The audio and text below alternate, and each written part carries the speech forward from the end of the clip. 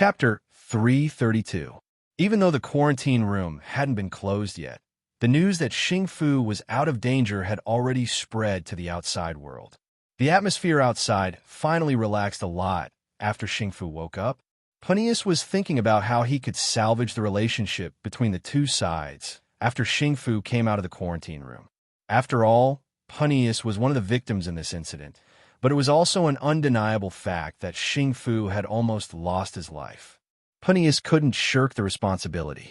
Punius hated the person who used him to the bone, and he couldn't help but feel uneasy if he couldn't find that person. He had a nagging feeling that he could be used again at any moment. He didn't want to experience something like that again. If Xingfu hadn't woken up this time, there was no telling if Punius would have been able to leave this starship in one piece. Xingfu didn't leave the quarantine room immediately after Zhuoxing confirmed that Xingfu was as good as he could be. After sending Zhuoxing and Du Hong away, Xingfu asked Silin a lot of questions about Jinya, but Silin only answered a few of them. He told Xingfu about his relationship with Jinya, and that Jinya couldn't come to see them for the time being. "When can he come to see us?" Xingfu asked. That was what Xingfu wanted to know the most. "We'll see. The situation in the League of Stars is very unstable right now. It's a mess, and if he comes, it'll only cause more chaos." Xingfu raised an eyebrow when he heard Silin's question. "Is the Jin family you mentioned really that big of a family?" "It is. But I'm sorry, but I can't say too much right now. He'll explain everything to you when the time comes." Silin didn't want to talk about the missed Bodhisattva Empire at a time like this. Xingfu glanced at the device connected to his body. The gene rank displayed on it was enough to make him excited. At this moment, he felt as if he had endless energy and was very energetic. He was not as weak as before, where even the slightest movement would cause discomfort. From his conversation with Xingfu, Silin learned that his younger sister, Jin Xingji, often followed his aunt, Star Rank Hunter Prisa. His father had also been assisting the queen in managing Golden Beginnings affairs. Before Xingfu's genes evolved, Xingfu was the weakest among his siblings and father. His younger sister, Xingji, was slightly better off than him, even though her genes were also rank F. Otherwise, she wouldn't have been dragged around by Prisa. "When will my next injection be?" "That depends on your body's ability to adapt. If you adapt well, you'll be able to undergo the second injection very quickly. If you don't adapt well, you'll have to drag it out for a period of time. It might even take a few years or even decades." "All right, that will depend on my own ability. If I don't have that ability, even if I increase my gene level, it will be a waste." Xingfu had a clear understanding of his own abilities, and he was patient enough to deal with this problem. He wasn't the type to rush things. "What are you going to Sector S for this time?" "I can't say for sure in the outside world, but I'm sure I can help you in Sector S." Xingfu wasn't boasting. Right now, Sector S was controlled by the three great forces, and foreign forces couldn't interfere at all. Even if they were working together, there was no way they could openly enter Sector S. If Punius, Fenyuzhua, and the others weren't accompanied by Xingfu, they would have been blown to smithereens the moment they entered Sector S. "I'm looking for something your grandfather left behind before he left. It might contain information about your father and grandmother." Silin didn't plan to hide it from Xingfu, and Silin was planning to borrow Xingfu's power to search for it. It would save him a lot of trouble. "I'll help you too. I don't have anything to do anyway. I was a coward before my genes evolved, but now I want to travel around. There are a lot of places in Sector S that I haven't been to before." Moreover, there were plenty of people in Fire Phoenix and Flying Snake who recognized Xingfu even if they weren't in Golden Beginnings territory. "All right, I'll meet the queen after I find it. Your grandfather left something for her and your father, and you can ask him for your gifts when you see him. He doesn't know about your existence yet, after all." Xingfu curled his lips and paused for a moment. Then he asked curiously, "What did my grandfather leave for my father and grandmother? You want to see it?" Under Xingfu's expectant gaze, Silin took out the badge. It was a royal badge that looked similar to the one Jin Xingming's father wore. It was decorated with the unique patterns of the royal family's core bloodline. Xingfu stared at the badge for a long time and thought about many things. He could tell that the badge was unique from the rest of the world. He could sense its rarity and value even without touching it. It wasn't something that could be bought with money, and the materials were rare enough to make it. He left this to your father, Sillin said. The reason he took it out was to reassure Xing Fu and dispel the last bit of doubt in his mind. After observing it for a moment, Xing Fu pointed at the patterns on the badge. This pattern is a little different from the ones I've seen before. This is a family badge that only members of the royal family or those who are very close to them can wear. It's different from the ones that normal people in the Jin family wear. The ones you've seen before only have the Jin family's crest on them, not this one. Xing Fu exclaimed in realization. That means my cheap grandfather has a pretty high status in the Jin family. Sillin nodded and put the badge away. It was best not to take out Jinya's items before he handed them over to the rightful owner. All right, do you know who's trying to kill you? That hypnosis is very powerful. If it weren't for your special genes, you probably wouldn't have woken up, Sillin asked. I don't know. Xing Fu's eyes flashed with killing intent at the mention of this, but he managed to keep his cool. Maybe I didn't offend anyone. Maybe our cooperation made someone realize that we're in danger, and that's why they're trying to stop us. Sillin nodded. Xing Fu was a very rational person, and he looked at the problem objectively. Xing Fu didn't tell anyone else apart from Zhuoxing and Du Hong that he had just recovered from serious illness. Xing Fu didn't tell anyone other than Zhuoxing and Du Hong that his genetic rank had increased. He told them to keep it a secret, not even to the queen. He would only tell the rest of his family after he found the things Sillin was talking about. He didn't want to spread the news until then. He didn't want anyone to think about it. Xing Fu expressed that he didn't blame Punius for his careful probing. He even comforted him for a while. Their cooperation wouldn't be affected by this matter, but they still needed to find the culprit as soon as possible. Fen Yuzhua felt that Xing Fu had changed. He still looked sickly, but he didn't look as gloomy as before. In the past, Xing Fu's eyes were filled with all kinds of negative emotions, even when he smiled. Now, however, he looked a lot more cheerful. Sillin asked Xing Fu for a star map of Sector S. In the League of Stars, only the people who knew the star maps of their territories the best, and they were the only ones who could obtain the most accurate star maps. If it weren't for this incident, Sillin wouldn't have been able to obtain a detailed star map from Xing Fu to find his target planet. Ever since the chaos in the League of Stars began, Sector S's reshuffle had swept through the entire sector.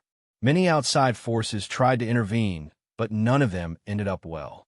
Flying Snake, Fire Phoenix, and Golden Beginning worked together to clean up Sector S. Every prison in Sector S was destroyed in the process. Not a single prison, from low to high, was spared. In the process of the destruction of the prison, some planets were also destroyed in battles and shuffling battles. Then, new areas and new boundaries were divided. The new star maps were very different from the old ones. What Xing Fu had was the current star map of Sector S, but he didn't have the old one. The new star maps undoubtedly increased the difficulty of Sillin's search. Sillin had no choice but to search for planets based on their approximate distribution and orbital estimates. At the same time, he borrowed some incomplete star maps from other people and pieced together some old star maps of Sector S. Then, with the fragmented star maps stored in his memory, Sillin began his search. Sillin stayed on Xing Fu's starship. Xing Fu prepared a lounge for Sillin and provided him with all the necessary equipment. Sillin also asked Moon and the others to find a way to collect some old star maps and sift through them. Huimao didn't return to the 11th Squad while Sillin was here, so he didn't have to clean up the mess on the ground. Moreover, Xing Fu had his men prepare a lot of food for Huimao. Unlike before, Huimao didn't try to hide the fact that he could speak. Now that he had someone to rely on, he didn't have to worry about the League of Stars' strange scientists trying to capture him. In Huimao's own words, he would kill one if they came, and kill a group if they came. He had a helper. Since Xing Fu couldn't get more information out of Sillin, he decided to start with Huimao. He was very curious about the origin of Huimao's second grandpa's master, but Huimao kept his mouth shut despite his gluttonous nature. It was as if it had set up a program for itself. The moment it was about to say something, the program would remind it to shut up. This outcome was a huge blow to Xing Fu.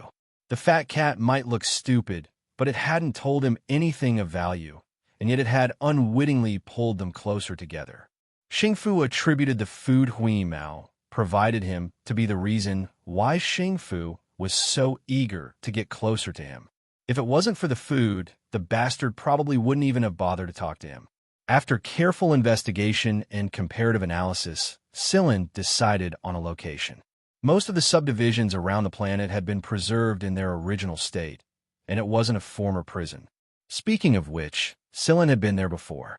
When Sillin Helong first came to Sector S, he rescued Flying Snake Tsijiu and Tsijiu's 2 lieutenants, Snacko and Serpent. Then, he sent them to the planet Tsijiu mentioned. It was only after Sillin had gone through thousands of selections and verifications that he had finally confirmed that it was indeed that planet. That planet had always been Flying Snake's territory. Maybe that was why Jinya had left the items there, a place where Golden Beginning couldn't find them easily. It would seem that Golden Beginning wasn't completely unified back then. Now that the Flying Snake organization had grown stronger, Tsijiu's authority in Flying Snake had grown even stronger. Barring any accidents, it was only a matter of time before Tsijiu officially took over Flying Snake's authority. When Flying Snake became one of the 3 great forces of Sector S, the planet Sillin settled on became Tsijiu's territory. The people in charge of the planet's defense had to be on high alert when the starships didn't belong to Flying Snake. However, when they saw Golden Beginning's emblem on Xingfu's starship, they immediately notified their superiors and had them negotiate with Xingfu. If you see any good seedlings, you can recruit them, Xingfu said to Sillin with a smile while waiting for a reply. After all the prisons in Sector S were destroyed, every force tried to recruit a lot of people. If you think they're suitable, you can consider recruiting them. The people who came out of the prisons are all very strong. Of course, we'll do our best if we find any good ones. The planet responded very quickly, and the person who came to greet them was someone Sillin knew. It was one of Tsijiu's followers, the strength-type Snacko. By the time Snacko was done talking to Xingfu, he learned that Xingfu was looking for someone on Sector S. Sector S wasn't exactly in a position to refuse.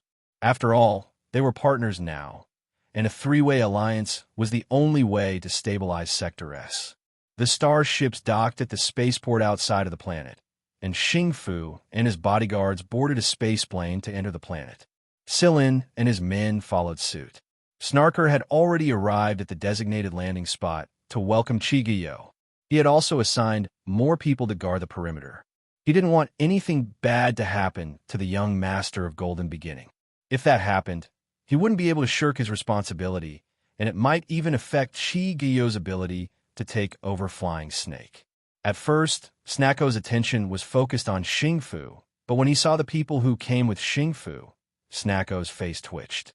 The cat looked very familiar, except that it was a size fatter than he remembered. That being said, it couldn't hide the dirty look in its eyes. Snacko had seen a lot of cats in his life, but none of them made him want to punch them in the face. However, Snacko noticed that the cat was sitting on the shoulder of someone he didn't know. Who was this person? Snacko didn't have much time to think about this right now. After exchanging a few pleasantries with Xingfu, he led them to a place to rest. Ever since Flying Snake became one of Sector S's 3 hegemons, a lot of magnificent buildings had been added to the planet. Snacko had arranged for them to stay at a high-class hotel. It was a special place that only the upper echelons of Flying Snake or some important guests would stay at. May I know who you're looking for, young Master Fu?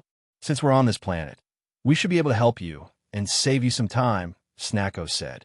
The hidden meaning behind his words was, tell us who you are and we'll leave after we find you. Xingfu looked at Sillin. Sillin was the only one who knew the answer to this question. Before Sillin could say anything, however, Hui Mao complained, why isn't there any dried fish? There aren't even fish biscuits here. Is this how you treat your savior? Snacko's expression stiffened. I knew it. He knew this cat was hard to please. Patiently ordering for some dried fish to be served, Snacko asked Hui Mao, where's Sillin? Aren't you with him? Now that Snacko knew Lung's true identity, he understood that the young master of the Andrira family wouldn't hang out with a hunter very often. He probably had a lot of things on his hands right now, so he wouldn't have the time to visit Sector S. Mao picked up a piece of dried fish and popped it in his mouth. He squinted his eyes and chewed for a while before he finally tilted his head and pointed at the person sitting next to him. "Isn't this the one? Your eyesight is terrible." After listening to Silen's explanation, Snacko finally confirmed that the person in front of him was Silen. Since Silen was here, Snacko had to report to CGU no matter what. He was their savior after all, so he should at least greet him when they met again. Silen Helong was the one who helped them during their most dangerous time. Snacko had never forgotten this. As for the cat, well, never mind. Right now, CGU was dealing with business on another planet. Now that his power had grown, he couldn't come over and talk to Silen face to face. After chatting for a while through video chat, CGU asked Snacko to do his best to help Silen find the person he was looking for. Silen asked Snacko for a map of the planet, and Silen did a quick search based on Jinya's description. However, a lot of areas on the planet had been reorganized over the years, and the old areas had undergone major changes. Therefore, Silen asked for the old map again. Snacko wouldn't have given it to anyone else. After all, these things involved internal secrets. But since CGU asked Snacko to do his best, and Silen had saved his life, Snacko gave him the old map without hesitation. Xingfu didn't express anything on the surface when he saw Snacko's reaction, but deep down, he was shocked. Although Silen had told him about how he had saved CGU and his two assistants, it seemed that there was more to it than that. Silen and CGU were definitely working together. Otherwise, someone like CGU wouldn't have asked Snacko to hand over a few maps that contained secret information and strategic arrangements. Silen pointed at one of the places and asked Snacko, "Are the residents still here?" Snacko looked at the place Silen was pointing at and shook his head regretfully. "This place was rebuilt a long time ago. I think it's been more than 20 years. I'll help you find out who you're looking for. I'll see if I can find out where they live now." "That works too." Silen turned off the map and said, "Help me find out who Hara is." Snacko's hand froze just as he was about to search for information. He turned to look at Silen and asked again, as if to confirm something, "Who are you looking for?" "Hara." Silen enunciated each word clearly this time. However, Snacko and Xingfu both had a strange look on their faces when they heard the name. "Are you talking about that chubby guy who likes to laugh a lot and always rolls his tongue when he speaks, that Hara?" Snacko's eyes widened. Silen thought for a moment and confirmed that Jinya did describe that person. He nodded affirmatively and said, "Yes, I'm sure of it." Xingfu looked surprised. "Food King Hara has it." Chapter 333. Food King Hara? The name made him sound like a glutton, and he really was a glutton, and a very meticulous one at that. "Is he very famous?" Silen asked. "Very," Snacko and Xingfu said in unison. "I really am ignorant and ill-informed. No, you should know about this." Snacko took out a bag. It was the outer packaging of a compressed fruit biscuit, and there was a big smiley face logo on the bag. Silen recognized the smiley face. It was a very popular candy brand in the League of Stars, and Tang Xiaoqiu had bought it before. However, Silen hadn't paid much attention to it until now. He did look it up once, and the only thing he learned was that it was produced by the Andrira family's factory. That was why Silen didn't pay much attention to it after that. The one food Silen paid the most attention to was fish biscuits. Mao had grown pickier and pickier because he had to buy cat food often. As a result, Silen was far more familiar with fish biscuits than any other food. Unfortunately, the smiley face logo's factory didn't produce fish biscuits. The Andrira family's other factory didn't produce fish biscuits, and it wasn't this smiley face factory. Sector S had always kept a low profile, and the Andrira family and Hara had helped him a lot. As a result, the public didn't know about the Food King. It wasn't until the League of Stars fell into chaos that the name Food King gradually became known. Maybe a lot of people knew about the smiley face and the Food King, but only a handful of them had actually seen the Food King in person.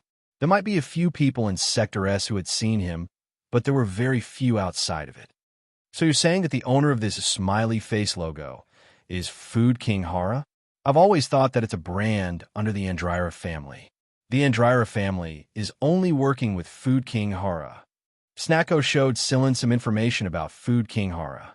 Hara had always been interested in eating since he was young. To him, eating was a form of enjoyment. He had never received any higher education. He had started out as a waiter in a restaurant, and he had worked his way up from the bottom up. The most legendary thing about him was that he was originally a D-rank genotype, but he gradually became an A-rank genotype after eating so much.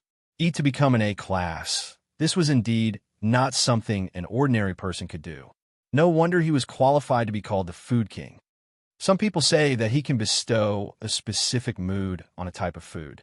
I don't know if that's true or not. After all, there are too few people who have eaten the food he personally made. But there must be a reason for all this. Even if the Food King isn't as godly as the legends say, he's not far from it. However, Food King rarely cooks for people to eat nowadays. Even my boss hasn't eaten it before. There is also a rumor that even Food King's own sons and grandsons might not be able to eat the food he personally made, but a little beggar on the side of the road might accidentally eat the food he made. Everything depended on the mood of Food King. That's why I say it's a rare blessing to be able to eat the Food King's food. Snacko said with a yearning look on his face. Xingfu calmly took a sip of his tea before answering, "I've eaten it before." Snacko and Sillin. Are you trying to show off your good fortune? Seeing that neither Snacko nor Sillin were saying anything, Xingfu continued, "I've eaten it more than once." Snacko really wanted to punch the man who was trying his best to maintain his composure, but couldn't hide the smug grin on his face. "Food King, you're truly deserving of your title," Xingfu exclaimed. "How do I contact Food King Hara?" Sillin asked. Snacko looked at Xingfu but didn't say anything. He really didn't know where the Food King lived. In fact, he didn't even know that he lived on this planet before. The Food King really was a mysterious person. All he knew was that he had an eccentric personality, and while he liked to smile, there were times when there was a dagger hidden behind his smile, and other times it was as warm as a spring breeze. He was a complicated person, or else he wouldn't have risen to his current status and influence. Xingfu shook his head. "I don't have his contact details, but I can ask my father. He knows." Xingfu's father, Jiansheng, was the closest person to Food King Hara in Golden Beginning, and Hara treated him very well. Xingfu and Xingji were given special treatment because of Jiansheng, or else they wouldn't have been able to eat the Food King's food so often. Xingfu contacted Jiansheng and asked for Hara's contact details, but Jiansheng wouldn't tell him.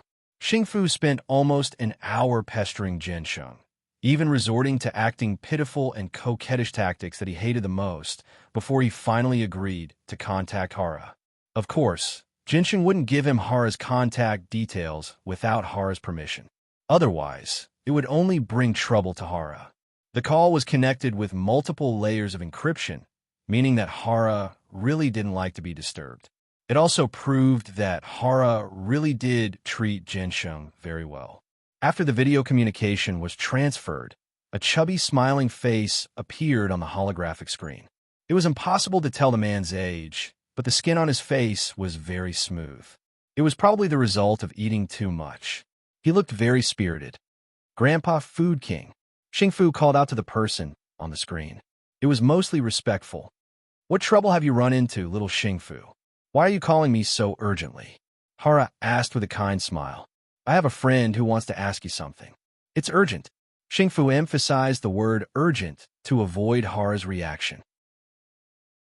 But he didn't say anything because Snacko had shamelessly stayed at the side and said that he wanted to witness the Food King's glory. Hara didn't get angry. "Oh, who has something to ask me?" Xingfu gestured for Sillin to come over. "Hello, I'm Sillin." Sillin spoke to Hara on the screen. His tone was respectful, not cautious or fearful, but rather respectful, as if he was talking to a senior. Hala was impressed by this. "What do you want to ask me?" "I'm here to retrieve something he left with you." The smile on Hara's face froze for a moment before slowly fading away. Behind Sillin, Snacko and Xingfu didn't even dare to breathe too loudly. They had never seen Hara without a smile before.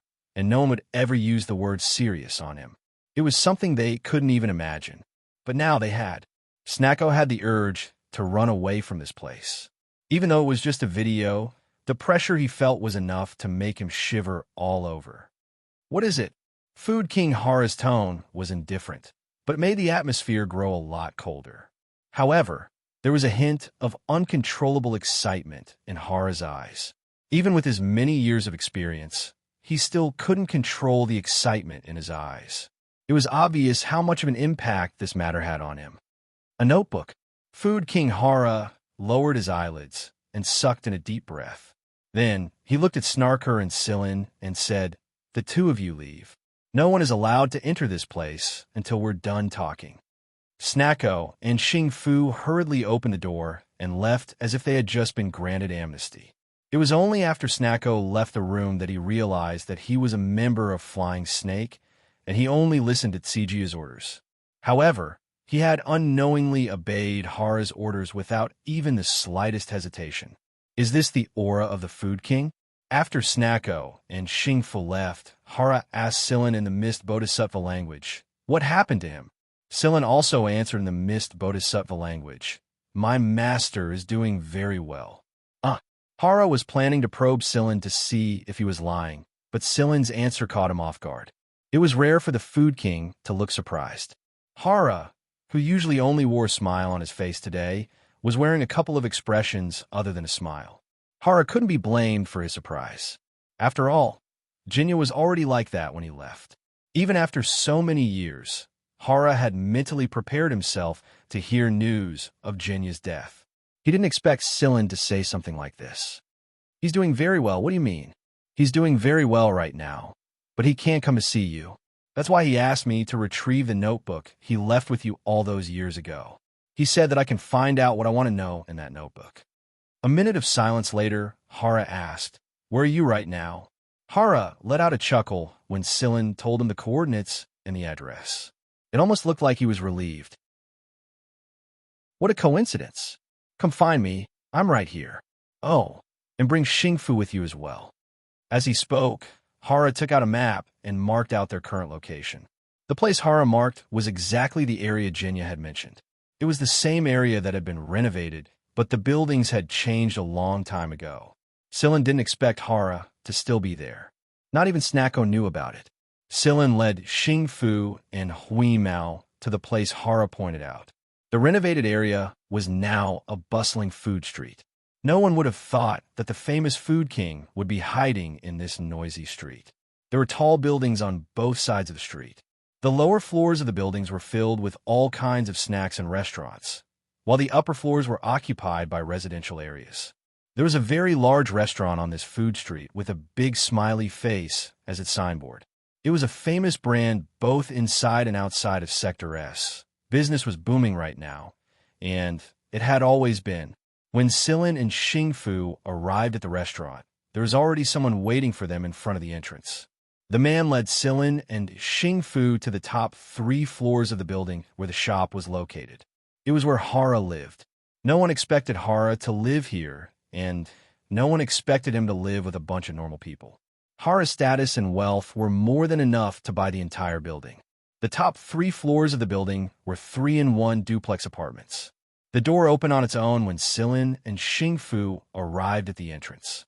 After Sillin and Xing Fu walked in, the door closed behind them again. Hui Mao couldn't help but stare at the delicious aroma of food as soon as he walked in.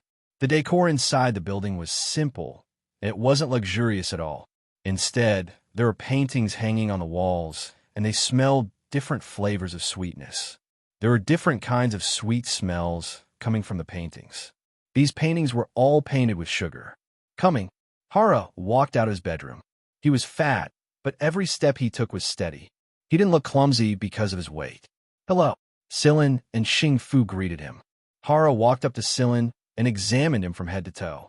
Then, his gaze lingered on the curly leaf pattern on Sillin's finger. "It really is him. That guy's really..."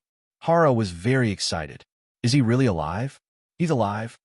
He's alive and well. Then why didn't he come back to visit us all these years? He didn't have to hide for so many years. Hara slapped the armrest of his chair twice in excitement. Huimao, who was pretending to steal food, jumped in fright and bristled like a cat on its tail. Sillin sighed. He forced himself to enter a deep hibernation, or he would have died prematurely. After he returned to his hometown, he received treatment and continued to live. That's true. Hara stood up and walked into his bedroom. When he came out, he was holding a small notebook in his hand. However, the notebook was locked.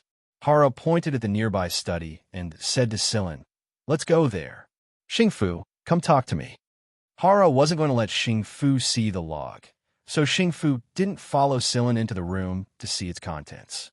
Sillin walked into the study while Huimao stayed outside.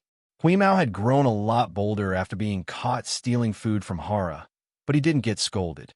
It was a perfect example of what it meant to take a mile when given an inch. Sillin looked at the notebook in his hand and pointed the leaf pattern at the lock. Click! The lock was removed, and the notebook opened on its own. Xianxia had originally planned to keep this notebook as his personal journal, but he didn't expect it to be used like this. The video and Xianxia's notes recorded Xianxia's voyage route before he came to the League of Stars, and some of the things he did after he came to the League of Stars. Xianxia happened to be in Sector S when he first came to the League of Stars, and Xianxia saved him not long after. It was Xianxia's luck. If he hadn't run into Xianxia, his chances of survival would have been extremely low. Moreover, the League of Stars was a place where only the strong ruled, so the nobles of the Mist Bodhisattva Empire were basically blind. They didn't have a private army to protect them, and while they were strong enough to protect themselves against lower-ranked people, they were nothing more than a weakling in the eyes of the hunters of the universe. As time went by, Xianxia and Annie gradually developed feelings for each other. There were a lot of people who didn't understand why someone as outstanding as Annie would fall for someone as mediocre as Xianxia, and they ridiculed him. When Xianxia first met Hara, he was still very young, barely an adult. At the time, Hara was just a waiter in a small restaurant on the food street. Later on, Hara got into an argument with the owner of the restaurant over food ingredients, resigned in anger, and was almost beaten to death by the restaurant owner's men. Xianxia was the one who saved him. Or more accurately, it was Xianxia who ordered his bodyguard to save Hara. Hara was the one who suggested Xianxia to open the Smiley Face restaurant in the first place. Xianxia even invested in it, or Hara wouldn't have been able to get the money to open it. In the video, two rather young people were smiling foolishly at a small shop. "Hara, I believe you'll be able to spread the joy of your food to everyone," the young Xianxia said. Of course. As the restaurant grew bigger and Hara became more and more famous, Xianxia would come to eat Hara's food from time to time.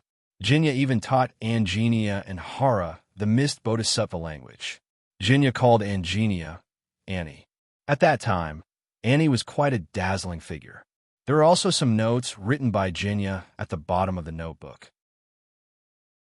It could be seen that although Xianxia was very homesick at that time, his feelings of not being able to return home were comforted by the presence of his lover Annie and good friend Hara. Annie's brilliance only served to highlight Xianxia's mediocrity. Many people said that Xianxia was a shameless man who lived off a woman. Xianxia also knew that he didn't have the ability, wasn't smart enough, and wasn't ruthless enough. Even the only thing he had that was his background was nothing in the GL, and he had to keep it secret. But for Annie's sake, he endured the ridicule and abuse. Later on, Annie gave birth to Xianxia's son, Xingfu's father, Xianxia. It was a very normal thing for others, but for Xianxia, it could only be described as having a son in his old age. This was because Xianxia's aging had accelerated at that time. He hadn't received the second injection when he was an adult. He had stayed in the Star Alliance for the past few decades.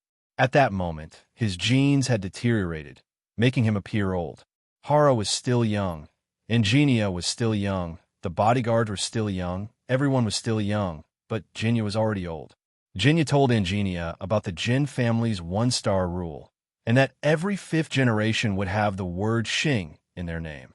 Xianxia's grandchildren happened to be the fifth generation, so Genxing's children should have the word Xing in their names as well. Sillin had a feeling that Xianxia himself was afraid that Xianxia might have forgotten the Jin family's rule, and that the word Xing would never appear in their names. It was obvious that Xianxia hadn't forgotten the rule. In fact, she remembered it very clearly and followed it. The competition in Sector S was fiercer than many places outside of Sector S, and it was all about methods and ruthlessness. At the time, the ruler of Golden Beginning only had 2 daughters, and Xianxia was raised to be the heir since she was young. At the time, Xianxia hadn't officially ascended to the throne yet, and Golden Beginning wasn't as stable as it was today. Jinsheng alone was enough to distract Xianxia, but Jinya was also a burden. Jinya didn't want to become a burden to Xianxia. That was why he had been careful not to become a burden to Golden Beginning. He didn't want to become a burden to Xianxia. He didn't want to become a burden to Golden Beginning. Based on Jinya's mood notes alone, Sillin could tell that Jinya was filled with intense self-loathing at the time. Just like how Xingfu was filled with resentment earlier, their genes had determined their uniqueness. In GL, the Fuji royal family's Jin family didn't work, and Jinya couldn't help them at all. The last image in the notebook was taken when Hara visited Jinya. In the image, Jinya was holding little Jinsheng in his arms, and their faces were leaning against each other intimately. Ginsheng's long eyelashes brushed past Jinya's wrinkled face, and it was as if the warmth was tickling Jinya's heart. Hara teased Jinsheng, "Give your daddy a kiss, and I'll record it for you." Jinsheng seemed to understand Hara's words, and he moved closer to Jinya with his toothless mouth and kissed Jinya's face full of saliva. Jinya smiled until his face was covered in wrinkles. After that, Hara made a milk cake that even the tiny Jinsheng could eat. It was called Butterfly's Kiss. At the end of the image, Jinya wrote, "Butterfly's kiss is delicious. There's an indelible sense of happiness in it. It's a feeling that can never be erased. I think it's time for me to be content." On the last page of the notebook, Jinya used a candy stick to draw some pictures of Jinsheng and Xianxia. Sillin closed the notebook and closed his eyes. He could feel Jinya's sadness and helplessness. Jinya couldn't be a hard-working father like Shu Sag, and he couldn't even protect himself in a place like Sector S. At the time, he couldn't even protect himself. The good news was that everything was over, and Jinya would return. Sillin thought that he could show Xingfu some of the things in the notebook and help him understand Jinya better. But when Sillin opened the door, his melancholy was instantly shattered. "This cat is so embarrassing." Chapter 334. 1 hour ago, Hara was planning to chat with Xingfu after Sillin entered his study, but he noticed the cat's furtive movements and asked, "What are you looking for, little fat cat?" "Of course I'm looking for food." Still, Huimao knew how to hide his true intentions. After scanning his surroundings for a moment, Huimao said in a self-righteous tone, "Of course I'm looking at your paintings. Your paintings aren't that great after all." Xingfu turned his head away. How could he say something like that? Xingfu didn't bother looking at Hara's expression. He was sitting next to Hara, and he could tell that Hara wasn't angry after hearing Xingfu's words, but there was something different about the easygoing attitude he used to have. He still cared. Hara raised an eyebrow a little, but the smile on his face didn't fade. "Oh." Huimao raised his chin and pointed a paw at a painting hanging on the wall. "That one is terrible." Hara followed the cat's paw and looked at the painting. It was a painting he'd made on a whim when he went to the sea for a stroll. He'd used edible seaweed powder and various kinds of powdered sugar. The painting was of a blue ocean with waves crashing against each other. If one were to get close, they would be able to smell the sea breeze. It was refreshing, but not fishy. There were a lot of different smells, but they weren't disgusting.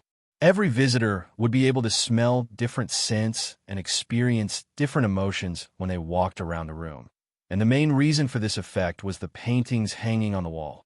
It was an art of combining scents. It might seem simple, but it was actually incredibly difficult. It was something Hara had always been proud of. "Then I'll have to trouble you to give me some pointers." Hara was still smiling as he removed the cover on the painting. Huimao wagged his tail and trotted over to the painting. Then, he leaped up and nailed his paw to the wall.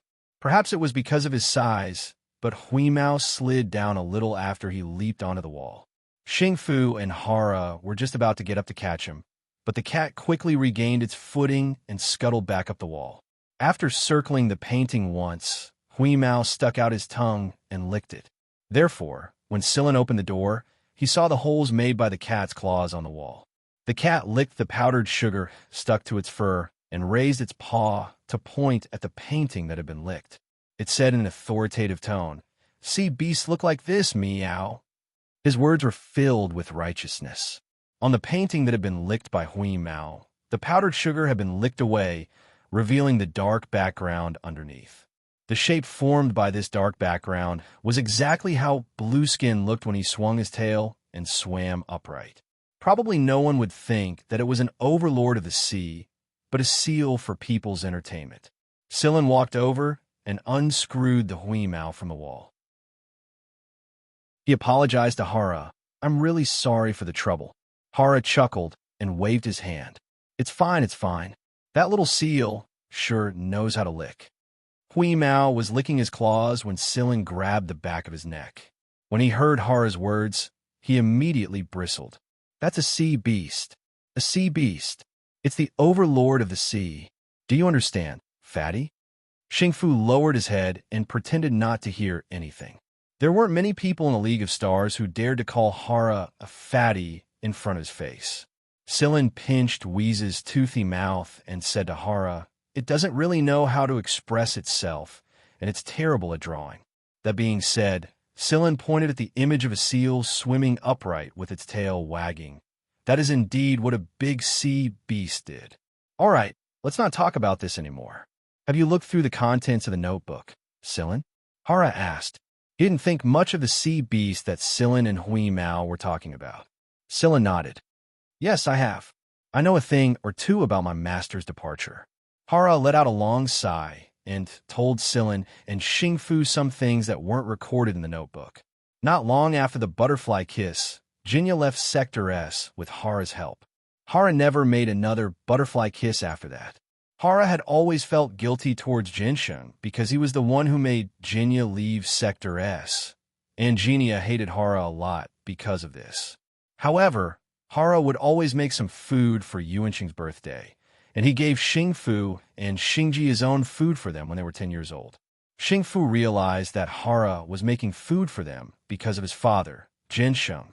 Hara probably wouldn't do it even if he was the queen's grandson. "Where's Jinya now? Can't Angenia and I bring him back?" Hara asked stubbornly. "No."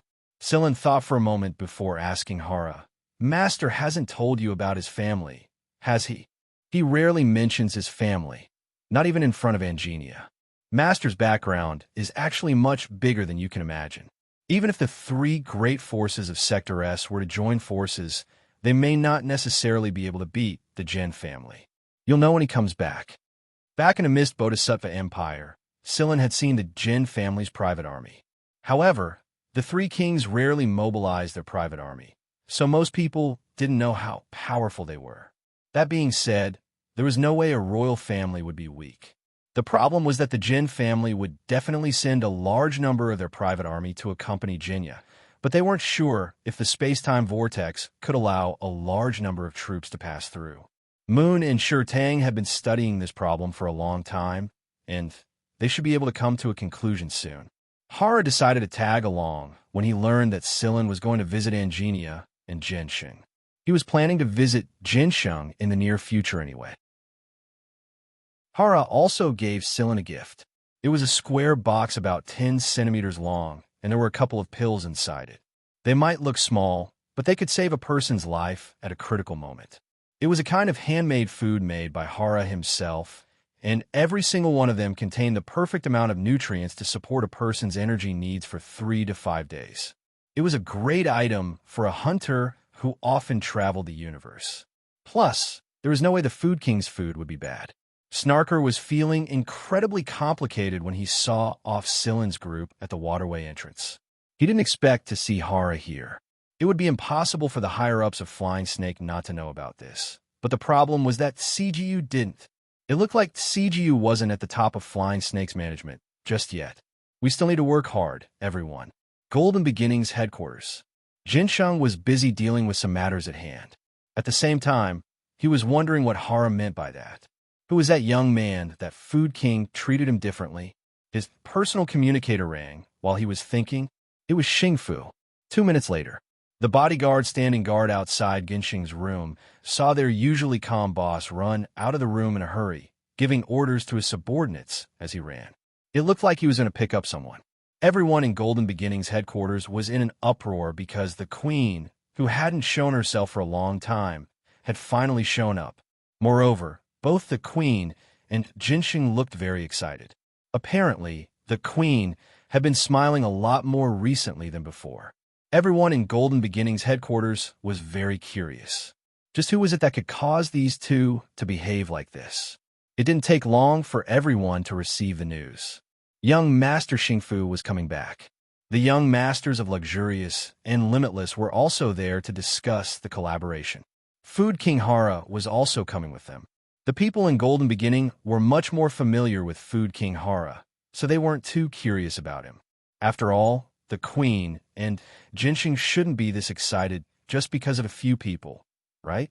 When the starships arrived, Queen Xianxia and the current boss of Golden Beginning, Genxing, personally stood at the entrance to welcome them. The other spaceships that landed one after another didn't elicit much reaction from either of them, even though Xingfu and Food King Hara were among them. When the last aircraft landed, Xianxia and Genxing had already walked over to it before it even landed. Everyone in Golden Beginning craned their necks to see just who it was that could make two of Golden Beginning's bosses personally welcome them. The aircraft did not seem to be anything special. The hatch opened, and under everyone's expectations, a gray cat jumped out. It stuck out its fat butt and stretched its body. After scanning its surroundings, it calmly squatted down and licked its paws. Everyone. It didn't take long for a group of people to walk out of the spaceship. Xianxia and Genxing immediately went up to greet them. Silin stared at the two people who were walking towards them with uncontrollable excitement. Xianxia might have been arrogant and domineering when she was younger, but right now, even though she didn't look old on the surface, her mental state had grown to a whole new level. She might be smiling gently, but her aura was inviolable. Genxing, on the other hand, exuded the aura of a superior under Xianxia's tutelage. It had nothing to do with his own strength. If there was anything strange about them, it would be their appearances. Genxing's sideburns had turned white, and Xianxia looked more like brother and sister than mother and son. You're Jinya's disciple, Silin? Xianxia asked in a trembling voice. It's a pleasure to meet you.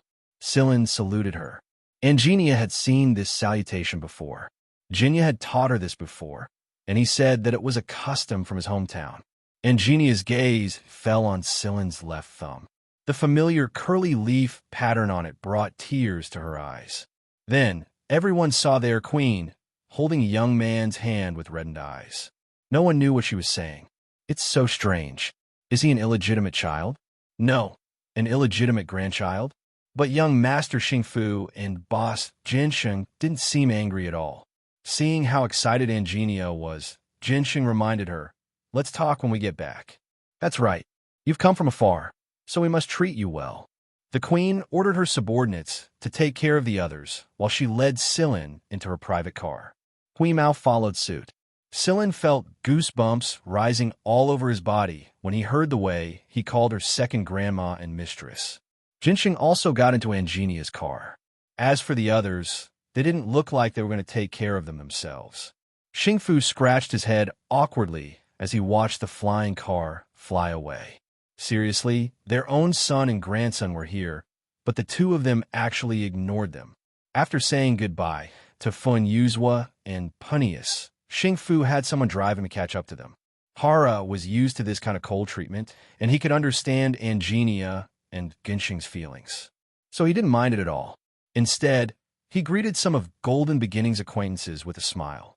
Back at Xianxia's residence, Silin took out the necklace and badge and handed them to Xianxia and Genxing. My master told me to give these to you. Genxing accepted the badge.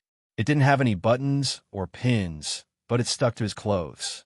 If it came into direct contact with his skin, it would turn into a curly leaf pattern that looked like a tattoo. Xianxia, on the other hand, stared at the necklace in her hand in a daze. Afterward, Silin injected ginseng with the plant hormone extracted from the Fuji tree. He also told Ginseng and Anginia a few things to take note of before leaving the rest for them. Xingji wasn't here right now, so Anginia would be the one to administer the injection. Gensheng's genetic evolution process was a lot calmer than Xingfu's. Xingfu's reaction was a little bigger than Xingfu's because he was a little special at the time. After the stimulated evolution, Gensheng's gene rank remained at rank B, but his appearance had changed a lot. Before this, Gensheng was a middle-aged man with graying temples, but after the injection, he had become a young man in his prime. Gensheng was very happy about this change. After all, the boss of Golden Beginning couldn't be too weak. Previously, many people had objected to Gensheng taking over because he was too weak. After this, he believed that those people would calm down a little. Anginia was a little disappointed that Jinya couldn't come back, but it was great news to know that he was alive and doing very well. Anginia felt a lot of the frustration that had been plaguing her for decades. All right, Silin, you're the captain of Vanguard now, right? I have a gift for you. I believe it will be of great help to you. Anginia summoned one of her subordinates and told them to bring the gift over. Are you talking about that armor? Ginseng looked at Anginia. They only had 5 sets of that armor in their possession right now. He, Anginia, Xingfu, Xingji, and Prisa each had a set. How could they possibly have an extra? Unless Anginia wanted to give Silin her own or Xingfu's. Xingfu hadn't used the armor yet because his constitution was too weak to handle it before. But now that Xingfu's genes had improved. Armor? Silin was curious. He had seen protective suits and armor that could be used in outer space, but if both Anginia and Ginseng thought so highly of it, there had to be something special about it. A moment later, Anginia's subordinate returned with a box. Anginia took out a strange garment that seemed to be made of a transparent liquid that was connected to a pair of pants. We only received 5 sets, and this is mine. I'm giving it to you now. Just as Silin was about to refuse, Anginia stopped Silin and looked at Ginseng. Little Sheng, show me. Ginseng rose to his feet and took off his jacket. Then, Silin watched as a transparent liquid suit similar to the one in Anginia's hand appeared on the surface of Ginseng's body. The liquid then solidified and enveloped Ginseng in a suit of silvery white armor. He was fully armed from head to toe. Ginseng took out a laser knife and slashed at the armor's arm, but it didn't leave a single mark. The curve of the armor was natural when it ran and jumped. Once the demonstration was over, the helmet on the head of the armor was removed to reveal Ginseng's face. Ginseng looked very excited. After all, the armor felt much better after his genes evolved. This armor can be used in outer space. I'm sure you'll discover its other benefits after you try it out. Also, after you put it on, it can connect with your nerves, and you can control its form. You can hide inside your body or appear as armor. Anginia handed the armor to Silin. Silin took the armor and looked at it carefully. It was indeed very special. When he touched it, he felt like he could communicate with it. The person who made this armor was quite amazing. However, when Silin observed the armor, he noticed an inconspicuous print on it. This print. You recognize this print? Anginia was very observant. Yes, it's a pity. After a pause, Silin suddenly asked, Do you have a member of this family here? Anginia hesitated for a moment, but she still nodded. Can I go see him? Silin asked. Ginseng opened his mouth, but didn't say anything. He would let Anginia decide. After a moment of silence, Anginia replied, Sure, I'll take you there now. Right here? That's great. We can solve this problem together. Silin thinks. He put away the armor and followed Anginia out. Ginseng followed closely behind. He also wanted to know what Silin knew. There was a courtyard not far from Anginia's residence. The courtyard was surrounded by some strange machines. When Silin arrived, Hara's loud laughter came from the courtyard. Anginia opened the door, and Silin saw the person inside. Hara was decorating a cake with fruits. Opposite Hara was a young man about 14 or 15 years old. He was holding his chin with one hand and dipping some cream from the unfinished cake into his mouth with the other. His eyes were curved in a smile. Hearing the sound of the courtyard door opening, the young man looked over. Facing the shining sunlight, Sillin saw the silvery white color reflected in his metallic gray pupils. The pure metallic gray pupils and the reflection of the silver light. You had told Sillin that the young man in front of him was a pure-blooded member of the Sheaf family. However, this youth's hair was white instead of the metallic gray that you had said most members of the Shi clan possessed. Chapter 335. The young man shot the newcomers a glance before nodding at Xianxia. Then, his gaze paused for a moment on Sillin before settling on Huimao. Huimao was also staring at the young man. Huimao remembered you telling him about the Shi family's characteristics and how he criticized Shikai for being unorthodox in private. You said that the Shi family's authenticity depended on their eyes. The Shi family members had a very special pair of eyes, and the young man in front of him happened to fit the description perfectly. At the time, Ayu was very depressed because he thought that he would never see another authentic Shi family member again. He didn't think that he would still be alive after all. Excited, Huimao patted Sillin with his fat paw and said, "A Shi family member? Look, Sillin, it's a Shi family member. An authentic Shi family member, meow." Sillin slapped his paw away and said, "I know." Everyone's expressions changed when Huimao mentioned the Shi family. The young man was no exception. For a moment, the atmosphere became a little heavy. Even Hara, who never liked to pause when he was cooking, stopped and looked at Sillin. This was the second time Hara showed Sillin an unsmiling face. "Do you know the Shi family, Sillin?" Xianxia asked seriously. Sillin shot Xianxia and Hara a glance. If it wasn't for his relationship with Jinya, they would have killed him to silence him already. "I know a Shi family member," Sillin replied. Xianxia was confused. Even Jinya didn't know a Shi family member. And how did Sillin know a Shi family member like that? On the other side, the 11th squad was resting at their assigned place when a beautiful maid brought them green tea. Green tea was the most common thing in Golden Beginning, and they were all high-quality green tea. When the beautiful maid passed the tea to Cheto, she glanced at Cheto a few times. Cheto smiled at her, and the maid's face immediately blushed red. Seeing this scene, the members of the 11th Vanguard Squad all had a strange look on their faces. Xiaoxiang and Carrie winked at each other. "Look, our charm can't even compare to a robot's." Cheto ignored Carrie and Xiaoxiang, who were winking at him. He rose to his feet abruptly and looked at Moon and Sigma, who were circling the room. "Sillin wants you and Shikai to meet him." "What's the matter?" Shikai put down the cup and asked. "You'll know when you get there." Cheto didn't explain any further. They were stopped by the guards when they were about to leave the house. It was forbidden to roam freely in this place, not to mention that their destination wasn't far from Xianxia's residence. However, the man in front of them received the message very quickly. He smiled awkwardly and led the group to the place Xianxia told him. Cheto and the others arrived at the courtyard entrance, but the guards only allowed Shikai to enter first. Although Shikai was puzzled, he knew that Sillin was inside, so he didn't say anything. Shikai knew that the young man was a member of the Shi family the moment he saw him. Shikai's eyes were metallic gray, but they were a little darker than the young man's. Moreover, his eyes didn't reflect the pure silver light of the sun. Regardless, Shikai was very happy to see a member of the Shi family who had stayed behind in the League of Stars. "My name is Shikai." "Shimu." The young man licked the cream off his hand before asking, "May I speak to him in private?" "Of course."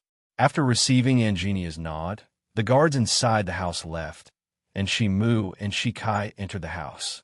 "I didn't expect you to know a member of a Shi family." Xianxia smiled. "This is good news for you. After all, not everyone can win the Shi family's trust." Hara was deeply moved by Xianxia's words. He patted Sillin's shoulder and said, "Seize the opportunity, but don't tell anyone about the Shi family. It'll only bring you trouble." Seeing Sillin's puzzled expression, Xianxia said, "The Shi family is a very special family. It's almost as if they were born with an extra nerve, and that's why they attract jealousy from others. Moreover, some ambitious people have their eyes set on them. Right now, I only know about 15 members of the Shi family. 10 years ago, the Shi family was ambushed. Although I was friends with them at the time, I didn't dare to offend the government of the League of Stars recklessly. However, the Shi family offered 5 sets of armor in exchange for Shi Mu's safety for 10 years. Shi Mu wasn't even 5 years old at the time, but he was as smart as an adult. Not long after the Shi family was captured by the League of Stars government, a space laboratory, they were locked and exploded. Not a single person survived the explosion. Shi Mu's hair turned white overnight after he learned of the news. Can you imagine a child who's not even 5 years old having his hair turn white because of overthinking? At the time, Xianxia was shocked. She never thought that something like this could happen to a child who wasn't even 5 years old and was younger than her own grandson. Shi Mu had turned into a contradictory person overnight. The innocent smile he used to have was gone, and his personality seemed to have split into 2 halves. One was bright silver, and the other was cold and dark gray. When Hara met Shi Mu for the first time, he made him a cake named Daybreak. The night was coming to an end, and the dawn was coming. The Shi family had helped Hara before, and although they hadn't given him any benefits before they left, Hara had always been kind to Shi Mu. Every time he came to Golden Beginning, he would visit Shi Mu as well as Jin Sheng. Shi Mu loved sweets, and Hara would bring him a lot of them every time he came to visit. Both Xianxia and Hara knew that every member of the Shi family was a genius. Shi Mu was separated from the rest of the Shi family at the age of 5, and he didn't receive any formal education. The fact that he was able to create all kinds of machines by himself was a testament to his own research. What was even more puzzling was that Shi Mu was able to make massage chairs for Xianxia and food dispensers for Hara, but he didn't know how to make cannons, aircrafts, or airships. Xianxia and Hara wouldn't believe that he couldn't do something like that. The 10 years are almost up, and the League of Stars is in chaos right now. The Shi family geniuses scattered throughout the League of Stars are being fought over by every force. There are still Shi family members in the League of Stars, but they are few and far between. Therefore, Sillin, you should try to recruit Shi Mu if you can. Otherwise, he'll become a dangerous weapon in the hands of the other forces, Xianxia said.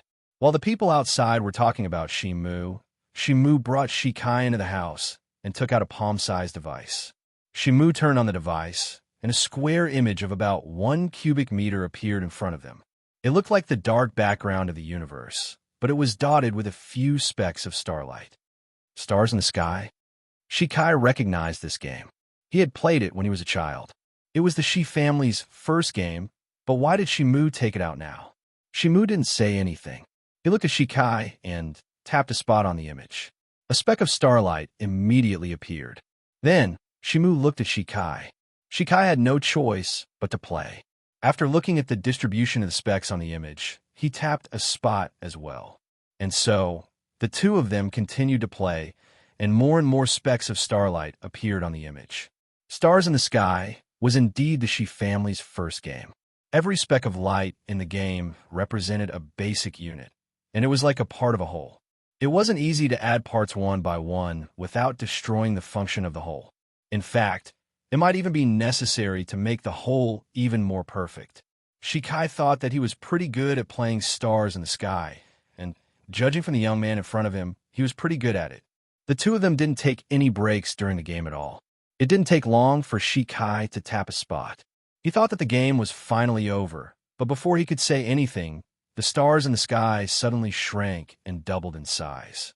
Well, Shi Kai didn't understand why this was happening. Shi Mu looked at Shi Kai in confusion. Of course, a level 2 structure would appear after a level 1 structure is finished. Have you been stuck at level 1 all your life? Shi Kai. Fine, the ancestors of the Mist Bodhisattva Empire had tricked him again. The level 2 structure was doubled in size from the level 1 structure, and they needed to expand the empty space to continue. Compared to the first level structure diagram, Shi Kai had to treat the second level structure diagram more seriously. He had to consider the first level structure diagram at every step and think based on it. His speed of drawing wasn't as fast as when he was drawing the first level structure diagram, but Shimu was still as fast as before. Basically, Shikai was pointing out every time Shikai made a move. When the level 2 structure was finally finished, the level 3 structure appeared. Shikai was starting to feel a headache coming on. In the end, Shikai made a mistake during a step in the level 4 structure, and a crack appeared on the stars in the sky. The crack was the chess piece that collapsed the system because of this one mistake. From a mechanical point of view, it was because of this last component that broke down the other components. It's only level 4?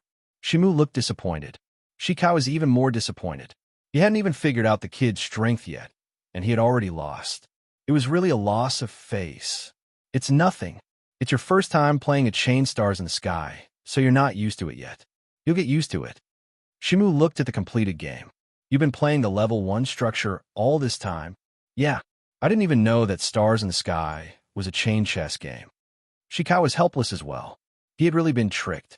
First, it was the original robots that made you feel estranged from him. Now it was the stars in the sky. How much more did he not know? Which branch of the Shi family do you belong to? Shimu asked. Huh? There are branches? Shikai was confused. Shimu looked at Shikai with disdain. I really do think you're an imposter. The Shi family has been divided into 3 branches since 1,000 years ago. They were later called the tricolor branch, red, white, and blue. The white branch is still in the Shi family's birthplace. The blue branch is gradually working with other forces in the League of Stars, and the red branch is supposedly leaving. Shikai's heart skipped a beat.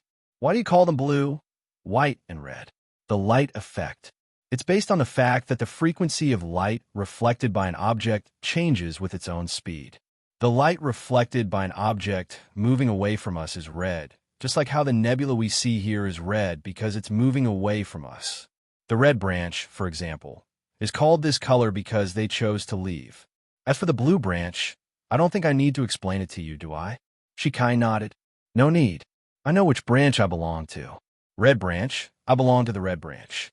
Shimu raised an eyebrow in surprise. When I was young, I heard from my clansmen that there's been no news of the red branch for almost 1,000 years. Rumor has it that they left the League of Stars and went to another galaxy. I wonder if it's true? Shikai was hesitating whether he should tell Shimu about the Mist Bodhisattva Empire, but Shimu spoke up again. I see. It's true. Shimu belonged to the white branch, and he was the only member of the white branch he knew. Shikai thought that his branch was miserable enough, but it turned out that the white branch was even worse. At least his branch was safe in the Mist Bodhisattva Empire, while Shimu's branch had been tortured to this state. The 2 Shi family members chatted here for a while, and the 3 robots who were still standing in front of the courtyard gate heard the voice to let them in. Cheto didn't feel anything, but Moon and Sigma felt a strange sense of familiarity until they were called into the house. The moment they entered, Sigma and Moon's attention was immediately drawn to the chessboard of stars that hadn't disappeared yet. Stars. It's stars. It's been a long time since I've seen a chain of stars. While Moon and Sigma were circling the chessboard, they noticed Shimu, who was standing next to Shikai. The 2 robots froze. While Moon and Sigma were studying Shimu, Shimu was also observing the 2 robots. It was true that the Shi family members were capable of building robots like these, so they should have at least reached the 7th level of stars. But why had they fallen from grace when they were so talented? Why was Lan Ji, the one everyone thought to be the least talented of them all, still doing so well? Ahem, have you played stars before, Sigma? Shikai broke the silence and asked. Of course. Sigma looked very excited. We used to play it all the time. Did you play Stars Chain?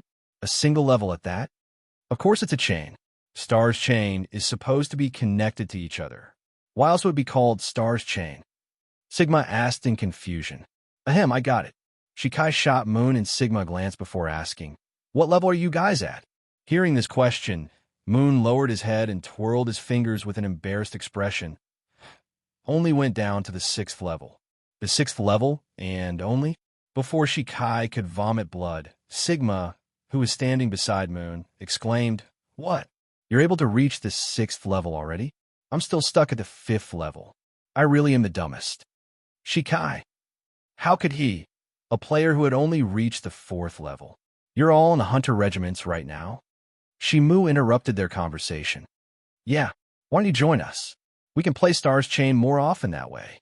Both Moon and Sigma were looking forward to it. Shimu didn't give them a direct answer. When they came out, Shimu saw Cheto and asked Shikai in secret, "Who made that robot?" Shikai looked surprised.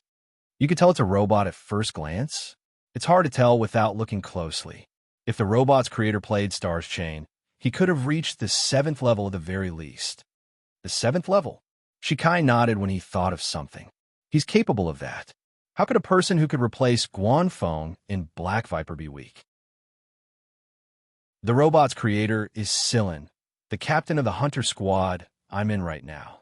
I can trust him. That night, Shimu stayed in his room alone and played Stars Chain with himself. It was something he had done frequently for the past 10 years.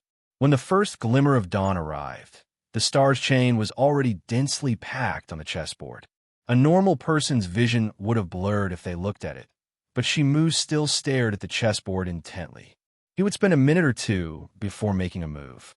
The chessboard was at the 8th level, and Shimu was trying to break through to the 9th level. In fact, he could have reached the 8th level 2 years ago, but he never succeeded in breaking through to the 9th level. 2 minutes later, Shimu tapped a spot on the chessboard. He knew he'd failed again the moment his finger touched the chessboard. Sure enough, after the new point appeared, a spiderweb-like crack appeared, covering the entire chessboard. Shimu sighed softly and dispersed the chessboard with a wave of his hand. Then, he got up and started packing his things. The first thing Sillin saw when he woke up was Shimu. "I want to join you." Shimu cut straight to the point. Sillin was surprised to hear this. He had considered the possibility of recruiting Shimu into his team, but he didn't expect Shimu to deliver himself to his doorstep. Xianxia and Hara had told him last night that he should take the initiative against someone like Shimu, or he wouldn't have told him his thoughts. But before Sillin could put his plan into action, Shimu came running to him on his own. "You'll have to go through a trial before you can join the squad, and you'll need enough votes from the other squad members," Sillin said. That was the old rule of Vanguard B squadrons. "Xianxia gave you her armor, didn't she?" Shimu asked instead of answering Sillin's question directly. He sounded very certain. Sillin didn't deny it. "Yes, she gave me her own set. Give them back to her." Those 5 sets of armor belong to the broad spectrum. As long as one's physical fitness is up to standard, anyone can use them. However, for those who have high requirements and often have high-risk missions, the armor's compatibility with the nerves isn't enough. Xianxia and the others don't have to fight often, but you do. So, you don't need armor that doesn't suit you. Sillin looked at Shimu and smiled. "All right." Shimu didn't say it out loud, but the underlying meaning was clear. "I'll give you armor that suits you better." Welcome to the 11th Squad of Vanguard. Moon, Sigma, and Shikai were very happy to see Shimu join the 11th Squad. After joining the 11th Squad, Shimu assumed the role of Shikai's cousin. Shimu listed out a few materials to make the armor. Xianxia had given most of the materials to Sillin, so he didn't need to look for them himself. There were also a few rare materials that Xianxia didn't have, or Golden Beginning didn't have much in stock to begin with. However, Shimu knew the general location of the rare materials he needed. After staying at Golden Beginning's headquarters for 3 days, Sillin and the others left to search for the materials Shimu mentioned. Xianxia sent someone to see them off. After all, anyone who didn't have a navigation system in Sector S would be treated as an invader. Chapter 336. Why don't you stay for a couple more days? Huimao asked Sillin while eating the dried fish Hara had given him. Limitless, Luxury, and Xianxia are going to discuss a partnership. I'm sure they'll be wary of us if we stay. There's a secret? Huimao licked his paws. It's not like we care. Yeah, you only care about the fish biscuits Hara's Smiling Face Company is about to produce, you glutton. Under Huimao's suggestion, Hara had decided to have his Smiling Face Company produce pet food. First up was the cat food fish biscuits. Huimao had even acted as his consultant once, and the fee he received was enough to feed Huimao for a very long time. Hara had given Sillin a lot of things before they left, so they didn't have to worry about food for a very long time. Tang Kukikyu's candy, Huemao's dried fish, and Shimu's desserts were all prepared. Their food warehouse was full to the brim. Hara had also given Sillin his personal contact method. It was also a hint that they were going to form a partnership. Sillin calculated for a moment and noted that there was still some time before Somba Leruo's meeting with Vanguard's executives. Before the meeting, Sillin hoped to obtain Shimu's armor and implant super AI into the starship. Sillin couldn't shake the feeling that something bad was going to happen during the meeting, so it was always better to make sure everything was in order before the meeting. The 11th Squad had collected 80% of the materials on Shimu's list. As of late, the 11th Squad had come to the vicinity of Sector M. Sector M was famous for its mineral companies. But most of them were monopolized by them. Right now, Sillin and the others were at the edge of Sector M. This place was privately owned before the League of Stars' uprising. But after the League of Stars' uprising and a large number of people had fallen, the big companies in Sector M had retreated a little deeper into the center of the sector. It was like a turtle withdrawing its head and feet into its shell to protect itself. Because of this area was half empty. After detecting the mineral deposits, Cheto and Moon took care of the monitors the mine owners had left on the planet. Together with Carrie and the others, the 7 Shikai robots that had been upgraded by Shimu's suggestion quickly departed for the planet. Inside the control room, Sillin stared at the screen. Callie, Shusag, and the newcomers were mining. The people Sillin had brought over from the Mist Bodhisattva Empire had integrated into the group perfectly. After all, they were hunters who often traveled in the universe. Most of their time was spent traveling in the universe, so they would not stay in one place for long. Therefore, for hunter regiments, they would recruit good seedlings first and then train them in the future. If they were not good enough, they would deal with them. This was the usual practice of hunter regiments. The good thing was that the people that Sillin had brought back were all pretty good, except for the occasional misfit. The mining process went smoothly. After Carrie and the others transported the results back to the starship, everyone sat in the lounge and chatted. Shimu, on the other hand, was eating a big cream cake. "Do you really like desserts that much, Shimu?" Carrie asked curiously. "Because my brain uses up a lot of energy. Desserts can replenish my energy quickly," Shimu answered while eating. Today, he played a game of Chain Stars with Moon and Sigma, and he played with the little chameleon while he was at it. He was surprised that the little chameleon was so smart that it almost made it to the 3rd level.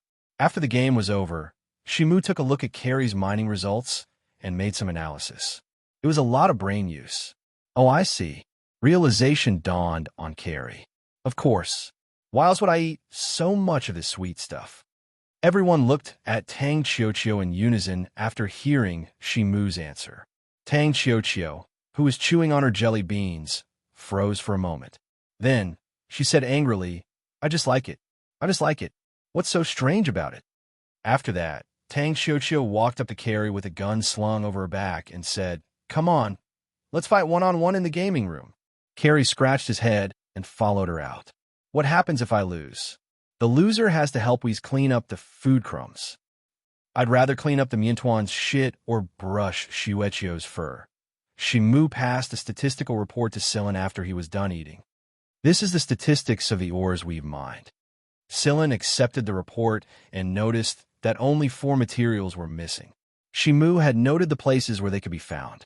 The mining companies in Sector M may be able to buy these materials, but there's one thing we have to look for: liquid metal LS-57. It's not easy to find. There are a lot of isotopes in LS. Why use LS-57? It's the best alloy for perfect fusion. Got it. But I can't find a single mining company in Sector M that sells LS-57 publicly, Sillin said. None? Shimu thought for a moment. Let's check Luminous Flower. If I remember correctly, they have the most liquid metal in stock, and their stockpile of LS-57 exceeds their sales. If there are no accidents, they should have a surplus after 10 years. Even if they don't have LS-57, I'll see if I can find some other suitable liquid metal. Shimu wasn't too happy with the lack of LS-57. He didn't like to make do, and he didn't like to look for a substitute. But since Sillin was in a hurry, he had no choice but to look for a substitute. Haven't you been at Golden beginning all this time? How do you know about Luminous Flower's liquid metal stockpile? Yudi asked. Shimu shot him "You're an idiot" look before answering. I went there with my clansmen when I was 4. Of course I remember. 4 years old, he could still remember everything that happened back then. Most importantly, no 4-year-old would pay attention to a company's stockpile and sales volume. Not to mention that it was liquid metal, not toys and delicious food. Sillin searched for Luminous Flower's location on Sector M's star map. Fortunately, it wasn't far from here. Luminous Flower was one of the bigger mining companies in Sector M, and after the League of Stars fell into chaos, all the major companies in Sector M joined together to form the Mining Alliance of Sector M. This way, even if the League of Stars were to make a big move elsewhere, they could work together to protect themselves. Not even the army or the hunter regiments would dare attack them openly. A deal was fine, but if you wanted to attack Sector M, they would follow the policy of dying in glory than in dishonor. There was another characteristic of the people of Sector M. Kindness and justice could only be applied to merchants like Lung and the others if a deal failed. As for the people of Sector M's mining companies, they would ignore you the moment a deal failed, and they would turn hostile faster than Hui Mao chewing biscuits. One moment, they were smiling and negotiating a deal with you, and the second the deal failed, their expressions would change. That was why the people who often came to Sector M to trade were already used to their style. If a mine owner was still smiling when a deal had not been completed, it would instead scare people. People couldn't help but wonder if the mine owner was planning to kill someone and rob them of their goods or something. Moreover, the people of the mines were incredibly strong, no matter how small or strong they looked. Therefore, most people who went to the mines to trade didn't dare to play any tricks, such as stealing ores when they weren't paying attention. If they did, they would definitely get beaten up. Amputating an arm or a leg was just a minor injury, and there were plenty of people who killed the thief outright. This was because there was a rule in Sector M that allowed the thief to kill the thief. Sillin and the others came to one of Luminous Flower's big markets.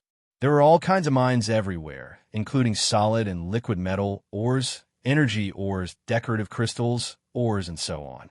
The houses in the mines looked very casual, and there were very few buildings that were higher than 3 stories. The buildings looked very simple, and the people in the small shops in the mines looked like workers at the bottom of society. But in reality, every single one of them had enough money to buy a small starship. That metal mine looks pretty good. Carrie's eyes lit up as he ran towards a small mining shop. The shop owner, who was sitting on a chair, saw that a customer had arrived. He rose to his feet with a smile and introduced he had his eyes on a Carrie. The metal extracted from this ore is of pretty good quality and is very hard. You're hunters, aren't you? The metal contained in a high-quality wrist blade used by hunters can be found in this mine. Here, let me show you the finished product. The shop owner pointed at a metal block that was half a meter tall, standing at the side of the shop. This is the metal alloy extracted from the ore. It has a naturally high hardness ratio, so you don't have to mix other metals into it. It's very hard, so you can easily deal with shell-type exotic beasts. If you don't believe me, you can try it yourself. It's free if it's not hard enough. As soon as the shop owner finished speaking, Carrie was about to pull out his blade to give it a try. However, a sharp, ear-piercing sound assaulted their eardrums. Squeak, squeak, squeak, squeak. Everyone turned around. They saw Hui Mao sticking out his fat butt and digging at the metal block. He was happily digging, leaving a scratch mark on the metal block. Who? What are you doing? Carrie covered his ears and shouted. Hui Mao tilted his head and said while digging, "Let me tell you, this thing is very good for sharpening my claws." Ahem. Sillin held back his laughter and said to the shop owner, who had a constipated expression on his face, "You mean you want us to buy this alloy to make hunting knives to deal with exotic beasts?" When he said, "exotic beasts," Sillin glanced at Hui Mao. His meaning was clear. "You want us to use this kind of knife to hunt?" The shop owner's face turned from red to green, then from green to black. He had just said, Go ahead and try. It's free if it's not hard enough. While the shop owner was in a dilemma, an aircraft flew into the mine and landed in an empty area. The aircraft did not look eye-catching, but anyone who could land directly in the mine had to be from Luminous Flower.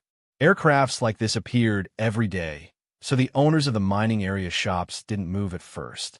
But when the hatch of the aircraft opened and they saw the person walking out, all of them jumped up and ran over as if they had been poked in the buttocks by a mineral crystal. When Xianxia and Ba Dao saw the person walking at the front, they quickly hid behind the group. Xianxia even pulled Xianxia in front of him to shield himself. Ba Dao was a step too slow, so he had no choice but to hide behind Shusag and Dias, all 6 of his arms pulled back. Chapter 337. A group of people walked out of the spaceplane, led by a young woman. She wore a pair of sunglasses that covered most of her face and a mid-length trench coat over a simple, tight-fitting shirt. Every now and then, the wind that rose from her body accentuated the curves of her body beneath the coat. She didn't look flirtatious, but rather capable and tough. The young woman was followed by a dozen or so bodyguards. Instead of helping the transporters move the goods out of the spaceplane, they followed the young woman and paid close attention to their surroundings. It was hard not to notice them because they were so different from the rest of the mining area. The light reflected off the ores was like a starlit avenue for them. "Hey, young miss, why are you here in person?" A shopkeeper at the front of the group asked while rubbing his hands together. "What's wrong? Did you do something wrong?" Huashi glanced at the man through her sunglasses. "Of course not. I wouldn't dare." The man chuckled. "Welcome to our mines, young miss. Welcome to our mines, young miss." The other shopkeepers hurriedly chimed in. "Cut the crap. If I catch any of you slacking off or breaking the rules, I'll confiscate your goods without mercy." Huashi walked along the avenue and looked around at the ores around her. Every now and then, someone would report to her about their recent progress, but she didn't say anything. However, when she saw Silen's group, she frowned and slowed down. Someone moved closer to Huashi and whispered something into her ear. "Vanguard?" Huashi looked at Silen's group again. Then, her gaze suddenly froze for a moment before she strode toward them. Silen was puzzled when he saw Huashi walking toward him. He had noticed Xianxia and Ba Dao's unusual behavior, but how did they provoke this young miss? Moreover, Silen couldn't help but wonder why he felt a sense of familiarity from this young miss. "Xianxia, Ba Dao, how dare you hide from me?" Huashi angrily pointed at Xianxia and Ba Dao, who were hiding behind Xianxia and Shusag. Xianxia and Ba Dao felt bitter inside. How the hell did she notice us? As soon as he turned his head, he discovered that a large, shiny or not far away was clearly reflecting their figures. Damn it, a mining factory really wasn't a good place to hide. Hello, young Miss Hua." Xiaoxiang greeted her with a sheepish smile, but he didn't look at Huashi or Silen's eyes. Instead, he looked around at the ores around them. As for Ba Dao, he looked down at Snowball's chubby soles and counted how many hairs there were on its soles. Huashi was infuriated when she saw that the two of them didn't seem to want to talk. Every time she tried to pry information out of their mouths, she couldn't get anything out of them. "Where's Silen?" Huashi cut to the chase. The rest of the 11 squad turned to look at Silen at the same time. Shusag and Carrie especially had dirty looks on their faces. Their thoughts were probably heading in a direction that was not suitable for children again. Xiaoxiang and Ba Dao turned their heads. This wasn't their fault, it was everyone's fault. They didn't say anything. Noticing everyone's reaction, Huashi shifted her gaze back to Silen. She scanned Silen from top to bottom, then back up again. "What is she looking at?" Sigma asked. "She's looking at the essence through the phenomenon," Yi replied seriously. Huashi took off her sunglasses. She wasn't used to the light reflected off the ore crystals, so she narrowed her eyes and stared at Silen. "You're Silen? The former Duant's Silen? That bastard Shadow X?" The moment Huashi mentioned Shadow X, Silen immediately remembered why he felt a sense of familiarity. One smile kill. During the sector championship at Seven Lights, Silen had run into a duo from another famous school, the Billy family. They were the dual-blade Lu Yewu and the dual-gun one-smile kill. He didn't expect one smile kill to be the young miss of Luminous Flower. As expected, there were plenty of people of status in famous schools. Very good, it really is you. Huaxi had been frustrated ever since she lost to Shadow X. Later on, she accidentally learned some insider information and investigated Koi behind the smile and 8 Claw. However, she couldn't find any trace of Sillin, and her search was delayed due to some other reasons. However, every time she ran into Xiaoxiang and Ba Dao, they kept their mouths tightly shut. She couldn't force any information out of them at all. This time, she finally caught them. Fight me again, Sillin. This time, we'll fight for real, not through a virtual platform. Shusag repeated in a low, despicable voice, fight for real. However, only the people closest to him could hear what he said. Carrie, Diaz, and the others were trying so hard to hold back their laughter. Puzzled, Chiefing bit his finger. It was a habit he hadn't changed yet. He liked to bite his finger whenever he was thinking. He was just about to ask when Tang Qiuqiu smacked him with the barrel of her gun. Kids shouldn't ask questions like that. Sillin paused for a moment before asking, "Do you have LS-57? LS-57. Huaxi thought for a moment before taking out a wristband device and checking it. We do, but we're not selling them. They're our own stock. We do have some LS-56 though, and they're cheaper than LS-57. They're new, so they're of good quality. I only want LS-57. Huaxi frowned again. Luminous Flower wouldn't sell the LS-57 they had for themselves. Even though they couldn't use it right now, there was no telling when they might come in handy. After all, it was better to keep a few tricks up their sleeves in the current environment. So you're saying you won't fight me if you don't have LS-57? Sillin didn't answer. His silence was a tacit admission. The bodyguards behind Hua, she flexed their muscles. The young miss was clearly angry, and it was probably time for a fight. She was a hunter, and a vanguard hunter at that. She wasn't easy to deal with. Cully and the others noticed the bodyguards behind Huaxi, so they exchanged a glance and took a few steps forward to form a formation. This would make it easier for them to defend themselves in a situation where they were outnumbered. The atmosphere froze for a moment. The shop owner felt cold sweat beating on his forehead. Oh no, the young miss is angry. If she's angry, his shop's going to be docked. Huaxi waved a hand and gestured for the bodyguards to stay put. Meanwhile, Sillin also made a hand signal, telling Carrie and the others to disengage from battle mode. She was just about to continue negotiating when her communicator rang. It was an urgent, encrypted message. She gestured to the bodyguard next to her and rushed to a private room in the store. She looked like she was contacting someone as she walked. It seemed that this call involved some sort of secret.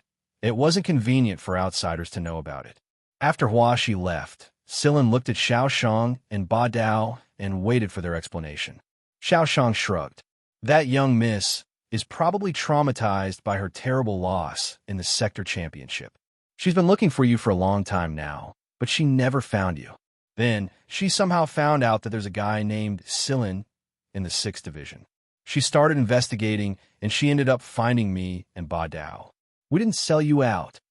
Xiaoxiang hurriedly tried to clear his name. If she can bring out the LS-57, I don't mind playing with her, said Carrie. Sillin ignored their teasing. He noticed that Hui Mao's ears were perked up and its eyes were glowing. It was rubbing its paw against the metal block a moment ago. Based on Sillin's understanding of the cat, it was eavesdropping on Huaxi's communicator. It had to be something good. Hui Mao flicked its ears and scurried over to Sillin's shoulder. That woman seems to be in some kind of trouble, Sillin. They're communicating with each other using a secret code. I don't know what it is, but I think they need our help. That's why we can extort as much as we can, including the LS-57. Wuxia just finished speaking when she walked out of the room. She didn't look too good, and this was under the condition that she was doing her best to restrain herself. It was obvious that she was suppressing her impatience from the tightness of her facial muscles. Compared to the one smile kill from the sector championship a few years ago, she was a lot more mature now. Let's talk. It's not about the competition. We need to talk about the LS-57 you need. Huaxi ordered her bodyguards to clear the area. Only Huaxi, her bodyguards, and Silen's group remained in the area. I have a job for you. Do you want to take it? If you do, we'll give you all of Luminous Flower's remaining LS-57. Silen didn't respond immediately. Tell me about it. Luminous Flower and Golden Willow are working together on a mining project. We're transporting a batch of rare ores to the main company's territory, but we ran into some problems along the way. The transport ship is currently half out of control and has deviated from its original course. It'll pass by the planet's borders soon, and I hope you can assist us in bringing the people and goods out. Of course, we won't let you take the risk alone. Luminous Flower will send our men to retrieve the people and goods. All you need to do is take care of some things inside the transport ship. What things? A type of biochemical beast. Those who are parasitized by those biochemical beasts will be mutated and become completely controlled by the biochemical beasts. How many are there? I'm not sure. If Huaxi wasn't sure, then there had to be a lot of them. Silen smiled. It's not just things. We hunters deal with biochemical beasts a lot, and the kind you're talking about is very dangerous. It's not like we need your help. We're just offering you a job. Is that so? But you don't have enough manpower right now, and your reinforcements won't be able to make it in time, will they? How much help can these miners and shopkeepers give you? Huaxi narrowed her eyes. Anyone who knew Huaxi knew that every time she narrowed her eyes like this, it was a sign that she was suppressing her anger. What do you want? Silen handed her a list of materials she might need after they found the LS-57. It wasn't much, but it was hard to find. Are you kidding me? Huaxi clenched the list in her hand. Do you really think your team is worth these things? Allow me to remind you that your team isn't even a fleet. It's not up to you to say whether it's worth it or not. You didn't think you'd lose like that either. Silen's words caused Huaxi's calm to crumble. Ever since she lost, she would subconsciously pause for a long time to check if her gun was still intact before she fired. A pause like that was fatal to a gunner. Otherwise, she wouldn't have kept looking for Silen to get rid of the shadow in her heart. I hope it's worth it. She turned around and ordered her bodyguards to prepare the contract. Huimao jumped down from Silen's shoulder and ran to the metal block that he had scratched so many times. Creak! The shrill screech made everyone's hair stand on end. It was like someone had stuffed a chunk of ice between their teeth. It was so cold and painful that they wanted nothing more than to pass out. Huaxi's eyes twitched when she saw what was happening. She waved a hand and said, "Add that metal block to the contract as well." Huimao grinned from ear to ear when he got the information he wanted. "You're such a good person, pretty sister," Huaxi snorted. "This pet of yours is much better at talking than the rest of you." Huaxi noticed that the 11th squad was staring at her strangely the moment she finished speaking. Chiefing bit his finger before asking Tang Xiaoqiu, "Isn't Wheeze over 200 years old? Why is he calling that woman Big Sister? Is she really that old?" Huaxi, "What do you mean, really old? If she didn't need their help, Huaxi would have flipped out a long time ago. She didn't want to spend another second with these people. All she wanted to do was sign the contract and leave as soon as possible." Silen asked the other squad members for their opinion before signing the contract, and they all agreed to accept the mission. Moreover, Carrie and the others were already rubbing their palms together in anticipation. For hunters, this kind of mission was very common, but Carrie and the others had not participated in this kind of mission since the incident with the 6B Squadron. Their hands were itching after a long time, so they were very excited when they heard that there was a mission like this, even if it was very dangerous. This was how hunters grew up. Before signing the contract, Silen added, "I hope we can get our hands on the LS-57 first." Shimu had mentioned this to him earlier. She only hesitated for a moment before nodding in agreement. However, she only agreed to give them one crate in advance. The rest would be delivered to them after the mission was over.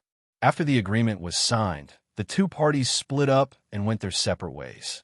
Huaxi told him when the transport ship would arrive at the planet's periphery and told him to be prepared. After she returned to her space plane, one of her bodyguards asked, "Miss, why did you agree to sign the contract with those hunters?" They're just a new B squadron from Vanguard, and they can't compare to the other B squadrons. It's not worth it. Someone who could speak to Huaxi like this had to be someone special in Luminous Flower. He was transferred from Luminous Flower's main company to assist Huaxi. So she respected him a little. Huaxi shook her head. They're Vanguard's hunters, so they're definitely more experienced than our miners. Plus, we can't afford to lose this mission. We can't afford it.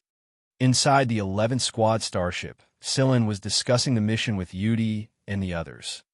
That's all the information we've gathered for this mission. What do you think? Sillin told them everything he learned from Huaxi before turning to the others. It can't be as simple as she's making it out to be. If it's just a shipment of rare goods, the young miss of Luminous Flower shouldn't be so concerned about it.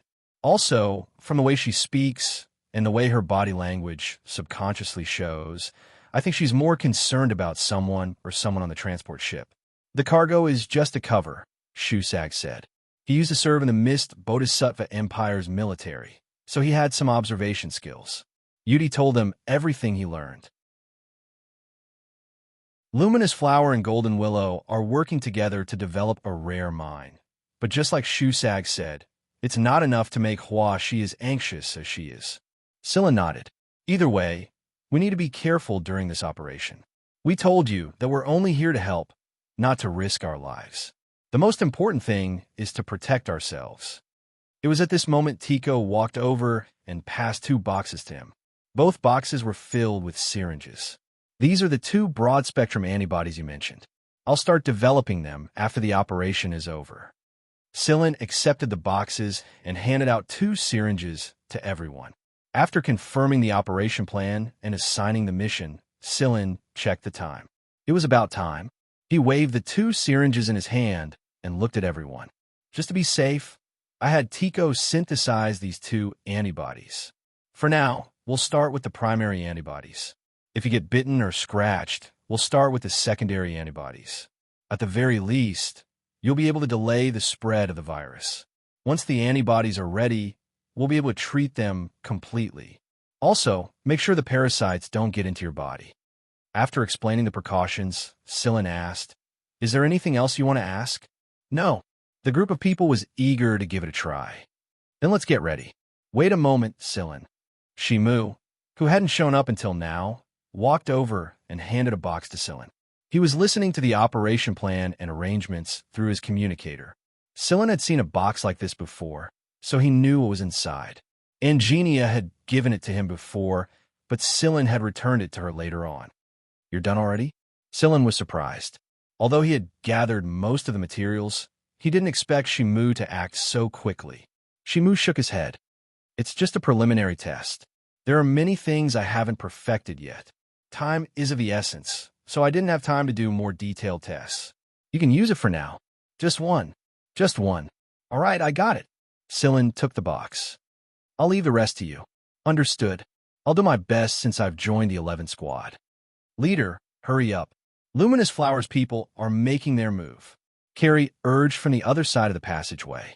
Sillin gestured to Carrie and told them to go to the space plane first. He took the suitcase and walked into the warehouse that was closer to the space plane. 10 seconds later, he came out again and nothing could be seen. Chapter 338.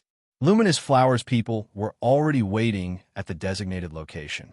According to Huaxiao, the transport ship would pass through this area after it changed its course, and it wouldn't stop there. They had to get the people and cargo out of the ship at the designated location. Once they were out, Luminous Flower would destroy the entire transport ship. Therefore, they didn't have much time left. Communication with the transport ship had been going on and off, and it was getting harder and harder to get in touch with the people on the other side. By the time Huaxiao received the news, only a third of the people on the transport ship were still alive. There were probably less than 100 survivors in this period of time. Who knew how many would be left by the time they finally boarded the transport ship? Sillin glanced at Huaxiao. She was anxious, but she was still able to suppress her emotions. Their target should be fine. That's the latest news. I don't know anything else.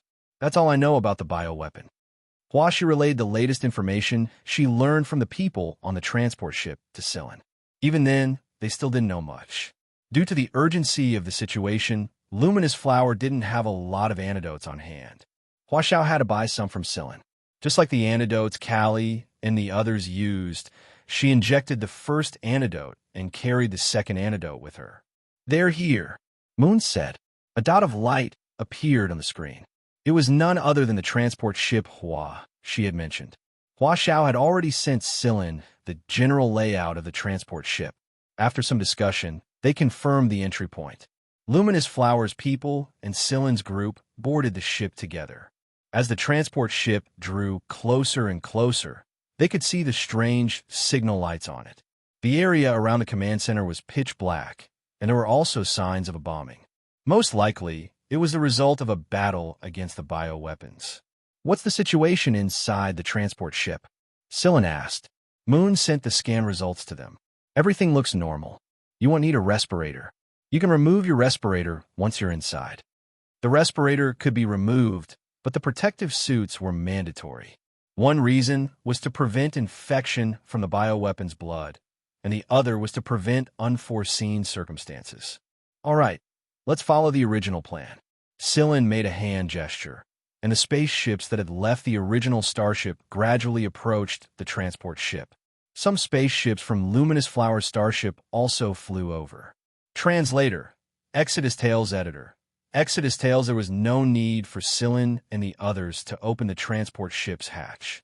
After the first group of Luminous Flower's members arrived, Sillin and the others boarded as well. There were no parasites around this login point for the time being. From this entrance, there was a main path, but it didn't take long before they found Three Forks. "Where is he?" Sillin looked at Huaxi. Huaxi fiddled with her communicator for a long time before the call connected. The signal was jammed, and there was no clear image. They could only hear some noises. "Yewu, we've reached entry point 3. Where are you?" Huaxi asked anxiously. "We've been cornered between entry points 3 and 4. We're in a bit of a pickle right now." Huaxi's tone relaxed a lot when she heard that Huaxi and the others had already boarded at entry point 3. "We're currently stuck between entry points 3 and 4, but there are too many parasites. We've closed the double gates on both sides to keep the parasites out, and we can't get out ourselves. If you don't come to our rescue soon, we'll all be dead once the parasites break the gates." "All right, wait here. We'll be there right away."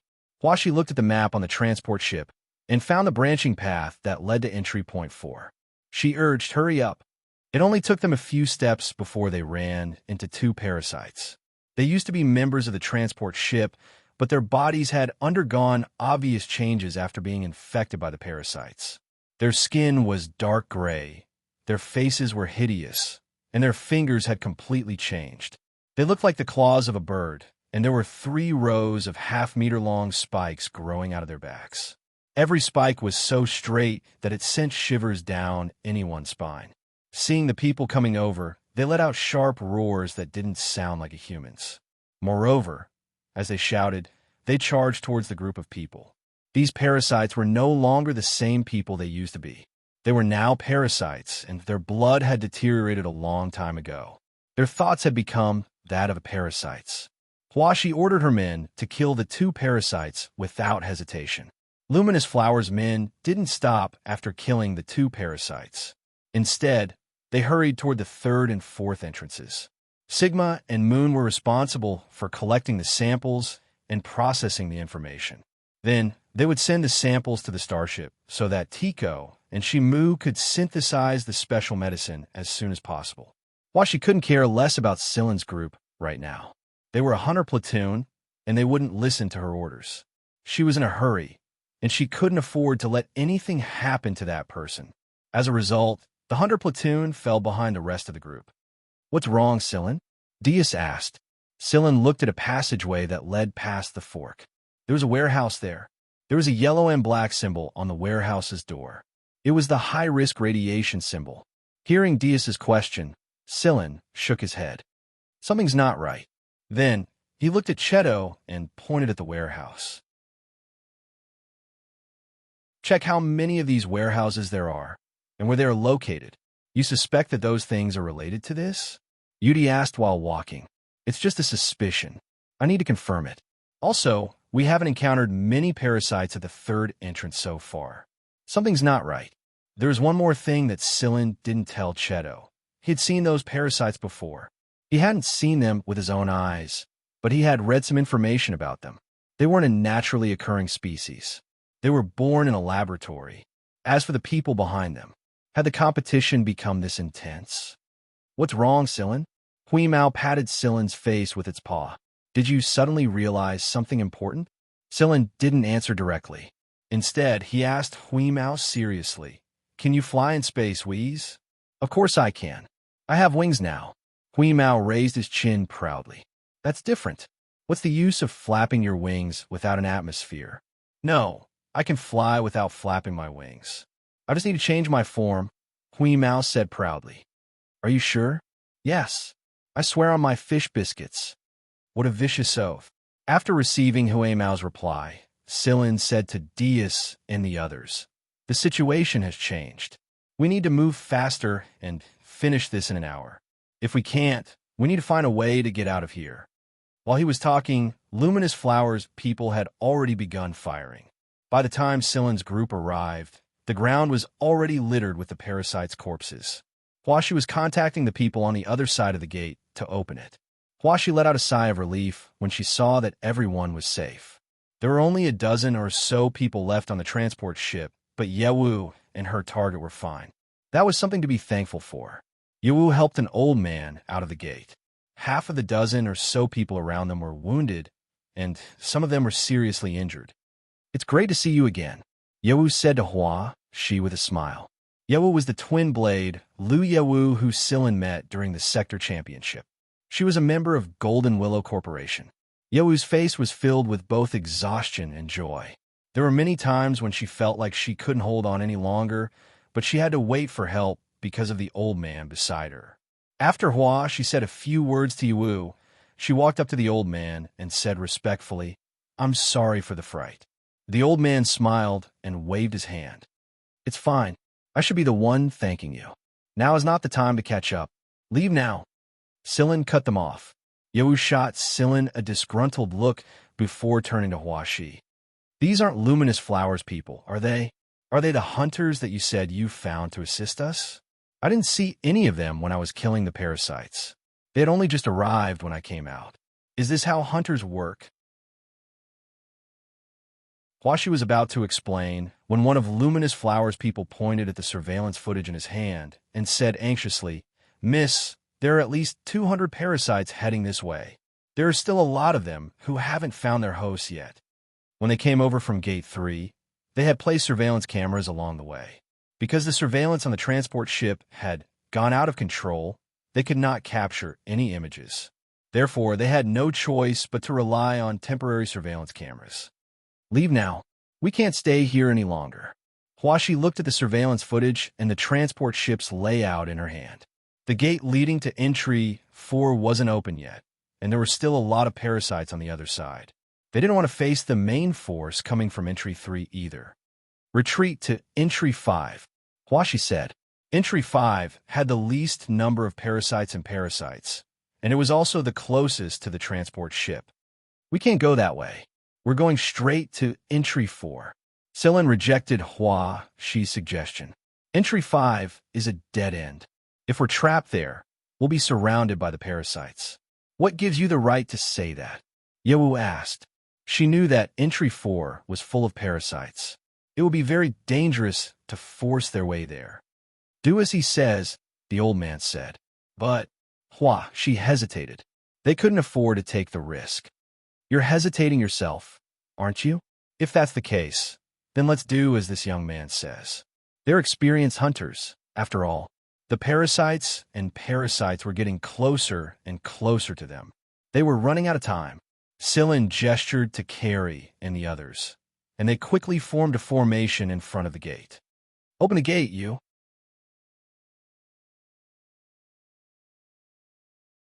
Chapter 339. I'm sorry, but the control system here has been inactivated to stop the parasites and bioweapons, Yewu said. The control system on this transport ship had already malfunctioned during the outbreak of the bioweapons. Given the urgency of the situation, the technicians had no choice but to tamper with the control system of the two gates and execute an infinite loop. Therefore, the two gates were always closed regardless of whether they were opened or closed. It was only after Huaxi and her men arrived that Yiwu and the others managed to cut open the gate with their high-energy beam guns. Now, the gate was destroyed. If the second gate was destroyed as well, then the bioweapons and parasites coming after them would undoubtedly attack them from both sides. Yiwu had considered all of this before, which was why she agreed with Huaxi's decision to take the nearby fork and head to the fifth gate. Yiwu wasn't sure if she should believe Silen's claim that the fifth gate was a dead end or not. After all, she hadn't ordered any of the technicians to inactivate the infinite loop. Yiwu couldn't trust these hunters.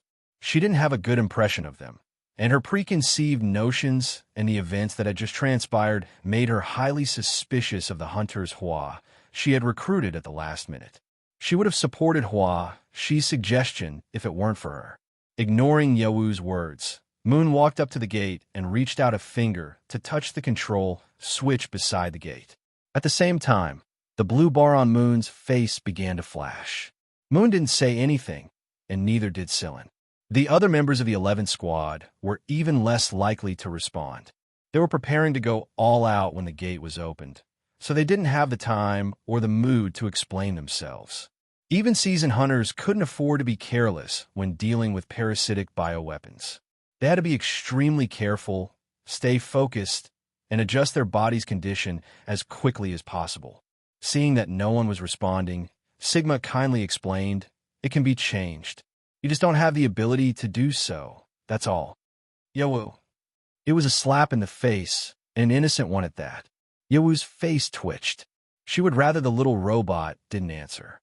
Diaz took out a long cannon barrel, while Yudi, who was beside Diaz, also took out a slightly smaller cannon barrel. Yiwu really wanted to say, "We can't use cannons that are too powerful here. If the tunnel was seriously damaged, they would definitely not benefit from it. Instead, they might become a hindrance." However, Yiwu thought that these hunters would definitely know about this, so she stopped herself from saying what she was about to say. After Yu gave a signal, Silen raised his left hand and began to count down with his 5 fingers. 5, 4, 3. As Silen retracted his fingers one by one, the surrounding people became abnormally silent. A tense atmosphere lingered around them, and from a certain distance behind them, the cries of the parasites and biochemical beasts could be heard. Huaxi glanced at the monitor on her wrist. The parasites were only the size of a fist, but they radiated a dark, oppressive aura. Huaxi gulped, took a deep breath, and tightened her grip on her gun. "I hope that bastard Silen is right, or else." 2-1. The moment Silen retracted his last finger, the closed gate let out a beep. It wasn't loud, but it sounded like a horn that signaled the start of the battle.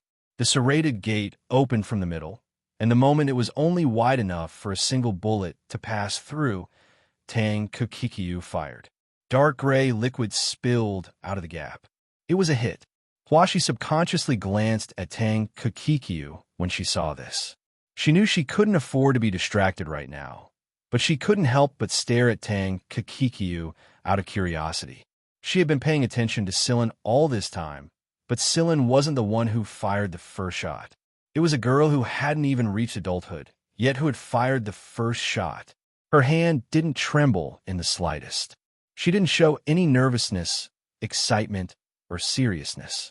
In fact, she didn't even show any other emotion. She did it as naturally as if she was eating a meal. That was how she saw Tang Kukikiu. The gap between the gates grew wider and wider, and the scent of parasites and biochemical beasts assaulted everyone's nostrils. Tang Kukikiu's first shot marked the beginning of the battle. The concentrated firepower prevented the closest group of parasites and biochemical beasts from breaking through the defense line immediately. However, there were too many of them, and they were too close to each other. The situation wasn't in everyone's favor.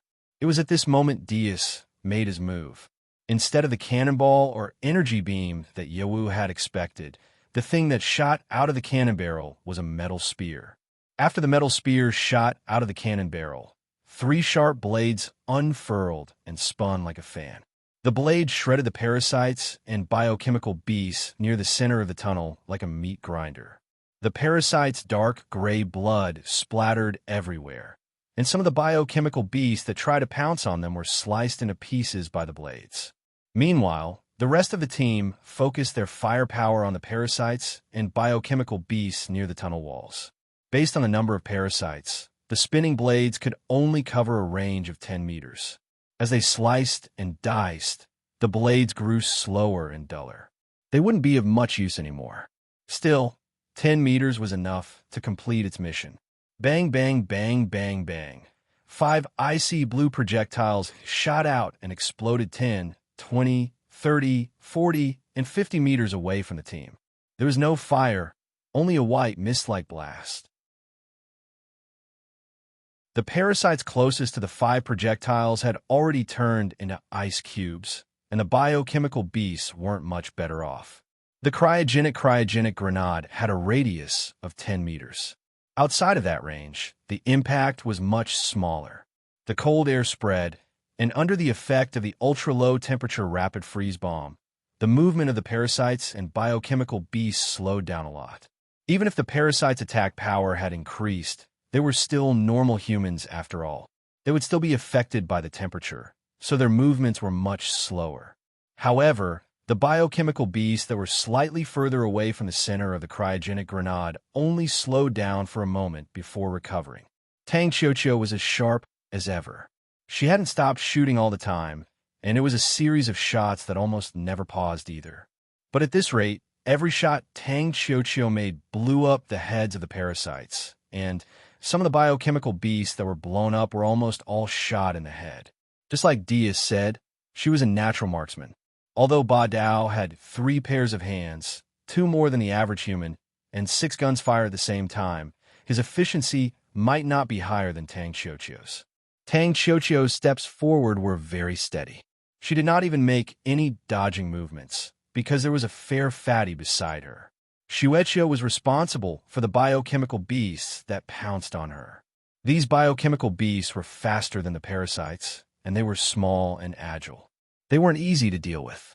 If these parasites didn't take measures in time, they would be like these parasites that had completely lost their self-awareness.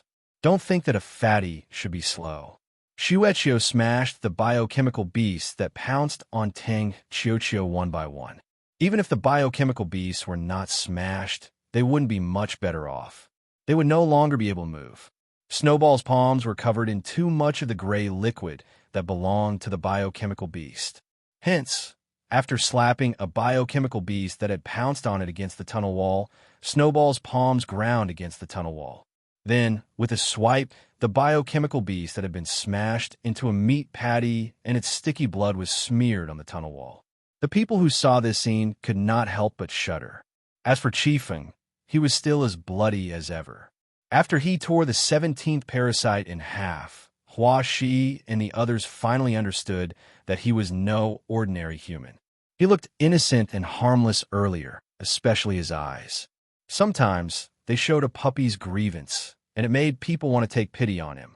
Why else would people say that dogs are more likely to win people's sympathy than cats? But who was this person who was killing people even more cleanly than Hua Shi's subordinates? Moreover, Qifeng didn't look innocent or pitiable anymore. His eyes were the eyes of a hunter. They were bloodthirsty and cruel, but they didn't lose their cool. Most surprising of all, he was able to work well with his teammates. He was a very good hunter. He might have some flaws, but he was a very good hunter. The old man protected by Zhuo Hua and Golden Willow's subordinates commented on Qifeng. Even Sha Rou, who was a little inexperienced at the beginning, had matured a lot by now. She might not be able to achieve the same state of mind as Tang Xianxia and Scarlet Wind, but she had done a good job and matured very quickly. You grabbed a parasite that was charging at Sha Rou and scanned it. Then, he electrocuted the parasite with his finger and turned it into charcoal. It was collecting information. This was Moon's professional habit. It was fine if they didn't move, but this kind of close combat was the best way to see a hunter's ability. Even though the 11th squad only had a dozen or so hunters, they were still a force to be reckoned with. Every single member of the 11th squad was a force to be reckoned with. Silen's performance went without saying. The moment Silin opened fire, Huaxi knew that she was going to lose horribly. Her years of experience and knowledge had taught her that the gap between her and Silin wasn't something she could catch up to. Silin and Tang Xiaoqiu had always been recognized as the 11th squad's strongest marksmanship. Why was it called People? It was because Moon and Sigma, two non-humans, were confident that they wouldn't lose to Tang Xiaoqiu. Cheto, on the other hand, was a non-human. However, Cheto rarely fired a gun, so no one knew who was better between him and Tang Xiaoqiu. After the group had moved a bit further, the parasites and biochemical beasts finally appeared in their sights.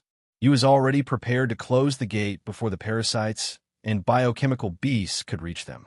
Not only did it block off their pursuers, but it also cut off their retreat path. The only way out now was to break through the gate and approach the fourth entry point. Silin didn't order all of Shikai's robots to follow him. Only 3 of them stayed in stealth mode. Shikai's robots were Silin's trump card, and they couldn't be exposed right now, especially not in front of Sector M's people.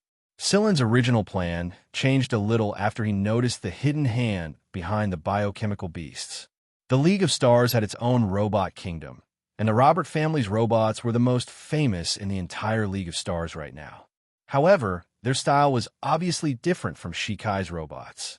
Exposing them right now would only make things more troublesome. Moreover, Shikai's new robot technology hadn't matured yet, and his research hadn't stabilized yet. Therefore, he had to shelve his idea of using robots to solve the problem for now. Moreover, the people in the squad needed training. Hunters were supposed to kill their way to the top, so they had to rely on themselves and their teamwork more often than not. All of this required real combat. Shooting the parasites was easy. Even though they were much faster and stronger after being mutated, they were still easier to deal with compared to the smaller, faster, and more lethal biochemical beasts. Some people also took advantage of the gap to inject themselves with the secondary resistance medicine. Now, everyone's body was splashed with a dark gray liquid, and some people were also injured. Even if they weren't scratched by the parasites and biochemical beasts, the many germs floating in the air and the blood splashed on them would still infect them with the biochemical beast virus. Therefore, they had to inject themselves with the second resistance. Otherwise, they would start to show symptoms before they even made it out of the passage. Silin, the special medicine is almost done. It'll take half an hour at most, so you don't need to inject yourself with the third resistance, Tico said from the communicator in Silin's ear. Roger that. Silin looked at the time before urging everyone, hurry up. Huaxi and the others didn't understand why Silin was in such a hurry. The parasites and biochemical beasts wouldn't be able to break through the gate anytime soon. Although they didn't understand why, they still sped up. Some people put away their protective suits, which limited their movements. If they wanted their hands to move faster, they had to do this. The oxygen supply of the breathing mask was not enough to satisfy the people who were doing strenuous exercises, so there were too many limitations. Didn't everyone in the 11th squad put away their protective suits? They couldn't afford to lose, could they? Not to mention, the number of parasites and biochemical beasts had dwindled significantly. There was no need to hold back any longer. The most important thing right now was to finish this as soon as possible and get out of here. Although the protective suits weren't made of armor, they could still delay the biochemical beasts from burrowing into a human's body. For those who weren't wearing protective suits, it wouldn't take more than half a second for an adult parasite the size of a fist to burrow into a human's body. As for the smaller parasites, they wouldn't slow down just because they were still in their infancy. Because of their size, they could burrow into a human's body in less than a quarter of a second. Moreover, the smaller parasites were even harder to notice. A few dark gray protrusions appeared on the bodies of the recently killed parasites. One of them was bigger than the others, and the others were much smaller. The protrusions moved for a moment before burrowing out of the dead parasite's skin. Then, they joined the other biochemical beasts and attacked Silen's group. They're reproducing fast, as expected of a biochemical beast raised as a weapon. Huashi was protected by a couple of bodyguards. A group of bioweapons crawled out of the corpses of the dead parasites and charged at them. Huashi's group had dwindled considerably. The bodyguard who was protecting them from behind only dealt with the big biochemical beast. He did not notice that there was a small biochemical beast behind the big one. The small biochemical beast was blocked by the big biochemical beast in front of it, and the bullet did not go through the big biochemical beast and hit the small one. This little biochemical beast that had just been born was like a wolf that hadn't seen fresh meat for a long time. It was impatient and thirsty. The bodyguard felt a numbing pain in his abdomen. In that moment, he felt as if he had become one of the parasites. As a bodyguard, he was prepared to die at any moment, especially when he learned about this mission. The victim would be fine as long as they could get the biochemical beast out of their body as soon as possible. But that wasn't going to be easy. The biochemical beasts weren't slow to move inside a person's body, and no one else had the time to get them out of their body. Just as Huashi's bodyguard was about to say something along the lines of, "You guys go on ahead and leave me alone, I'll cover the rear," he noticed that someone was already standing in front of him. He looked down and saw 2 fingers 3 centimeters above where the parasite had burrowed into his abdomen. Maybe it was because the image of the parasites in his head had shocked him so much that he didn't even notice when the 2 fingers had stabbed him. Even his sense of pain was lagging a little. Cheto pulled out the biochemical beast that had crawled into the bodyguard's body. The bodyguard felt like he had just survived a disaster. Solace, another bodyguard, noticed Cheto's injury as well. After taking out a biochemical beast that was charging at them, he asked, "Are you all right?" Solace's face was still a little pale, but the corner of her lips twitched a little. "I'm fine now." The injury Cheto had inflicted on his abdomen was nothing. Solace felt a lot more relaxed now. After all, she wasn't infected, was she? "Thank you," Solace said sincerely. Earlier, they were dissatisfied with the hunters, and then they acknowledged their abilities a little. But now, Solace was grateful for the man who had saved her from becoming one of the parasites. Cheto didn't look at them. Instead, he turned around and looked at the biochemical beasts that had crawled out of the dead bodies one after another. "The captain told me to cover the rear. You guys are too slow." "Solace, can you not say the last sentence?" Cheto's movements were a lot faster. Even if he wasn't using a gun, the movement of his hands was enough to shock Solace and the bodyguards responsible for covering the rear. But that wasn't what shocked them the most. 3 biochemical beasts passed by Cheto and pounced straight at Solace's group. Cheto didn't even look at Solace's group because his back was facing them, nor did he look at the incoming biochemical beasts. He didn't even turn his head. With a wave of his arm, the 3 biochemical beasts that were charging at Solace's group were cut in half. Similar things had happened a couple of times already. What shocked Solace and the others wasn't Cheto's ability to move as if he had eyes on the back of his head, or the fact that he was so fast that only the shadows of his hands could be seen. Instead, it was, why didn't the biochemical beasts attack Cheto instead? Cheto wasn't attacked by the biochemical beasts at all. It was as if they couldn't sense his existence at all. Instead, they set their sights on Solace and the others who were further away from them. Why? This puzzled Solace and the others. However, the current situation didn't allow them to think any deeper. Everyone picked up their pace, and the 4th entry point was getting closer and closer. "Silen, what you're thinking is happening," Moon said to Silen. Moon had already detected that a few of the warehouses on the transport ship that were loaded with radioactive energy had been opened, including the ones near the 5th entry point. The biochemical beasts that were starting to mutate. For them, high radiation was like a type of genetic evolution food. Right now, it was estimated that there was a situation where the new replaced the old, and the entire range would be replaced. There was no radioactive energy cabin near the 4th entry point at all, so the biochemical beasts here wouldn't mutate. This was one of the reasons why Silen had chosen the 4th entry point. The mutated biochemical beasts have replaced the old biochemical beasts and taken over the parasites' bodies. Not only that, the parasites have grown stronger and formed a hard shell on the surface. Worse still, the first, second, third, fifth, and sixth entry points have all been opened. If I hadn't locked down the fourth entry point, it would have been opened by the tampering program already. Some of the evolved biochemical beasts and parasites have crawled out of the entrances and onto the surface of the transport ship. They aren't afraid of the outer space, so we'll definitely run into them if we get out. Moon had also learned to use the word things to refer to the biochemical beasts and parasites. Moon explained the situation to Sillin.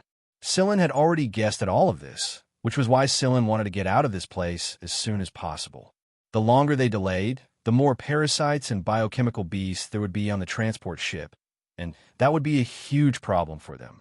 Would it be easier to fight against C-rank or A-rank geniuses?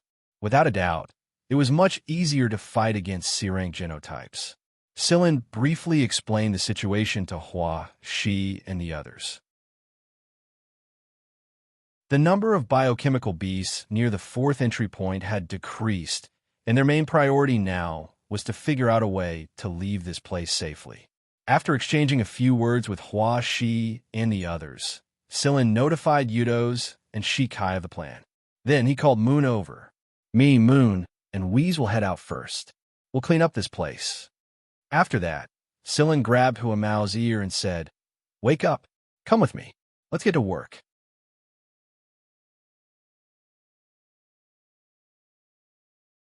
Chapter 340. By the time Sillin finished speaking and turned around, his body had already begun to transform. His entire body was covered in a layer of black armor. Even his face was covered in a layer of protective helmet-like armor. Black, pure black. A solemn and mysterious aura. A restrained and unrestrained aura. By the time Sillin took his first step and landed on the ground, his entire body was covered in armor. This sudden transformation stunned everyone, including Dias and the others beside Sillin. Although he was wearing a layer of armor, he did not look clumsy at all. Moreover, Celine's actions when he turned around and started running were very smooth. He did not slow down in the slightest because of the appearance of the armor. The armor didn't look thick at all, but it was able to block all the incoming bioweapons. Sillin didn't care about the incoming bioweapons at all.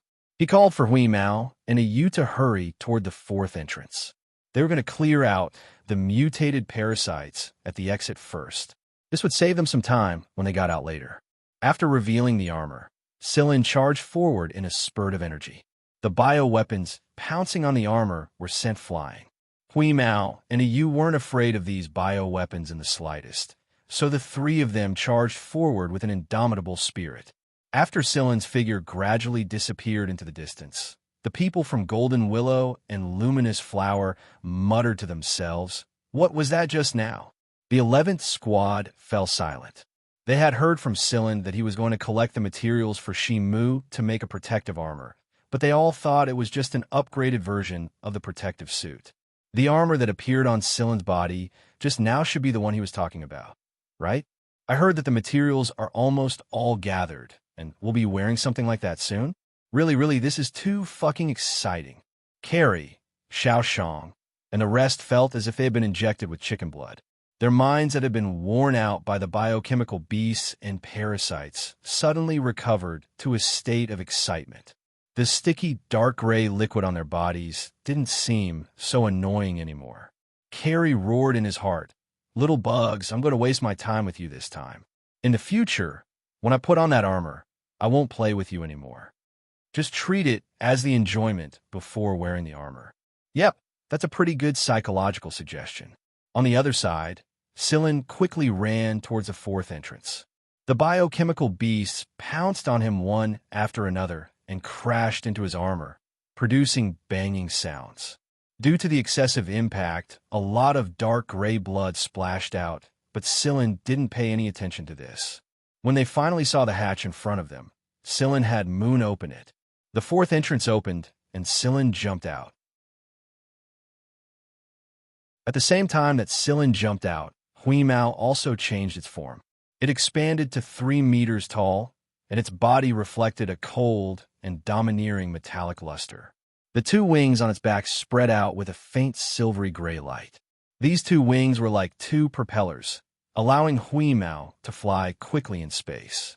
However, it was probably the first time that it flew in this form, and Huimao didn't control it well.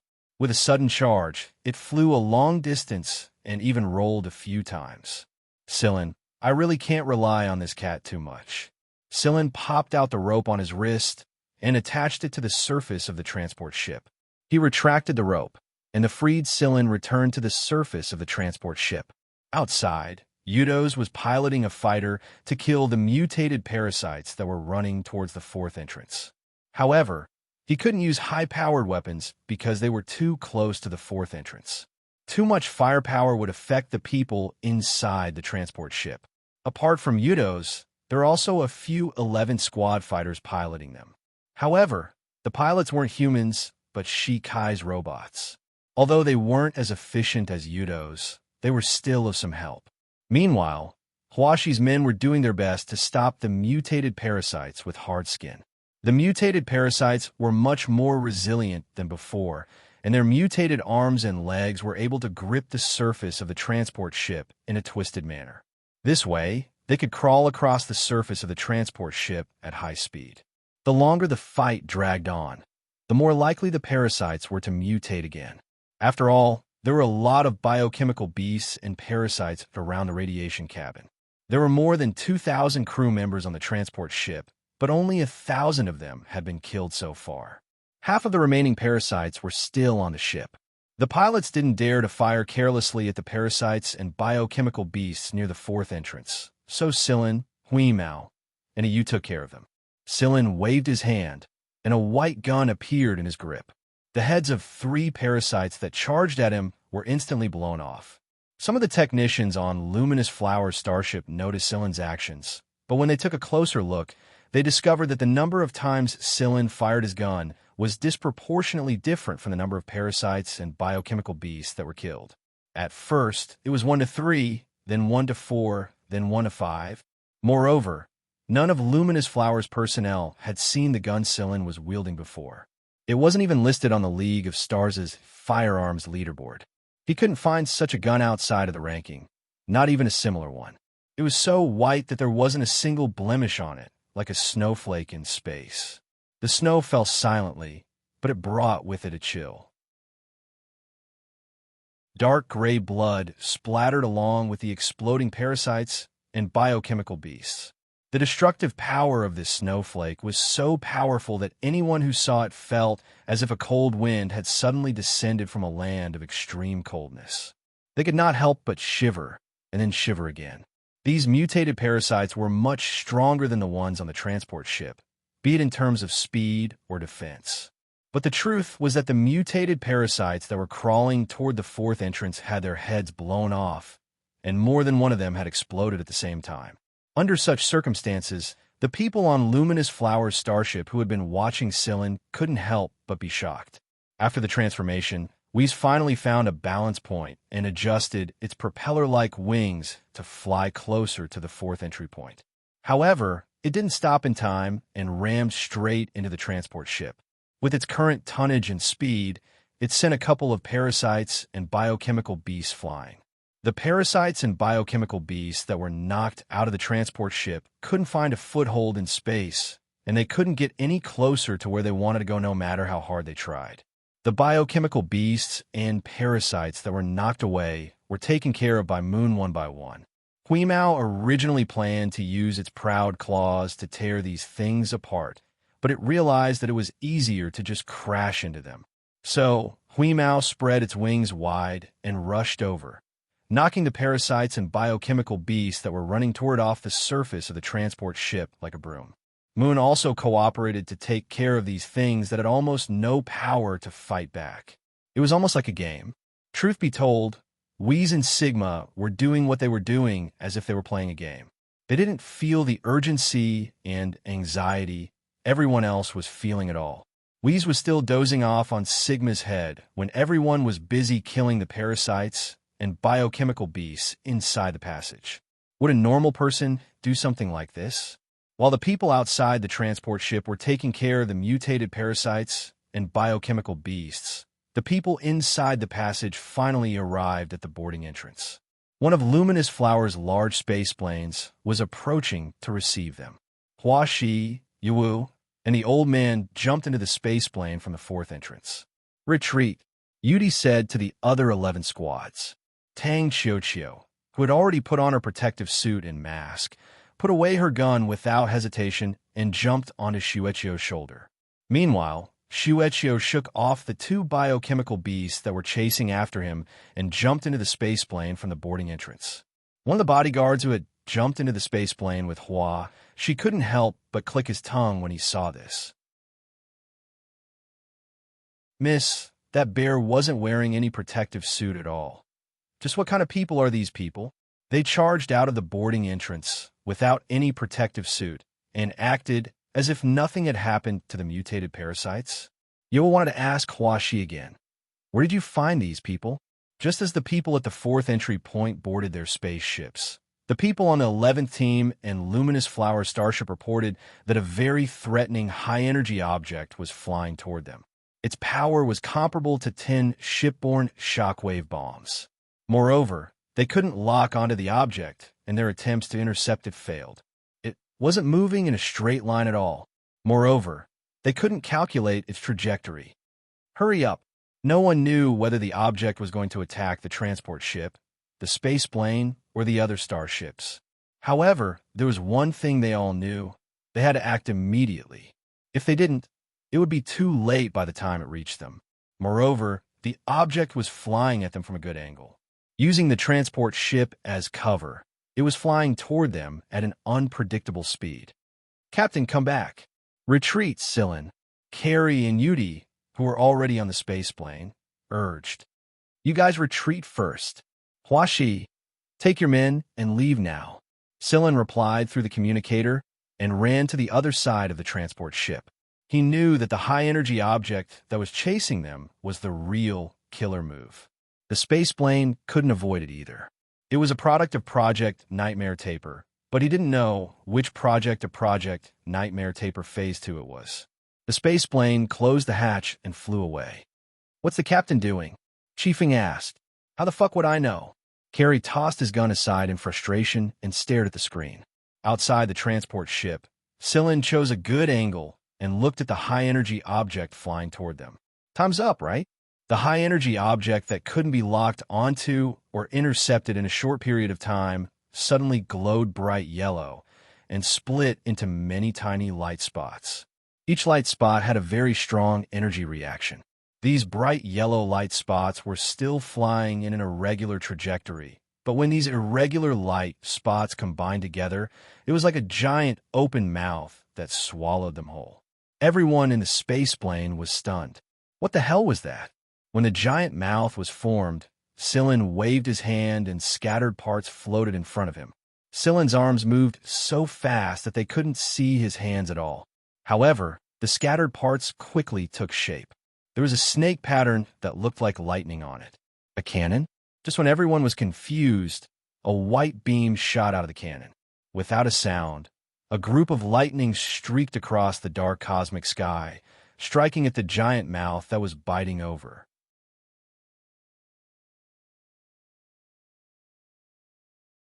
Chapter 341.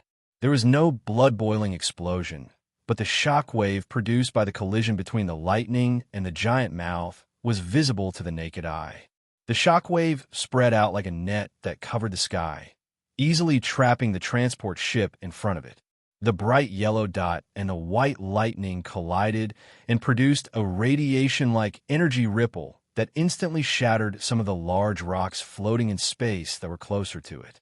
Then it spread toward the transport ship, and the scale was much larger than the giant mouth from before.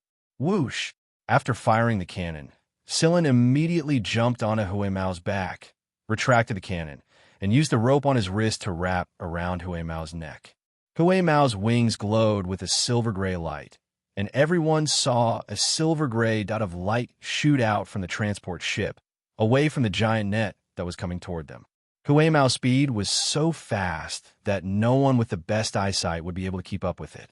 The giant energy net soon reached the transport ship and the part of the ship that came into contact with the net was torn apart. The place where Sillin had been standing was now a pile of debris floating in space. "Hurry up, fat cat," Sillin urged. "I'm already fast enough." Huimao gritted its teeth. All the food it had eaten over the past few days had been consumed in such a short amount of time. Meow. After this, I must nourish myself. Nourish myself. The starships and spaceships on the other side had long since left, but the 11th Squad starship was the last to arrive. Shikai opened the hatch, and Huimao hurriedly flew into the cabin. Due to its lack of experience in retracting its wings, it rolled 10 meters away from the hatch and crashed into the fighter Yudos was piloting. The impact left a huge dent in the fighter, and Sillin became the scapegoat. Sillin almost fainted on the spot. Although he had fired the cannon just now, it had consumed nearly 60% of Sillin's energy. Now, Sillin's entire arm felt like it was falling apart, and it was burning with pain. Moreover, the armor on his right arm had been severely deformed. If it wasn't for the protection of the armor, he would have been in an even worse state. He might have even fainted on the spot. Before that, Sillin had discussed it with Huimao. If he fainted on the spot, he would have to trouble Uncle Cat to bring him back. However, the effect of the armor was really good. Although it looked terrible, it was much better than Sillin had expected. The Purgatory Thunder Snake, C, was Guan Feng's project Sillin had worked on before he returned to the League of Stars. The Purgatory Thunder Snake, C, wasn't a gun, it was a cannon. However, according to Guan Feng's estimations, he wouldn't be able to use the Purgatory Thunder Snake C in the next few years, or even decades. It was because no one could remain clear-headed after using it. Moreover, the assembly requirements for the Purgatory Thunder Snake C were very high. Its overall accuracy was always stuck at 90% of its theoretical value. Both Sillin and Guanfeng had tried many times, but none of them had ever exceeded 90%. The overall accuracy affected the Purgatory Thunder Snake C's attack power and accuracy. Guanfeng had been troubled by this for a long time, so he once joked that it would be great if someone could assemble the Purgatory Thunder Snake C in space. The special environment of space reduced the occurrence of errors, and it was the best way to assemble the Purgatory Thunder Snake C in theory. However, everyone who could move in space wore protective clothing. Although the protective clothing didn't restrict a person's movement too much, it greatly affected the assembly process. Guanfeng definitely didn't expect to see this kind of armor. The connection between the armor and the user's nerves allowed the armor to synchronize with the user's movements almost completely. Sillin couldn't feel the weight of the armor or the cannon barrel at all in space, so he was certain that the overall accuracy of the Purgatory Thunder Snake C he assembled just now was definitely over 90%. The lightning it shot out was proof of the assembly's effectiveness. The group stared at the screen for a long time before they came back to themselves. "What was that just now?" Yi Wu asked. The question sounded very familiar, as if someone had asked it before. Why did it appear so often? Maybe the 11th Squad was a team that kept surprising people over and over again. A third of the transport had been destroyed by the energy wave, and the remaining 2/3 had been destroyed by Huaxi's order. There were still biochemical beasts and parasites inside. Plus, Huaxi wasn't planning to let the transport continue to exist. There were some secrets hidden inside, and she wasn't going to let anyone find them. Once Sillin returned to the starship safely, the rest of the 11th Squad quickly returned to their own starships as well. Even if they were partners, they had to be on high alert at all times. After all, a hunter's partnership was short-lived. They might be partners during this mission, but they might become enemies during the next one. There were far too few hunters who could form a stable friendship with each other. After all, no one was willing to open their hearts easily, especially in an environment where the situation was unclear. It was obvious that the Merchant Alliance didn't want to get too involved with the hunter regiments, and Sillin didn't want to get involved with the complicated interests of non-hunter forces either. Sillin had never underestimated the military's capabilities. In the past, everyone had thought that it was a sleeping lion, but in reality, that lion had not slept at all. Its eyes were closed, but it did not mean that it was unaware of anything. On the contrary, Perhaps it had already unwittingly let down its guard while everyone else was watching. Everything was set up. Right now, the military was divided into a few factions, but no one could tell what kind of trump cards each of them held. The 8 marshals were definitely in possession of the results of Project Nightmare, especially the 2 leading forces. It was just that they didn't know who or how many of the 8 marshals were involved in this operation. The Nightmare Taper project was a military project, and the high-energy object just now also proved that the military could not help but attack Sector M. It was very likely that they were after the minerals in their possession. But why would they need so many minerals? The conflict must be intensifying. The minerals aside, the military's actions served as a warning as well.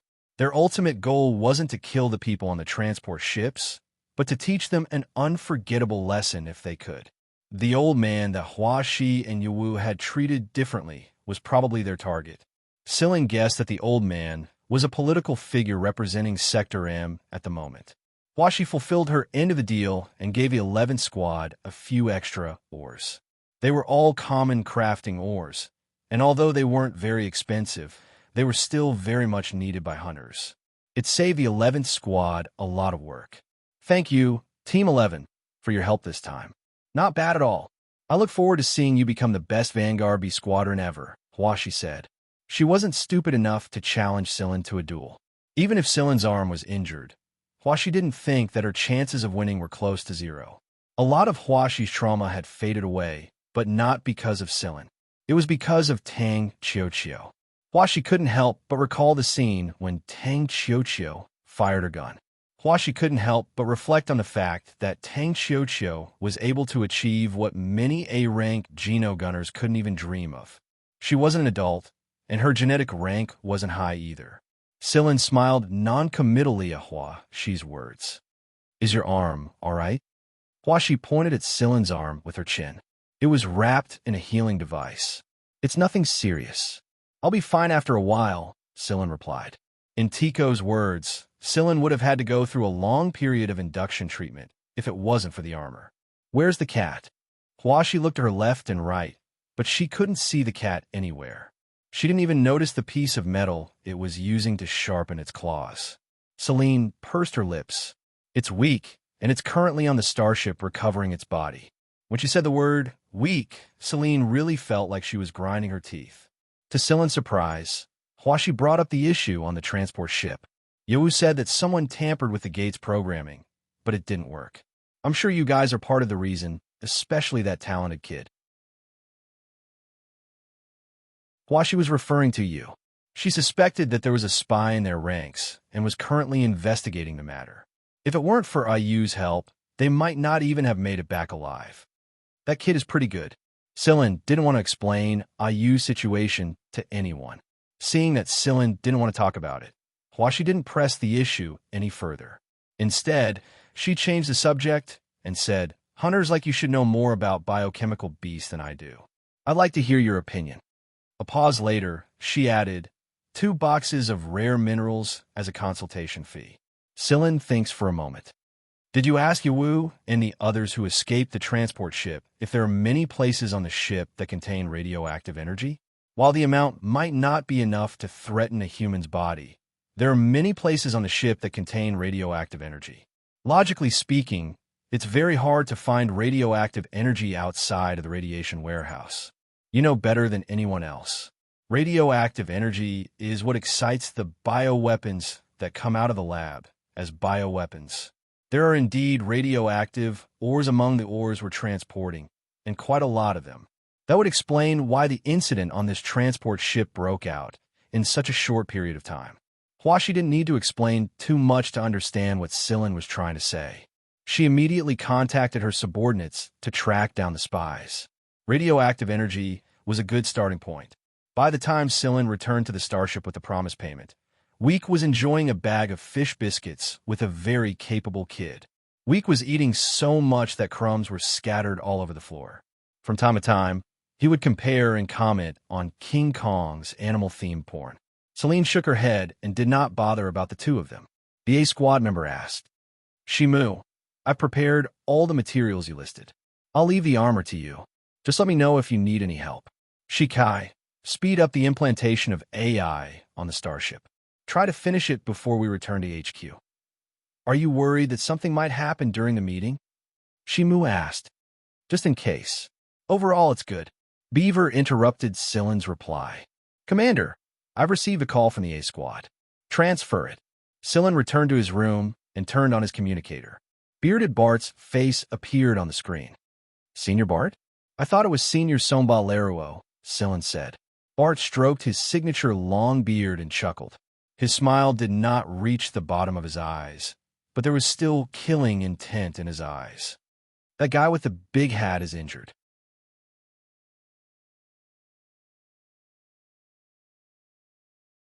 Chapter 342. Although Silen had never truly fought Somba Leruo before, Silen knew that Somba Leruo was no weakling. He was a B Squadron captain, a man who rose to his position through his own strength, and a member of the A Squadron himself. There was no way someone like that could be hurt so easily. Moreover, Somba Leruo wasn't a simple-minded idiot. Big Hat was ambushed while he was out on a mission, Bart continued. Bart had used an ambush, not a surprise attack. This meant that the enemy had set up a trap beforehand, and were just waiting for Somba Leruo to show up. Silen thinks for a moment, but he quickly realized that something was amiss. There's a traitor in Vanguard? Bart stared at Silen and toyed with his long beard. He didn't give a direct answer to Silen's speculation, but Silen knew that his guess was correct. Something happened to the 2nd B Squadron after the 7th B Squadron. Silen, make sure you pay attention when you come to the headquarters for a meeting. Bart's voice wasn't loud, but Silen felt a sense of heaviness in it. He didn't know if it was because of the 2nd B Squadron, Somba Leruo, or the fact that there was a traitor in Vanguard. Amen, I know. Thank you for the reminder. All right, Senior Bart, the 11th Squad is a new squad. Do we have a base at the headquarters? This was something Silen was more concerned about. After all, it would be awkward if they didn't have a place to stay when the time came. Don't worry. Vanguard already has a few reserve bases for future expansion. The 11th Squad is one of the expansion squads, so we've already set up a reserve base. You'll know when you get there. Bart had conveyed his message, and he wouldn't reveal any more in-depth information. After a brief conversation, Silen disconnected the call and sat alone in the lounge to think. Large-scale traders and hunter regiments had happened before, but they were mostly confined to the B Squadrons. The A Squadron had always thought of it as a small scuffle. After all, Vanguard wasn't the only one who would experience such a thing. But this time, it was likely that someone in the A Squadron had changed their mind. There was no way that the B Squadrons alone could make Bart behave this way. Even if Somba Leruo used to be the commander of the 2nd B Squadron, he would never interfere with the B Squadron's affairs. There was a problem with the home team. When he connected the dots to the upcoming meeting, Silen was able to guess some inside information. If it was just a routine meeting, it could have been held through a video conference. There was no need to summon all the B Squadrons. Vanguard was probably going to make another big move this time. Large-scale cleanup? Adjustment? Everything was possible. Silen thinks to himself. The 11th Squad may be small in number, but they're all trustworthy. I can't wipe them out even if I want to. To be on the safe side, he could not wait any longer. The implantation of superintelligence had to be done before he went to the headquarters for the meeting. Moreover, the armor had to be completed. Compared to artificial intelligence, the word super was added because of its superiority. It was like the difference between a human and a chimpanzee. Implanting superintelligence into a starship wasn't an easy task, and Shikai was certain that he could do it. The problem was that he was in a hurry, and he couldn't afford to be careless. If the implantation wasn't done properly, it could become a threat to himself. Cheto, Moon, and Sigma had already joined the project. In Shimu's words, they were also superintelligences. However, they were a different kind of superintelligence, one that was a whole level higher than the one everyone was talking about. They could provide Shikai with a lot of experience. As for the armor, Shimu said that he would do his best. Since that was the case, Silen didn't need to say anything else. Silen rubbed his forehead. His arm was recovering very quickly, and Tico said that it would be fine by the time they returned to the headquarters. In reality, Silen was almost fully recovered. The healing device on his arm was just a cover, and Sillin wasn't planning to remove it. In fact, he wasn't planning to do so right away. Sillin moved his fingers and took out a box. Inside the box was the ruby they had found on the slaughtered Duan's family transport ship they had encountered earlier.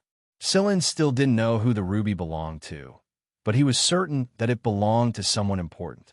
It was chaotic. It was indeed very chaotic. The entire Star Alliance gave off a confusing feeling. Everyone was in it, and they could not see the true side of it. Everyone was in it, and they could not see the true side.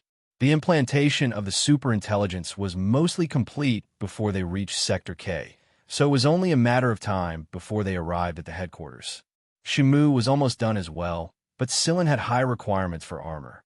He wasn't satisfied with Sillin's armor last time, so he enhanced it. Sillin didn't ask about the specifics, because it was Shimu's unique technology. He had no intention of revealing it, and Sillin didn't press the issue. Carrie and the others had been training hard lately, so they ran into a lot of hunters from different B squadrons every time they arrived at the headquarters.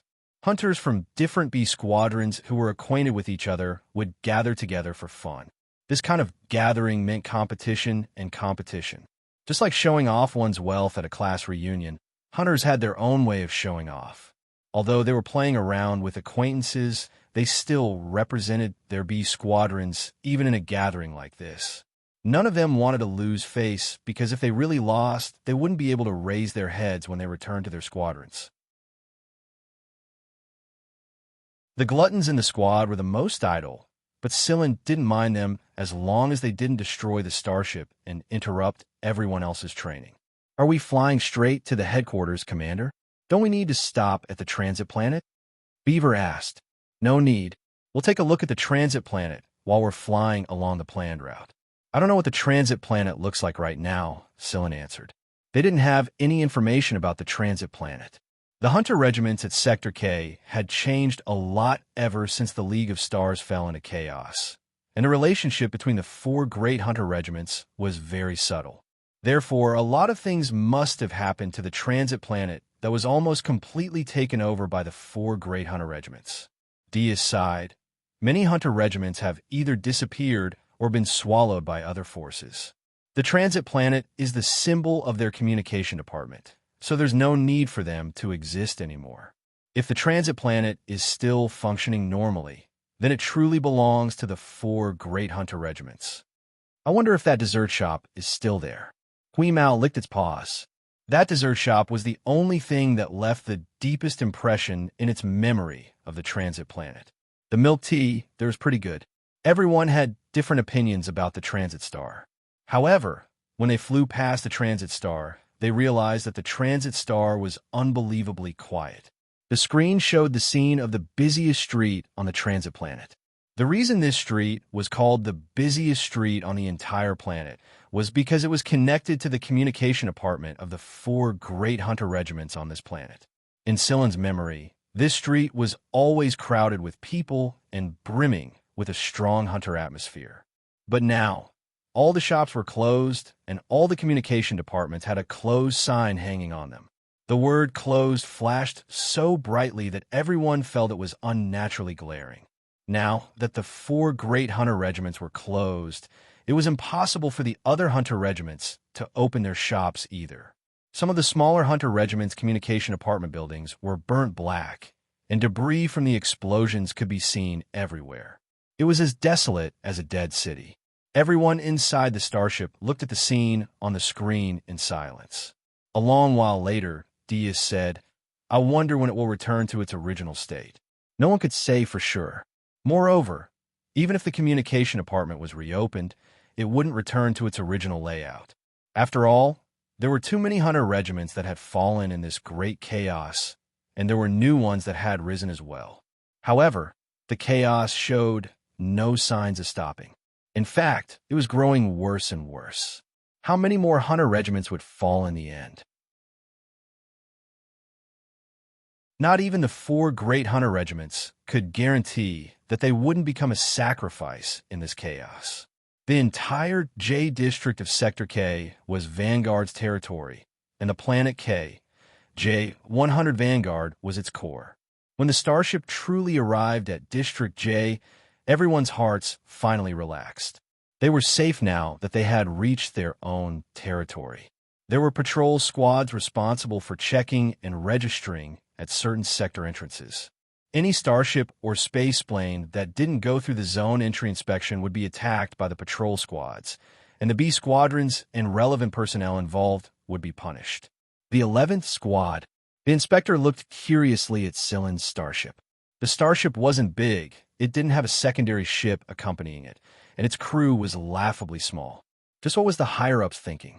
Although the inspector was puzzled, he didn't keep Silen and the others here. The A Squadron's meeting this time was very important, and they didn't have the courage to delay it. After the inspection process was complete, the patrol squads let them through. The inspection has gotten stricter again, Xianxia muttered. It can't be helped. We all know the situation we're in right now, so we're more worried that they won't be strict. If we let the enemy in, won't we be the ones to suffer the consequences? Carrie said, while tossing a fruit Sigma had delivered to him. Tang Xiaoqiu rubbed her chin and said, I wonder what our new base will look like. It must have a wide shooting range and not a simulated one. After entering Sector J, the rest of the journey was quick. It didn't take long for them to reach Planet K, J100. Unlike the bleak transit planet, the planet was very lively. There were many spacecrafts flying around the planet, and people working on their projects could be seen at the spaceport and other subspace stations. Where are we going to park our starship? It looks like the spaceport has changed a lot. Hey, little 11, zoom in on the spaceport. As soon as Carrie finished speaking, the image on the screen began zooming in on itself. It even analyzed the attack power of some of the spacecrafts and spacecrafts. Thanks, Carrie shouted. He moved closer to the screen and studied the changes on the spaceport with Xiaoxiang. You're welcome, a childish voice rang out. The owner of the voice, the little 11 that Carrie mentioned, was none other than the superintelligence implanted into the starship. Ever since little 11 showed up, the other members of the 11th Squad, whether they were Inhumans or not, had all been busy with their own things. There isn't a single B Squadron starship parked at the spaceport, Carrie said, puzzled. How is that possible? Didn't a lot of them park there in the past? Ba Dao also moved closer. That's true. While the group was discussing around the screen, a communication request came in from a spaceport. Along with the communication was a guide map. According to the new rules set by the higher-ups, all 11B squadrons are to park in the area above their respective bases. There will be their respective space stations there. Please follow the guide map. The spaceport does not allow B squadron starships to park there. After the communication was over, everyone looked at the guide map on the screen. Is the area marked in red our new base? That place wasn't open in the past. Carrie pointed an area marked in red on the guide map and said, I can't tell what it looks like even with this. The guide map only marked the general area. There was no visual representation. Let's go, little 11. Let's go there, Silen said. Okay. There was indeed a space station in space above the red area. There was a landing pad at the head of the space station for starships and spacecrafts to park. There was a big number 11 outside the space station. Oh, that's our space station. Awesome. We have our own space station now. Carrie was overjoyed. Listening to these words was really bitter. The starship was parked at the space station, and the team members were going to take spacecrafts to the base. Little 11, stay here and keep an eye on the space station. Teach anyone a lesson if they don't greet us. We'll contact you when we get to the base, Silen said while walking toward the spacecrafts. Okay. The childish voice was accompanied by the sound of the battle march. It was a surging, passionate song. Carrie had just stepped into the cabin when he turned around and shouted, Little 11, we're just going back to the base. We're not going there to fight.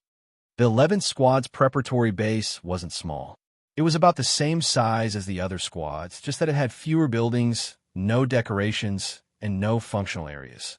It was a brand new base without any extra decorations. Base. Meow, new base, new territory. Hui Mao spread its wings and flew off to patrol the base. Xianxia hurriedly hopped onto a hoverboard to catch up to it. The Miantuan took the opportunity to hop onto Xianxia's head and follow it out. Let's go. Let's clean up the living quarters first. Sillin keyed in the verification information and called everyone inside the base after the gate opened. The new base was a little too spacious for them. After all, the 11th squad had too few people at the moment. Tang Xiuqiu asked Sha Ro to clean up a room while she carried her gun to the training ground to see what the new base's shooting range looked like. The first 2 days after they arrived at the new base, everyone busied themselves with tidying up the place. The results were obvious, and the previously lifeless base was now a little livelier. After some internal discussion, Shi Kai, Shi Mu, Shi Tang, and Tico each had their own research lab. Sillin's lab was there as well, and he transferred some of the parasite samples to it. Nothing major happened during the first few days, and the B squadrons hadn't arrived yet. The meeting wouldn't start until everyone was present. Sillin used this time to study the League of Stars he had recently obtained. Although the information he obtained wasn't entirely accurate, he was still able to deduce the general situation of the League of Stars. He wouldn't be too passive if anything happened in the future.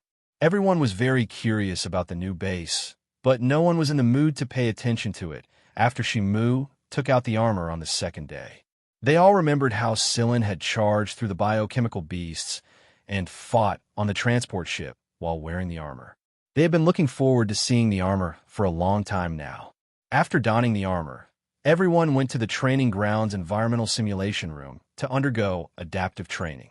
Shimu would modify the armor according to everyone's strengths and weaknesses in different environments so that the armor would be more compatible with its wearer and more effective. On the 9th day, after the 11th squad arrived at the new base, Sillin received a notice that he had to attend a meeting with the A squad. After giving the 11th squad a few instructions, Sillin left without Huimao. The A squad didn't have as much freedom as the 11th squad, and it was only natural that the A squad would be stricter than it was in the 11th squad. Not to mention that Huimao wasn't someone who would stay idle for long. Sillin was afraid that he would cause trouble, so he ordered him to patrol the new base and help Sigma expand its indoor fruit garden. Just as Sillin expected, the A squad wasn't as relaxed as the B squadrons. Right now, every member of the A squad was exuding a serious and solemn aura. After parking the space plane and checking the captain's insignia, Sillin walked toward the conference hall and ran into an old acquaintance. "You're here." Shotten stood up from his seat and greeted Sillin. "Hello, OL Captain. Don't call me that again. You're the captain of the 11th squad now, and I'm just a former captain of the 6th squad. If you really want to address me like that, you should be calling me Senior. Never mind, let's not dwell on this. I knew you'd show up around this time, so I've been waiting for you." Shodan was the commander of the 6th squad, but he was waiting for Sillin, the new commander of the 11th squad, instead of the 6th B squadron's commander. Anyone who didn't know the truth would be puzzled. That being said, Shotten didn't feel very close to the 6th squad right now. Even if he went to the 6th squad captain, the new 6th squad captain wouldn't appreciate it.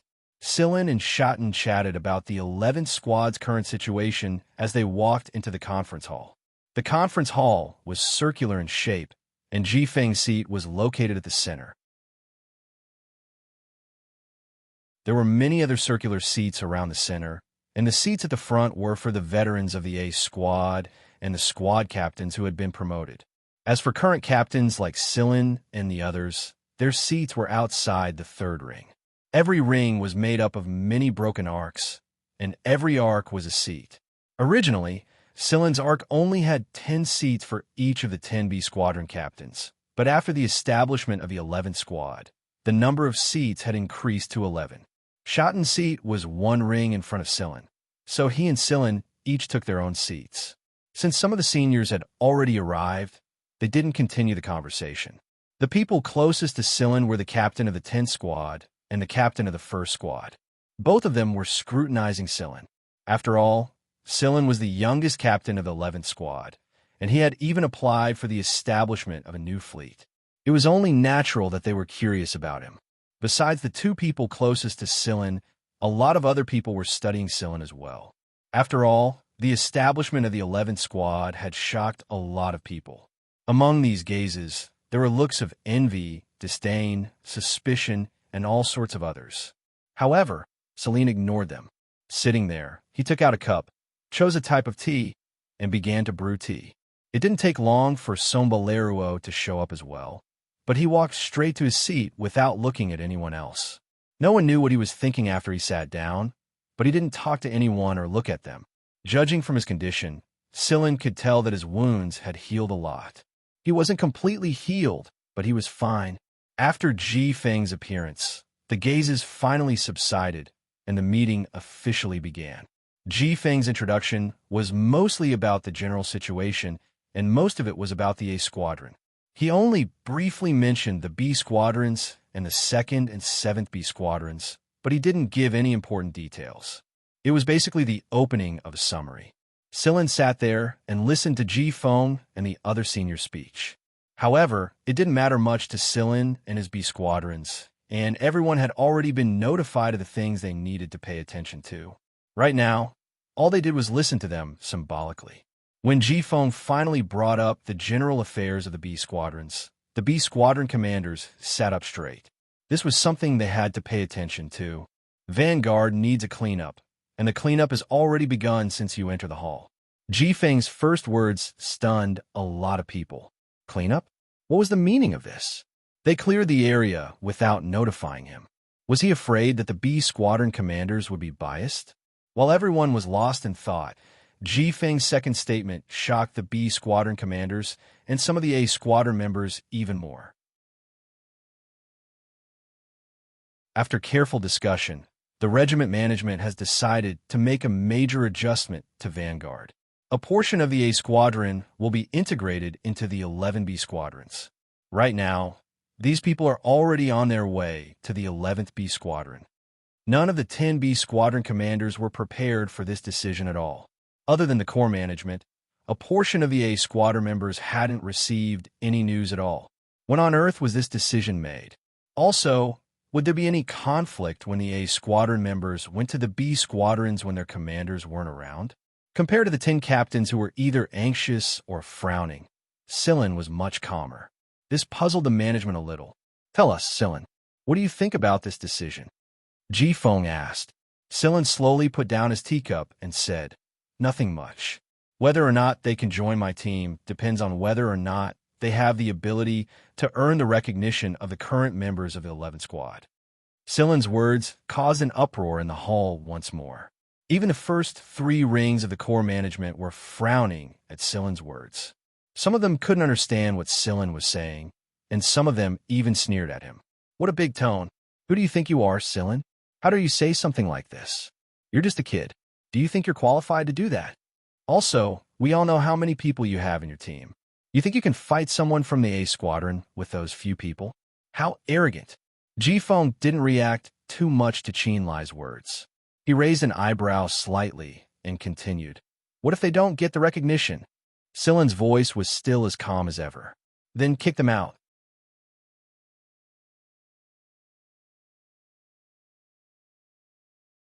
Chapter 343. Hunters were a group that valued strength, and there was no rule in Vanguard that forbade members from joining the B Squadrons by force. After all, to most members of the Hunter regiments, every squadron member was an outstanding talent. 99% of them were A rank, and they were excellent hunters who had been honed through combat and training. Therefore, the B Squadrons couldn't wait to recruit these people, so why would they turn them down? The only thing that gave the captains a headache was that these people who came from the A Fleet had always been more arrogant, always thinking that they were superior to the people from the other fleets. Therefore, it was indeed a difficult problem for the captains to get along well with the old team members, and this problem was not something that could be solved in a short period of time. Unlike the commanders who were thinking about the A Squadron's decision, Celine's words were so shocking that their eyeballs almost popped out of their sockets. Kick them out if they don't get the A Squadron's approval? Was that something a B Squadron member would say? All right. Ji Feng knocked on the table in front of him and waited for everyone to quiet down before continuing. This matter has been resolved, so there's no need for further explanation. If you have any questions, you can discuss them with the management after the meeting. Let's continue. The meeting was going to last for an entire day, and by the time it was over, the curtain should have fallen on the B squadrons as well. Since the commanders couldn't contact their squadrons right now, there was no point in worrying. It was obvious that the A squadron was doing this to see how the B squadrons would react after the removal of their commanders. While the B squadron commanders were feeling anxious and confused, the A squadron's cleanup crew had already begun taking action. The 11th squad wasn't the only one on the list, and the other 10 squadrons were more or less on the list. This was the result of a secret investigation conducted by the A squadron over the past few days. Even if the people on the list weren't completely wiped out, they would still be investigated further. During the cleanup, the seats of the B squadron commanders would display some basic information about the cleanup crew, including the reason why they were on the list, and so on. At first, the commanders of the B squadrons were very dissatisfied. They didn't even have the mood to sit here and continue the meeting. They were so angry that they almost left on the spot. But as the information came in, the expressions on the commanders' faces changed again and again. Sillin was still the calmest out of all the C squadron commanders, which puzzled a lot of people. At the same time, not far from the 11th squad's base, a modified flying car with a large space landed on the ground. Nearly 50 people got out of it, all of whom were relatively young, the youngest of whom was only 15 or 16 years old. I suddenly feel regret. One of them glanced at the deserted base of the 11th team and said, hearing this person's words, the people next to him also echoed, "You're not the only one who thinks so." Not to mention the training of fighter jets, there wasn't even any sound of shooting or other training. Could it be that they were all practicing shooting and other events indoors? I hate indoor training the most. I can't feel it all. On top of that, the 11th squad's formation was rather strange. There was no telling when they would be disbanded and reorganized. Everyone knew that the 11th squad only had so few people, so what kind of missions could they possibly carry out? Other than mining, there's nothing else? Among these people, many felt that it was a waste of their talents to be assigned here. Previously, they did not directly refuse, only telling the person in charge to take a look here before making a decision. But now, they suddenly felt that there was no need to do so. Was there even a need for a squad like this to exist? Originally, each squad was assigned 70 or so people, but the 20 or so people who were assigned to the 11th squad had rejected the offer on the spot. More than half of the remaining 50 or so people didn't respond to the offer directly. Some people even said that the 11th squad was a good choice. If they joined, they would become veterans of the 11th squad once it grew stronger. Moreover, they would be more respected when they returned to the A squad. This kind of seniority was a badge of honor. There was indeed such an unspoken rule among the hunters. Sonba Leruo and Bart, for example, were B squadron captains. They had fought their way to the top, so it was only natural that they would have more influence after being promoted to the A squad. This was what seniority meant. While everyone was discussing among themselves, one of the inconspicuous-looking men was already making his way toward the 11th team's base. "Hey, Mao, wait for us." A young man with hair that looked like a porcupine called out to his companions and caught up to them. A few more people followed behind them, and it looked like they had a good relationship with each other. "Mogaz, Phoebe, are you guys really going? It'll be hard for you to leave the squad if you go." Someone tried to persuade them. It's the same no matter where we go. It's even easier if we don't have a mission. We can do whatever we want." Mogaz scratched his hedgehog head and straightened out his slightly curly hair. Then, he replied to the person behind him as he walked. "Do you think a hunter has any room to grow without a mission? Mogaz, let's not talk about Mao, but if you don't have anyone to go crazy with you, won't you grow moldy from boredom?" Mogaz sighed. "There's nothing I can do. I'll just turn over a new leaf. Don't use that kind of bullshit as an excuse. Never mind, just go if you want to. Don't blame us for not persuading you later." The person who tried to persuade them turned around and walked back into his flying car. Another group of people followed after him. There were about 20 or so people who stayed behind. They were still hesitating. "Hey, are you guys leaving or not? We're flying away first. What are you guys waiting for? Look at how many people the 11th squad has right now. And think about the state of the hunter world as a whole. How long can a squad like this last? Isn't this just asking for trouble? The person in the car didn't know if he was talking to himself or trying to convince the hesitant people. But the more he spoke, the more confident he became. Nothing was set in stone, and the higher-ups had already said that they had the right to make their own choices. If they didn't like this squad, then there was no reason for them to stay. It was better to find a stronger B squadron with a better future. Some of the people who were still hesitating felt that it made sense, so they boarded the flying cars one after another. When the rest of the people saw that everyone had left, they also boarded the flying cars without any ideas. "Hey, Panda Eyes, are you coming or not? We're taking off if you don't." The person in the car shouted at the last person who was still standing there. The person in the car shouted once, but didn't get a response. He shouted a few more times before throwing a pebble at the person's head. The person who was standing there with his head down took a few seconds to raise his head. He was a 15 or 16-year-old boy. The most eye-catching thing about him was the thick dark circles around his eyes, which were literally panda eyes. After the young man raised his head, he scratched the back of his head and looked at the people on the mountain in a daze. He slowly replied, Huh, my ass. We're going back to headquarters. Are you coming back or not?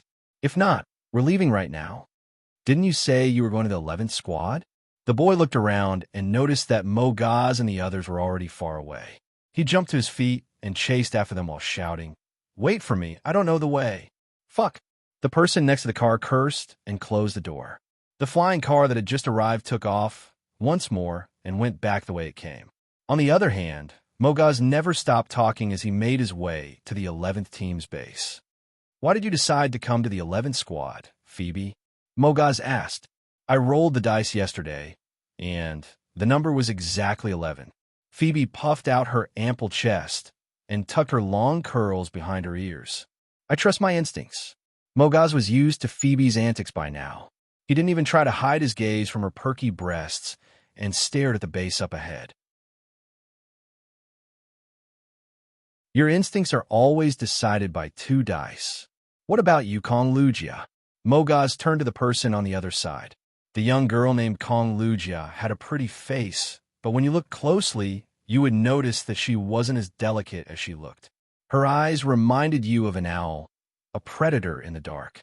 "We'll go wherever we're assigned. It doesn't matter which squad we're assigned to." Wuxia found Mogaz's question to be rather pointless. The A squad's decision was made so quickly that they didn't even have the time to investigate it. Moreover, the A squad didn't know much about the B squadron, so they didn't know much about the 11th squad.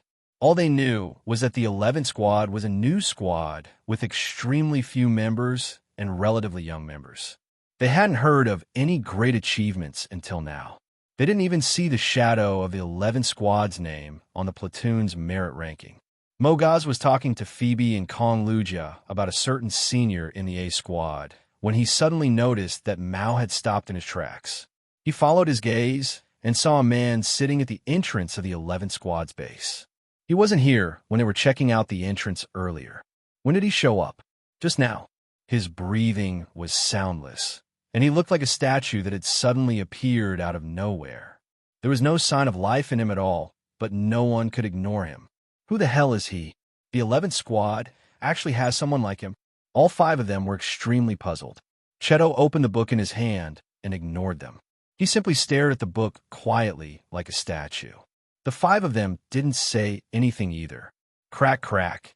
The strange silence was broken by the opening of the base's entrance. A middle-aged man, reeking of alcohol, poked half of his body out of the half-open door and glanced at the 5 of them. Then, he looked behind them and gulped down a mouthful of alcohol before letting out a soft sigh. "It's just the 5 of you, huh?" Shusag gulped down 2 more mouthfuls before turning to look at Cheto. As expected, the 11th squad isn't welcome here. Mogaz and the others found it very strange. It was because the middle-aged man reeking of alcohol was smiling brightly when he said something that should have been regretful and sad.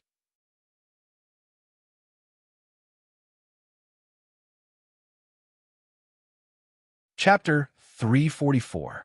A light breeze blew past them, carrying with it the faint sweet smell of fruits and the stench of alcohol on Xianxia's body.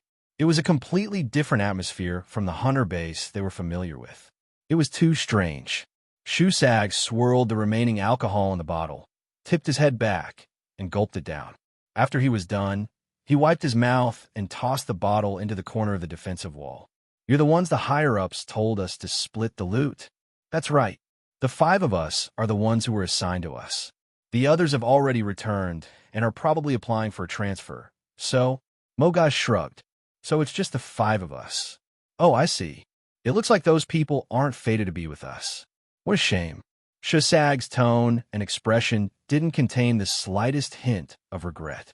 "But before the meeting, our captain instructed us not to let anyone who was assigned here enter the 11th Squad's base. Our mission now is to prevent any of you from entering the base." "Not a single one." Mogaz and the others frowned. Normally speaking, the A Squad would be more than happy to accept the A Squad's members, not to mention that the 11th Squad was still in its infancy. Shouldn't they welcome the 5 of them with open arms and open their gates to welcome them? This was different from what they had imagined. Rejection? No, definitely not. The 11th Squad wouldn't be acting this way if they were really rejecting them. So, this was probably a test? While the 5 of them were mulling over Xianxia's words, Cheto closed his book, put it away, and jumped to the ground. He and Xianxia guarded the base's entrance from both sides. Cheto and Xianxia's actions confirmed their suspicions even more. This had to be a small test. Realization dawned on Mogaz's face. He tossed his backpack to the side, stretched his arms and legs, and did a set of warm-up punches while he was at it. The other 4 also put down their backpacks, but not as exaggerated as Mogaz's. Pango, in particular, took a few steps back after throwing down his backpack. It looked like he was planning to leave the battlefield. "All right, let's begin." Mogaz spread his arms and struck a very arrogant pose before looking at Xianxia and Cheto.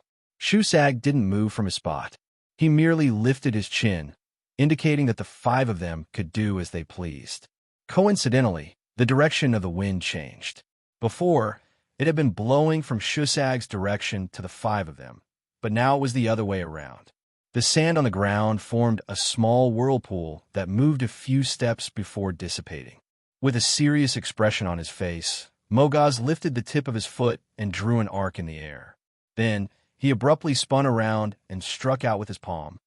"Huh!" 5 translucent marbles bounced towards Xianxia and Cheto. After making a weak parabola, they fell to the ground and rolled a little more at their remaining speed until they stopped a meter away from the duo. Xianxia, Carrie, and the others, who were watching the situation outside the surveillance room, could not help but twitch their eyes. Kong Lujia and the others didn't move at all while Mogaz was tossing the balls, but Mao and Kong Lujia finally moved after the balls came to a complete stop.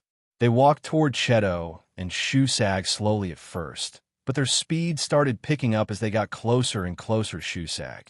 While Mao and Kong Lujia were charging toward them, Cheto and Xianxia were about to attack. Bang, bang, bang, bang, bang. 5 explosions later, the 5 marbles exploded. There wasn't any physical damage caused by the explosion, so they simply vanished in a thin air. "Neurotoxin?" Cheto asked softly. It wasn't a particularly violent neurotoxin, and Mogaz often used it to play pranks. It could paralyze a person's nerves, and the drug only had a half-life of half an hour. If their opponent fell for it, they would have enough time to deal with it. Moreover, thanks to the direction of the wind, the 5 of them weren't affected by the toxin. After the pinball exploded, Mao and Kong Lujia charged toward Cheto and Xianxia and attacked them head-on with their bare fists and kicks. Mao versus Cheto and Kong Lujia versus Xianxia. Mao's attacks were both hard and soft. Sometimes they were fast, sometimes they were slow, sometimes they were fast, sometimes they were fast, and sometimes they were slow and agile. Although the rhythm of his attacks was different, he was able to overwhelm his opponent with every hit. If it was an ordinary person, every time they received a blow, the blood vessels in their arms would vibrate and expand. Under different rhythms of attacks, the irregular vibrations of the blood vessels would cause abnormal blood flow. Soon, the person would discover that their entire arm would become sluggish, accompanied by pain, and they would lose control of it. A person like Mao would always lead his opponent's rhythm in battle. Before Kong Lujia threw a punch, a boxing glove appeared on her hand and covered most of her palm. Only the tip of her finger was exposed, and there was a bulge at every joint. To Shusag's knowledge, a normal person would probably break a couple of bones if they took a hit from a bulge head-on. The soles of Kong Lujia's shoes had also changed a little. It allowed her to adjust her position with the help of the ground's resistance. Unlike Kong Lujia's delicate appearance, her punches were unusually fierce and powerful. Shusag felt that the woman in front of him wasn't a girl who hadn't matured yet, but a man with a strong body. Every move she made was imbued with killing intent. It was as if she was trying to condense it into a sharp blade and slash at her prey. Even Carrie and the others who were watching the battle through the monitor in front of the base's entrance could sense a little of it. The killing intent only reached its peak when Kong Lujia's punches and kicks were about to come into contact with Shusag. At other times, Kong Lujia hid her killing intent very well. As expected, the A squad is full of excellent hunters, commented Diaz. Phoebe and Mogaz followed suit after Mao and Kong Lujia had attacked. Phoebe swung a 9-segmented whip at Cheto like a venomous snake. Under her control, the whip crackled and crackled with electricity from time to time. On the other side, Mogaz was constantly changing positions and angles, throwing different hidden weapons at Shusag to create more openings for Kong Lujia to launch more effective attacks. Kong Lujia's attacks would always be blocked by Shusag's finesse, but Shusag wasn't going to let her off easily. One close range, one long range. The quartet didn't say anything. It was as if they had come to some kind of agreement in an instant, and they worked together in the most optimal way possible. On the other hand, Pango paced a few steps before coming to a sudden stop. He scratched his ears and cheeks in a daze for a moment before his head drooped. It looked like he was dozing off again. However, Mao grew more and more suspicious as time went on. Logically speaking, a man who had taken so many of his attacks head-on should have shown some effect, even if he wasn't poisoned, shouldn't he? Even if Cheto's arms felt like steel, there shouldn't be no effect at all, right?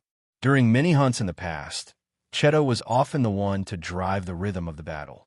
What he didn't know was that Cheto had come into contact with this kind of fighting style a long time ago. It was because Cheto had once used this kind of fighting style that was both hard and soft.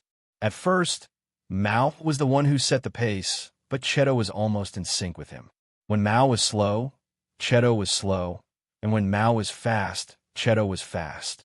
To Mao's dismay, the rhythm of the battle was starting to slip out of his control.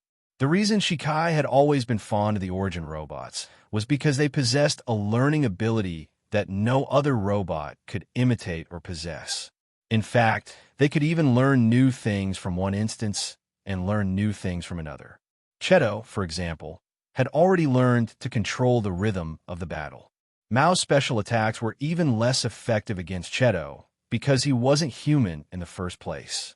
He wasn't afraid of the high-voltage electricity on Phoebe's whip either. In fact, he could even turn himself into a complete insulator. It was his very nature to do so. Phoebe and Mao didn't know about this at all.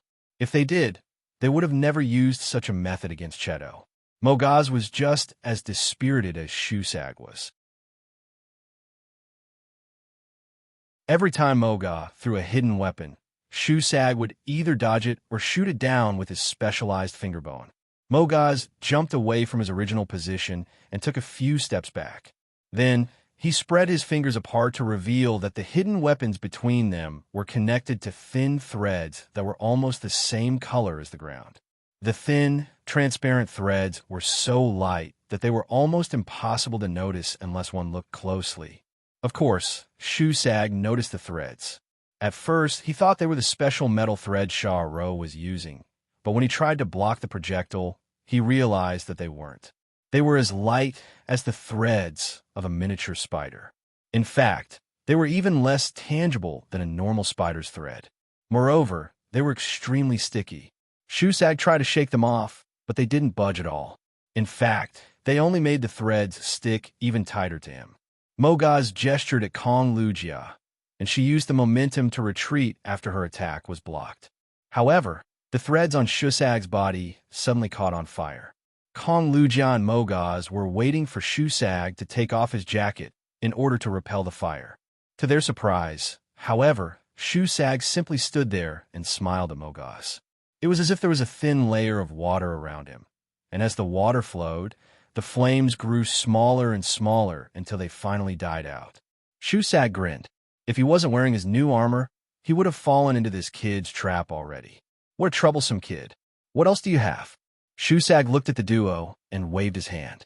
If they didn't have anything else, he was going to go all out. Of course I do. Watch this. Mogaz flicked almost 100 threads from his fingers and shot them at the defensive wall behind Shusag. The threads intersected with each other and trapped Shusag inside. With a flick of his finger, flames erupted from his finger and covered the entire net. Every strand was like a thick pillar of fire. Not far away from him, Phoebe's 9-segmented whip extended into 3 segments and formed a whip net that enveloped Cheto inside. The flashing electricity on the whip formed a powerful electromagnetic field that surrounded Cheto. While Cheto and Shusag were being surrounded like this, Mao and Kong Lujia, who had retreated from the battlefield, turned around and kicked Pango almost at the same time. Bang! Panji's body distorted in a strange way. The place where he was kicked caved in at a curvature that normal people couldn't achieve, forming a corresponding bulge on his back. If it was anyone else, such a change would have caused a hole in their body or broken their bones. Even if they didn't die, they would be seriously injured. Strangely enough, Pango's bones didn't crack at all. Instead, he was sent flying like a cannonball towards the base. Pangu, who had been kicked into the air, was about to fly over the base's defensive wall. It was only now that Shusag realized that it wasn't just the 4 of them working together. It was a plan the 5 of them had come up with in a short amount of time. We can't let any of you in. Not a single one of you. The 5 of them remembered Shusag's words. This was Shusag and Cheto's mission. According to the rules of the Hunters, they would fail the mission if they missed out on even one of them and allowed one of them to enter the Dark Abyss. Therefore, from the very beginning, the 5 of them had this plan. If they couldn't win, they would use this method. If the 4 of them couldn't enter, they would send Pango in. Therefore, rather than saying that Pango was dozing off while they were fighting, it was more accurate to say that Pango was preparing for this crucial attack. He was adjusting his body to the most suitable state to withstand the kick from these 2 people who didn't know what gentleness was. Bang! A loud, muffled sound that sounded like a giant boulder hitting the ground froze the 4 of them. Pango had crashed into an unknown gray object. At least to the 5 of them, it was an unknown object. Pango was forcefully stopped in his tracks. Shusag's lips curled into a smile. That sound is soothing. I really feel bad for that little guy for running into that fatty. The gray wall, blocking Pango's path, slowly opened up, revealing a fat cat who was happily munching on a bag of snacks. Before Pango could react, Huimao flapped his wings and sent the falling Pango flying. Pango, who was still dizzy from the impact in the air, completely fainted. In the surveillance room. Poor kid. I wonder if he's unconscious yet. Xiaoxiang asked from behind the screen. Of course. How could Lord Cat not faint? Carrie answered. Carrie felt deep sympathy for the poor kid who was knocked out by Huimao's wing.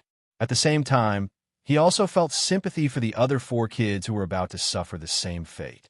Just as the 4 faces froze, a fat, white head popped out of the wall. Xianxia's head popped out and flipped over the 10-meter-tall wall with practiced movements that didn't match his size. After landing with a thud, he scratched his butt and chuckled at the unconscious person who had fallen to the ground. Then he rolled into a ball and rolled over to the other side of the wall. After rolling to Pango's side, Xianxia pulled Pango up with his fleshy paws and yelled at the base. He's really unconscious, but he's not bleeding. After yelling, Xianxia grabbed Pango's leg and dragged him toward the base. Standing outside the door, Kong Lujia and the other 3 were silent as they watched the fat white bear drag Pango inside. They finally understood what Shusag really meant when he said, "We can't let the 5 of you walk in." He meant walk instead of 5. They couldn't walk in. They had to knock him out and drag him inside. After Xianxia dragged Pango inside, Shusag pushed aside the fiery net and walked out. What do you think? Do you still want to join the 11th squad? There's nothing to be embarrassed about. If you want to leave, then leave. You have the right to decide if you want to accept it, and we have the right to decide if we want to accept it and how we want to accept it. The four of them didn't respond. Instead, they continued to attack Shusag. They were starting to understand why the 11th squad had been established so smoothly. The 11th squad was far stronger than they thought they were, and they hid their strength very well. Just how many secrets did they hide? Time passed slowly, and the meeting in the conference hall came to an end. After eating dinner provided by the A squad, Sillin and Schotten walked out of the conference hall and headed toward the spaceplane. Back in the conference hall, the higher-ups meeting was still going on. Sillin had wanted to chat with Somba Leruo, but it seemed that he would have to wait for another time. Keep it up, Sillin. I believe you can do better than us. I might not be able to go this far, but you can lead us to greater heights, Schotten said with a smile. While Schotten and Sillin were chatting merrily toward the spaceplane, a man who had also come out of the conference hall jogged past Sillin and Schotten.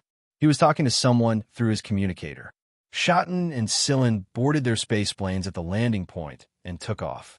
After Sillin's spaceplane left, inside a spaceplane that had just taken off, the person who had passed Sillin through the communicator just now looked at the screen. The screen showed the scene of him running up from behind Sillin. Not a single attempt at decoding. Someone behind him asked. Nope. The two men slowed down the video and zoomed in to observe the movements of Sillin's fingers. To their disappointment, Sillin did not attempt to decode the code, as they had expected. That shouldn't be the case. That's not the information we received. If he really was the Selene from before, he wouldn't be indifferent to this signal code. Could it be that I ran too fast and didn't give him enough time to react? The man was puzzled. No, it's definitely not like that. People who understand this kind of code have an inertial reaction in their minds, which allows them to grasp the information contained in the code in the shortest time possible. They can move their fingers and use the microamplitude of their fingers to decode it. But this Sillin didn't do anything to decode the code. His facial expression doesn't even seem to have changed. If only we could see his eyes clearly. That way, it would be easier to find the flaws in his eyes.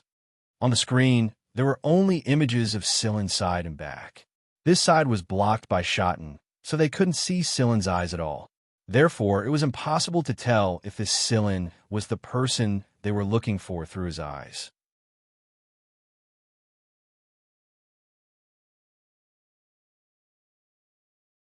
Chapter 345. By the time Sillin returned to the base, all 5 members of the 11th squad were already lying on the sick beds in the base's infirmary. In Shusag's words, the mission was a success. Sillin didn't expect too many people to join the 11th squad this time. He didn't want the 11th squad to absorb too many people at once either. That wouldn't be good for the 11th squad's development. It was a good thing that 5 new members joined the 11th squad this time. The 11th squad's members were young and full of potential. All 5 of them were dragged into the infirmary in a comatose state. Mao, Mogaz, and Pango, as well as Kong Lujia and Phoebe, all of them were treated the same way. They were all wounded and in a sorry state. Sillin's main goal was to crush the pride of the A squad members and get a feel for what they were capable of. Moreover, those who didn't sincerely want to join the 11th squad would definitely ask to leave. The 11th squad wouldn't force those who didn't want to stay. However, none of them showed any intention of leaving after waking up. When Sillin arrived at the infirmary, Mogaz wasn't dejected at all. Instead, he looked as excited as if he'd been injected with chicken blood. I knew it. Concentration is the essence of concentration. The 11th squad may be small in number, but every single one of them was an elite. Don't you think so? Mogaz grunted excitedly at the other 4 people on the sick beds before Phoebe whipped him off the bed. So noisy. Phoebe rolled over and closed her eyes to rest. Mogaz hadn't stopped talking ever since he woke up. Carrie couldn't help but leave after chatting with him for a while. Mogaz was just too talkative. Even Carrie, who was a chatterbox, couldn't take it anymore. Mogaz was just too talkative. All 5 members of the 11th squad turned to look at Sillin at the same time. Even without opening her eyes, Phoebe could tell that this person was someone they had never seen before.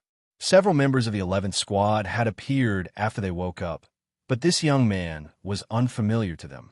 They didn't know much about the 11th squad, and they had only heard rumors about Sillin. Not even the gossipy Mogaz had seen Sillin in person. Mogaz, who was crawling back to his bed after being slapped to the ground, also stopped talking. For a moment, the only sound that could be heard in the infirmary was the faint beeping of the medical equipment. Sillin didn't need to look at the equipment to know that the 5 of them didn't have any serious injuries. With their abilities, they could recover after a day of sleep. Glancing at the 5 of them, Sillin said, "You're in good spirits." Mogaz wasn't in a hurry to get into bed. He sat on the bed and swung his legs as he looked at Sillin. "Are you from the 11th squad too, brother?" "That's right, I am." On a table in the infirmary was a box of natural fruit candies Xianxia had made from Sigma's fruits. Sillin popped one into his mouth and pulled out a chair to take a seat. Mogaz introduced himself and the other 4 members of the squad. "We're new members of the 11th squad. From now on, we'll help each other, understand each other, and love each other." Before he could finish, Phoebe whipped him again. "Go and love yourselves." Mogaz rolled on the ground for a while before he crawled back to his feet. He rubbed the spot where he was whipped, jumped back to his bed, and asked Sillin, "You haven't introduced yourself yet, brother." "My name is Sillin." The 5 of them. The infirmary fell silent once more. The 5 of them looked at Sillin from top to bottom like they were looking at a rare animal, then from bottom to top again. After they woke up, they chatted with Carrie and the others for a while. Shusag told them that he was no match for their captain, Sillin. From what they learned, the captain of the 11th squad, Sillin, was probably a very powerful person. The fact that he was able to command the 11th squad meant that he was no ordinary person either. However, the man in front of them looked a little too young, and he didn't seem to have a domineering aura at all. In fact, he looked like an errand boy among the A squad's members. "You're Sillin, the captain of the 11th squad?" Mogaz asked tentatively. Sillin nodded. "Yes, that's me." Mogaz scratched his head and chuckled. "Sorry, I didn't recognize you just now. But Captain, you're really a good hunter, and you're a good one. Also, I have a few questions I'd like to ask you, new member." "Go ahead." "Who is that Cheto guy? Why isn't Uncle Shusag afraid of fire? Is that really a cat that slapped Pango unconscious? Are all animals in the 11th squad not to be messed with?" The 11th squad. A series of questions flew out of Mogaz's mouth, and they weren't just a few questions. After Mogaz was done, Sillin smiled faintly and said, "You'll have to figure them out yourselves. Also, if you stay in the 11th squad and become an official member, you'll receive the benefits of being an official member." After that, Sillin rose to his feet and walked out of the infirmary, leaving the 5 people staring at each other in shock. "How is it?" Yudi asked from outside the infirmary. "It's fine. There shouldn't be any problems." "What did Diaz say?" "Diaz is very satisfied with the results." "That's good to hear. Diaz's instincts are always accurate. Also, all 5 of them are rare talents," Sillin said. Indeed, Yudi agreed with the assessment. Although all 5 of them were knocked unconscious and dragged into the base's entrance, they hadn't used their trump cards against Cheto and Shusag at all. The most important thing for a hunter was their trump card, and a good hunter wouldn't expose it to strangers easily. They were smart. There was no way this was all Pango was capable of. How could Mogaz's hidden weapons be so weak? There were 3 other people as well. Sillin could tell a lot from their breathing patterns, and Sillin was certain of his suspicions because he had watched videos of them fighting each other before he came here. "I'm going back to rest after a whole day of meetings. Don't disturb me if there's nothing important." "Okay." After a brief chat with Yudi, Sillin went back to his own lounge. As for the 5 people, Sillin wasn't worried about them at all. There were people watching over them, and there were plenty of people explaining the 11th squad's rules and history. Sillin didn't need to worry too much about anything else. After returning to his lounge, Sillin closed the door and took out his microcomputer. Then, he typed in a series of characters on the light screen. These characters were decoded from the decrypted code sent from the communicator of the person who had run past him. When Celine came into contact with these codes, he did not need to decode them immediately. His memory aside, even if he were to decode them immediately, he would be able to decode them without using his fingers. His decoding ability was like a small computer, and this was something that the person did not expect. After Cillin had inputted the second decoded character, he began to decode the chain of password messages. The reason he was paying so much attention to the encrypted message wasn't because he was curious about the person behind it. It was because the characters were something only a robot could understand. However, not every robot could correctly decode this encrypted message because the password was arranged according to each person's habit. Different people would see different information, so unless they knew the password of the person who encrypted it, it would only be a bunch of messy codes. Moreover, the characters were arranged according to Mo Heng's habits. Cillin knew Mo Heng's habits all too well. He was certain that Mo Heng was the one who sent the message. As for the person who purposely leaked the message, Cillin didn't think that it was an act of kindness. In any case, he would know what was going on after he decoded the encrypted message. Cillin's fingers flew across the light screen. The combination of these characters had a specific meaning, just like the parts they were made of. All Cillin needed to do was to assemble these parts according to the correct method. This form of code was similar to the Shi family's chain-filled stars chessboard. Other than the correct assembly of the character parts, there was also a simulated test that required 99, 98% and above comprehensive precision. In other words, the minimum comprehensive precision of the simulated assembly was 99, 98%. If this requirement couldn't be met, then the decoding would fail. It was worth pondering that the final product that Mo Heng used to assemble this character part should be the first machine that Cillin had assembled when he skipped classes at Seven Lights and was dragged to Seven Lights Engineering Research Institute by Mo Heng.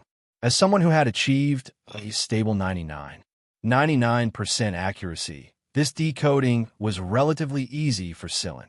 2 minutes later, the code was unraveled. However, the encrypted message revealed a second decoding image. Multiple decoding? Multiple encryption? It looked like this message was highly confidential. Otherwise, Sir Mo wouldn't have spent so much effort to set up the message like this. The second decoding image was a weapon diagram. Many parts of the diagram were labeled with characters. There was a symbol at the center of the diagram, Project Nightmare. Cillin didn't care if Mo Heng was participating in Project Nightmare. After all, Project Nightmare was a military project, and Mo Heng's son held an important position in the military.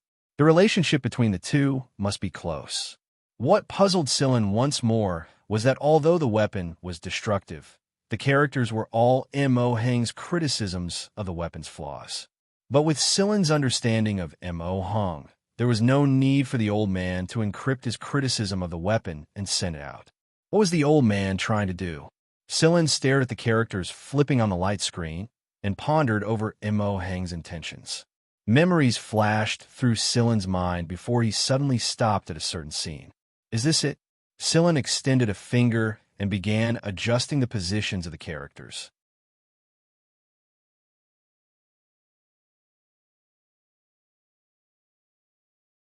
Chapter 346. Mo Heng had been famous for so many years and taught a lot of students, but none of them had inherited his legacy. In Mo Heng's own words, it was called no successor. Old Mo was not inflexible. In fact, he was quite familiar with some of the hidden rules of the circle. When he first entered the academic world, he played around with ease, but it was just for fun. What Mo Heng valued the most was still academics. Therefore, over the years, many people with powerful backgrounds had stuffed people into Mo Heng's hands. At first, Mo Heng found it hard to refuse them out of respect for the other party, but later on, he just ignored them. Don't you have power, advantage, and money? There are so many famous mentors and academicians in the entire League of Stars academic world and Seven Lights. Send whoever you want. I don't care. I don't do things like teaching children for others.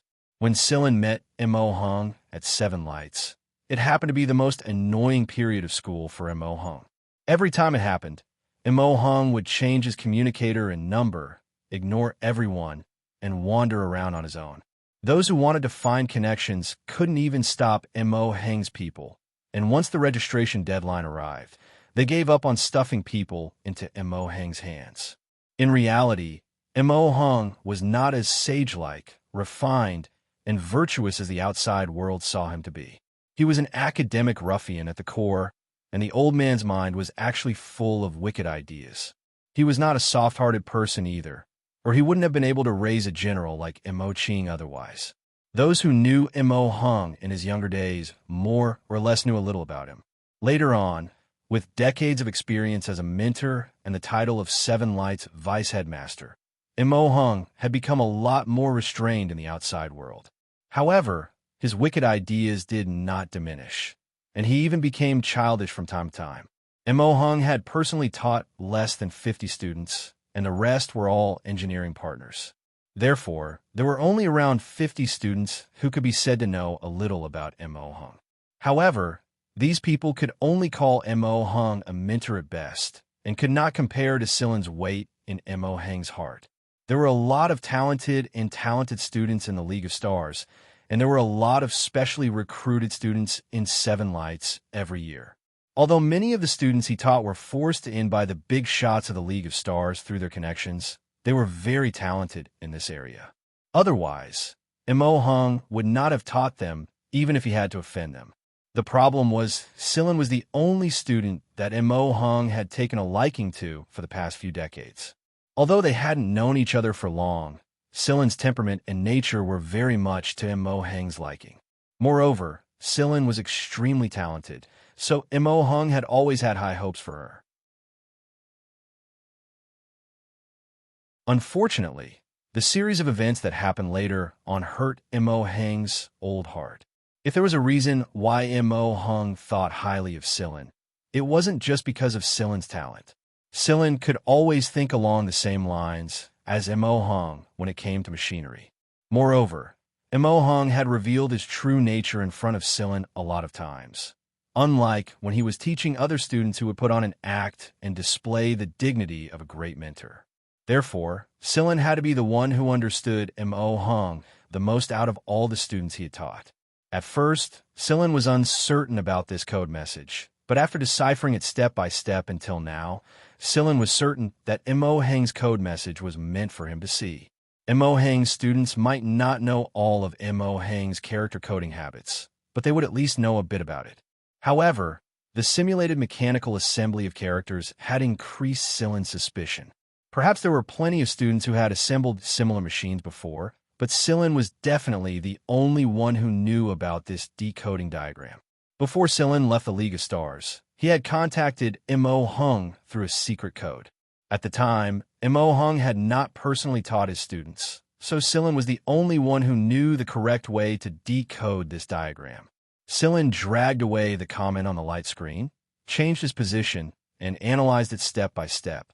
This diagram was a matrix decoding diagram. It was not a simple 3D matrix, but a unique form of the Mo family. Before Sillin left Seven Lights, Mo Hung had been researching this matrix, and he was almost at the point of success. Sillin had some understanding of this matrix. Mo Hung had even bragged in front of Sillin that he had created a mechanical implantation program of his own that could optimize certain programs in a machine and protect against intrusion. He had even asked Sillin to keep it a secret that after he had perfected this matrix experiment, Mo Hung would write a paper and submit it to one of the two giant electronic journals of the League of Stars, Code. Mo Hung called this matrix the Mo matrix, so when you slowly deciphered these matrices, there would be an ancient M character on the last matrix, and that was what Mo Hung had purposely marked on it. Sillin had read the last issue of Code before the League of Stars' uprising, and there was no related article by Mo Hung in it. Either Mo Hung had not finished perfecting it, or he had been delayed by some other matter. While thinking, Sillin swiftly moved his fingers to decode the diagram. As Sillin continued to decode it, the diagram gradually began to change. When Sillin had completely decoded the diagram, the original weapon diagram had turned into a star chart. When Sillin compared the star chart with the star chart, he discovered that the star chart was marked on a planet at the center of Sector C. After the star chart was opened, a paragraph of text appeared on the light screen. This paragraph of text would only appear for 30 seconds. After 30 seconds, the text would disappear, and it would disappear irrevocably. From this paragraph of text, Sillin learned of Mo Heng's current situation. However, Old Mo's life was not in danger for the time being. After all, Old Mo's son, General Mo Qing, held a part of the military force in his hands, and Mo Heng's influence in the academic world could not be ignored. Unless it was absolutely necessary, those people would never threaten Mo Heng's life. In fact, they would even treat him with good food and drink. It was just like Mo Heng said in the text.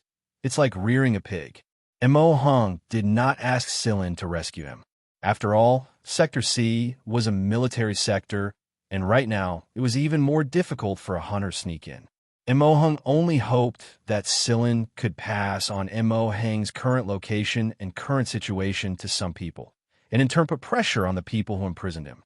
This method was effective because Mo Heng's years of influence allowed him to unite a portion of the non-military personnel. Moreover, they came from all over the League of Stars, and this expanded their sphere of influence. In a chaotic environment like this, an incident like this could become a fuse and cause new chaos. There were a lot of people behind the scenes who were waiting for a chance to interfere. However, this method was not foolproof. Mo Heng was only doing this to take revenge on those who imprisoned him, but there was no absolute guarantee that Mo Heng's life would be in danger. Moreover, it would take too long for Sillin to make any guarantees. Sillin wondered if he should make a trip to Sector C. Unfortunately, the situation in Sector C had changed, and he would become a public enemy if he was not careful. He had to borrow external help. But who should he borrow from? C.I. Jincheng's side was definitely out of the question. The C.I. family's every move would attract suspicion, and Knight's side was also out of the question. His family was playing an important role there, and they were being watched closely. After thinking for a moment, Sillin wrote a secret code and sent it out. With that guy's current abilities, he should be able to help, right? Somewhere in Sector C. It was the planet marked on the star map that Sillin had deciphered. There were squadrons of patrol fleets and satellite defense arrays around the planet's periphery. There were also many buildings in the form of bases on the planet, and military management was everywhere. In fact, this was the case in most of Sector C. At a research base on the planet, many transport spaceships flew out of it. The spaceships were filled with all kinds of instruments and machinery. The manufacturing workshop of this research base was huge, and there were a lot of personnel. However, most of them were mechanized production lines. Inside a very large workshop on the 7th floor of the research department, Mo Heng was lying on a recliner in his work clothes. His legs were propped up on the table, and his eyes were closed. No one knew what he was thinking. On the table where his feet rested was a machine that had just been assembled. There was also a pile of parts waiting to be assembled next to it. If it was the Mo Heng of the past, he would never allow these things to be on his table. It was irritating to look at them, and his OCD would force him to either move these parts somewhere else or assemble them directly. But now, his OCD didn't work either. Mo Heng left the parts scattered on the table without sorting them out. Right now, Mo Heng was exuding an aura that said he couldn't be bothered with them. Compared to the old man in Sillin's memories, the current Mo Heng was thinner. The main reason for this was due to his emotions. It was obvious that Mo Heng wasn't in a good mood. He hadn't been in a good mood ever since he was brought to this crappy place. Ding! The workshop door opened, and a middle-aged man who looked like a gentleman walked in. The middle-aged man was wearing engineering work clothes similar to Mo Heng's. The middle-aged man put his hands in his pockets and walked next to Mo Heng. However, Mo Heng didn't open his eyes to greet him at all. When the man walked in, Mo Heng frowned and looked even more impatient. "Instructor Mo," The middle-aged man said softly. Mo Hung didn't answer and tilted his head in the opposite direction. Instructor Mo, I know that you've sent a coded message. You know that we can't intercept these messages, and you're not afraid that we'll intercept them either. You've gone to great lengths to send the same message through various channels, and although you've intercepted 99% of the messages, there are still some that we missed. However, these missed messages didn't make it out of Sector C. You may not know this, but Sector C has set up an information defense network with dozens of technical and engineering academicians working together with the former League of Stars Research Institute. Other than the people on the 8 Marshals side, it's very difficult for other messages to pass through this network. Mo Hung opened his eyes, but he didn't look too disappointed. In fact, Mo Hung didn't have much hope in the message either. Never mind, let it be intercepted. They can't decipher the message, even if they intercepted it anyway. Mo Hung had absolute confidence in this. The middle-aged man looked at Mo Hung and continued, However, I've sent the message for you. I think you want to contact someone or some of your former students. After a moment of silence, Mo Hung said, Stop beating around the bush. The middle-aged man smiled. He didn't mind Mo Hung's stinky expression at all. He maintained his previous speed and tone. When I first entered Seven Lights, the reason I applied to work under you was because I saw your ability in academia that those worthless academicians couldn't compare to. As it turns out, you didn't disappoint me either. It's true that I can't decipher that coded message, and until now, no one has been able to decipher it. Even if they could decipher it, I believe it's not the correct message. The last diagram is your latest research result. Am I right? Mo Hung still wore that stinky expression on his face. Mo Hung had protected the Mo Matrix's research results very well, and he knew all too well about the dirty ways of stealing academic results in academia. That was why he had protected his research results very well ever since he stepped into the academic circle. This time, Mo Hung had sensed it beforehand and deleted all relevant information. You want to steal my research results? Not a chance. I'm guessing that you want to inform your students of something, so I passed this message to the students you've taught. Other than the few who died, everyone else should have received it by now, including your favorite student. Seeing that Mo Hung's expression was gradually turning subtle, the middle-aged man took out a device the size of an egg from his pocket and drew a shape on it with his finger. Then, the device projected an image on a hologram. As for your favorite student, I have a new message for you. On the hologram, a man clad in full armor was running on the surface of the transport. He was incredibly fast and agile, and every step he took was steady against the surface of the transport. He couldn't see the clumsiness and lag limitations of any other space protective armor. But the real thing that made Mo Hung's adrenaline skyrocket was the scene where Sillin assembled a cannon barrel with a wave of his hand. That scene was indeed very shocking. The collision of the lightning and the giant mouth, the strong visual impact, as well as the small figure wearing armor, made everyone who saw this scene uncontrollably excited. After turning off the hologram, the middle-aged man said, I know that you've been in contact with him. It said that he disappeared for almost 3 years, and no one knew about it. But I think you should know about it, right? That weapon is also your new research result, right? In fact, he disappeared for almost 3 years to help you complete this result. Isn't that right? Mo Hung closed his eyes and said nothing. He hadn't completely calmed down yet. Without looking at the man, Mo Hung returned to silence. However, Mo Hung's reaction convinced the middle-aged man of his guess. To him, Mo Hung had participated in the Nightmare Taper project, so it was not impossible for him to create a weapon. However, Mo Hung's temperament was a little strange. He wouldn't easily give his own results to his son. Every research result had to be tested and improved many times before it was made public, and this work was either done by him alone or with the help of his students. Therefore, Sillin must belong to the latter group. He had gotten someone to leak the information to Mo Hung's other students. He was now collecting the final decoding information of each of his students. However, there was nothing about Sillin. That was the exact reason why the middle-aged man believed his guess even more. Mo Hung was definitely the one who had sent that message to Celine.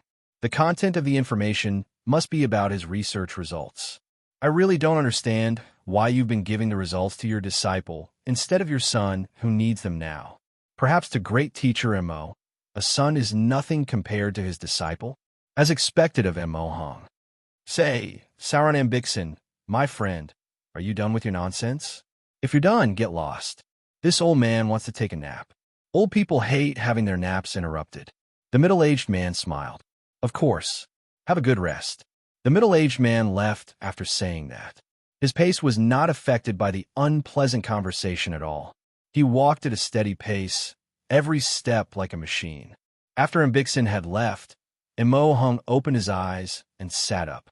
He stared at the parts on the table for a while before starting to assemble them. Mo Hung's hands were itchy if he didn't touch any machinery for a day.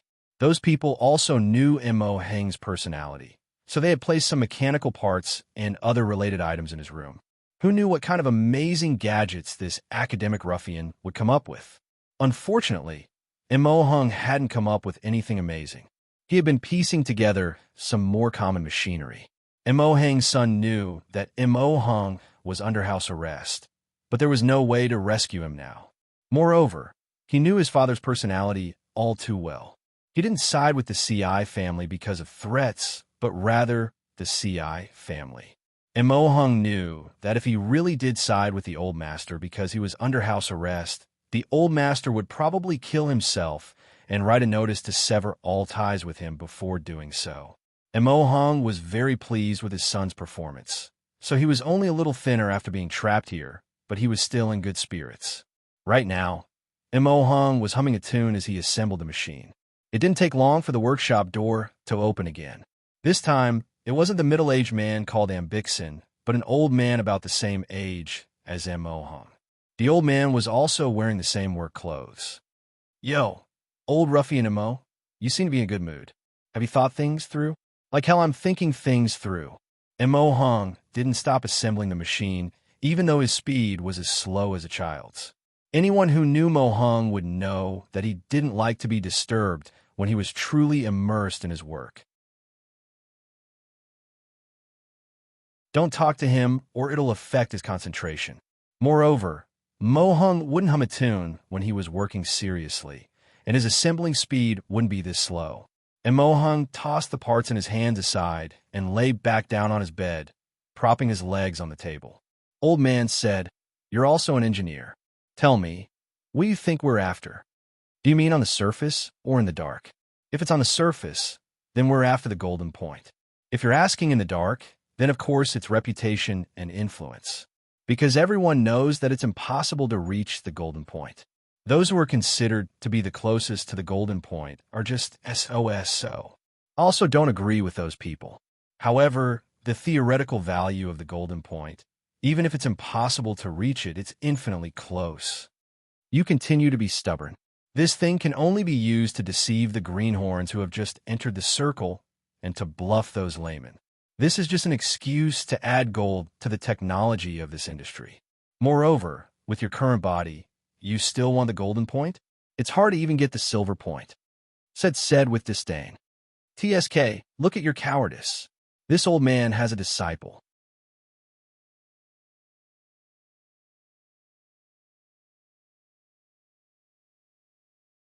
Chapter 347. Everyone in the circle knew that Mo Hung had a very good disciple because Mo Hung always bragged about this disciple.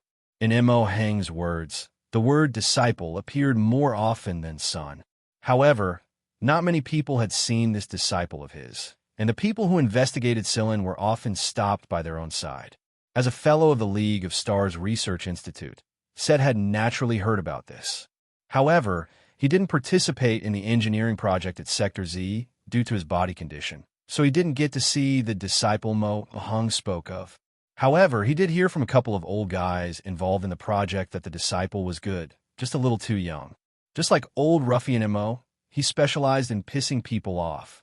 However, Seth curled his lips when he thought of their current situation.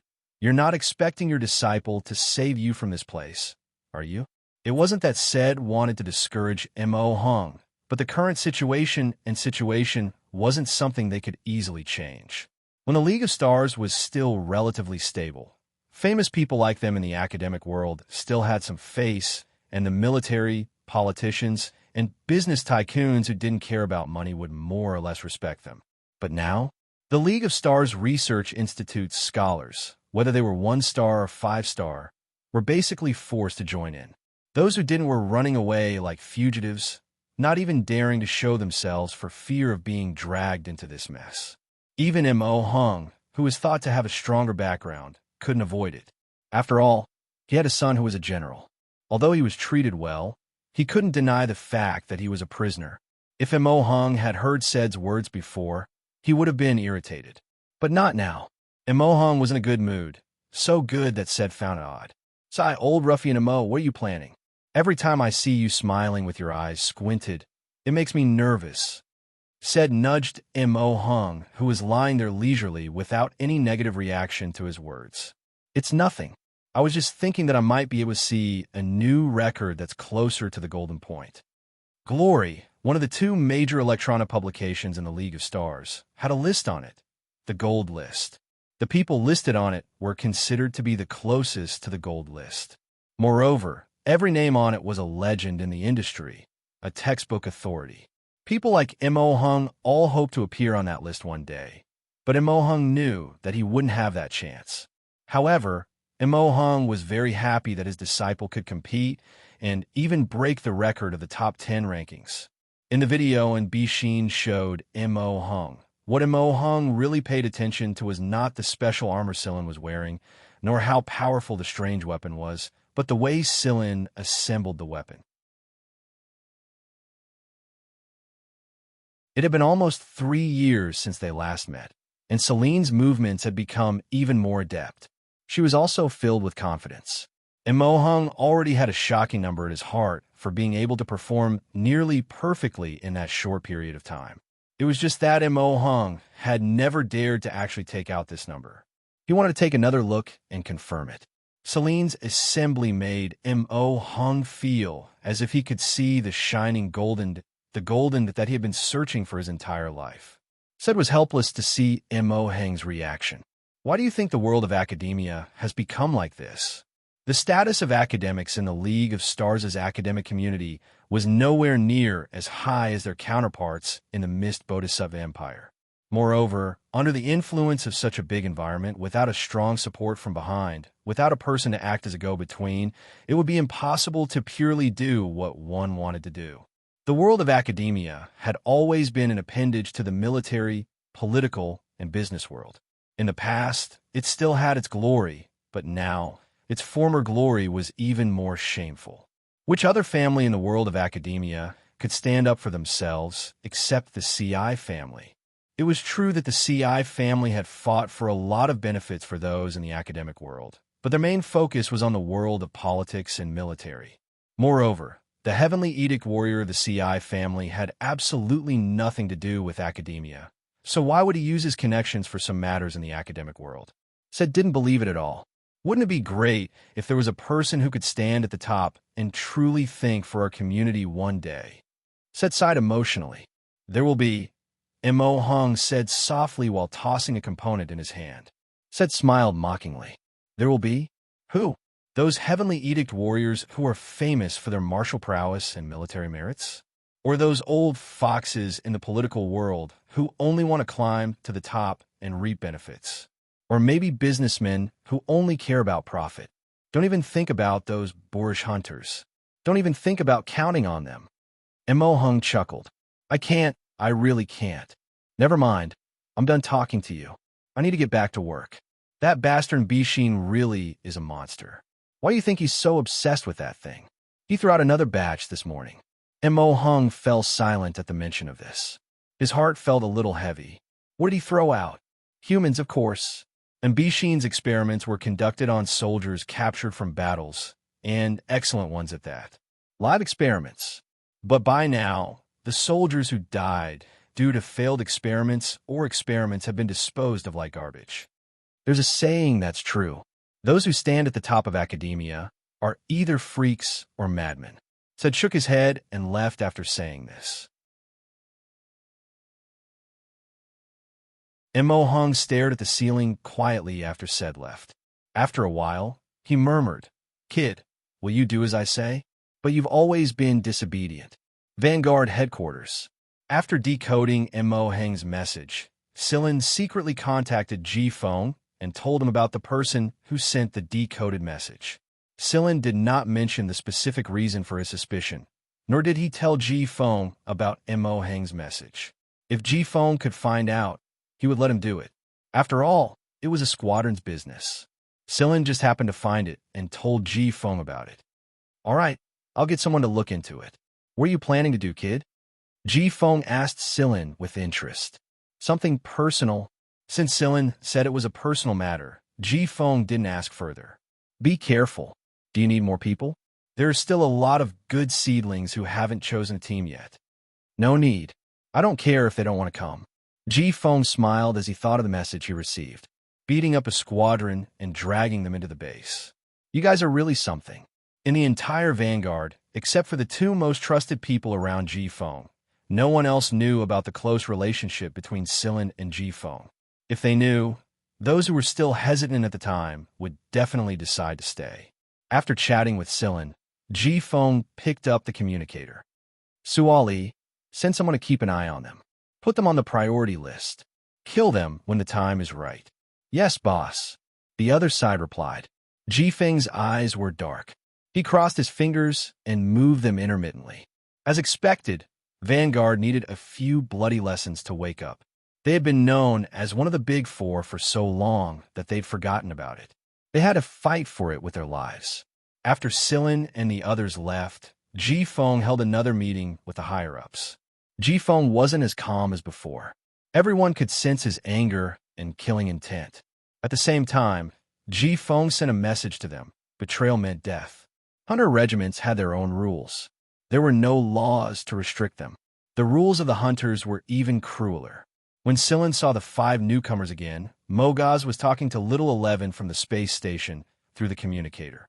Only Little 11 was willing to listen to him because the others couldn't handle his chatterbox at all. Mogaz didn't know what they were arguing about, but he said into the communicator, "Don't you use your brain weight? Don't you use your CPU? Let me tell you, think carefully when you speak to others in the future. You'll get shot if you say something wrong."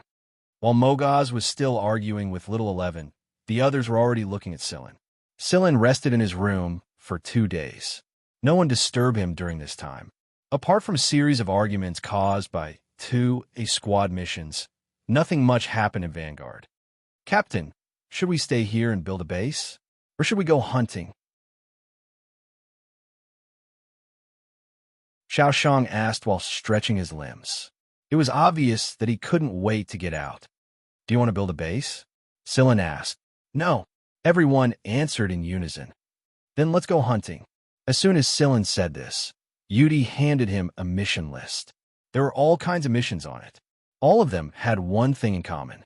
The locations were relatively remote and inconspicuous, and the missions weren't given by anyone else.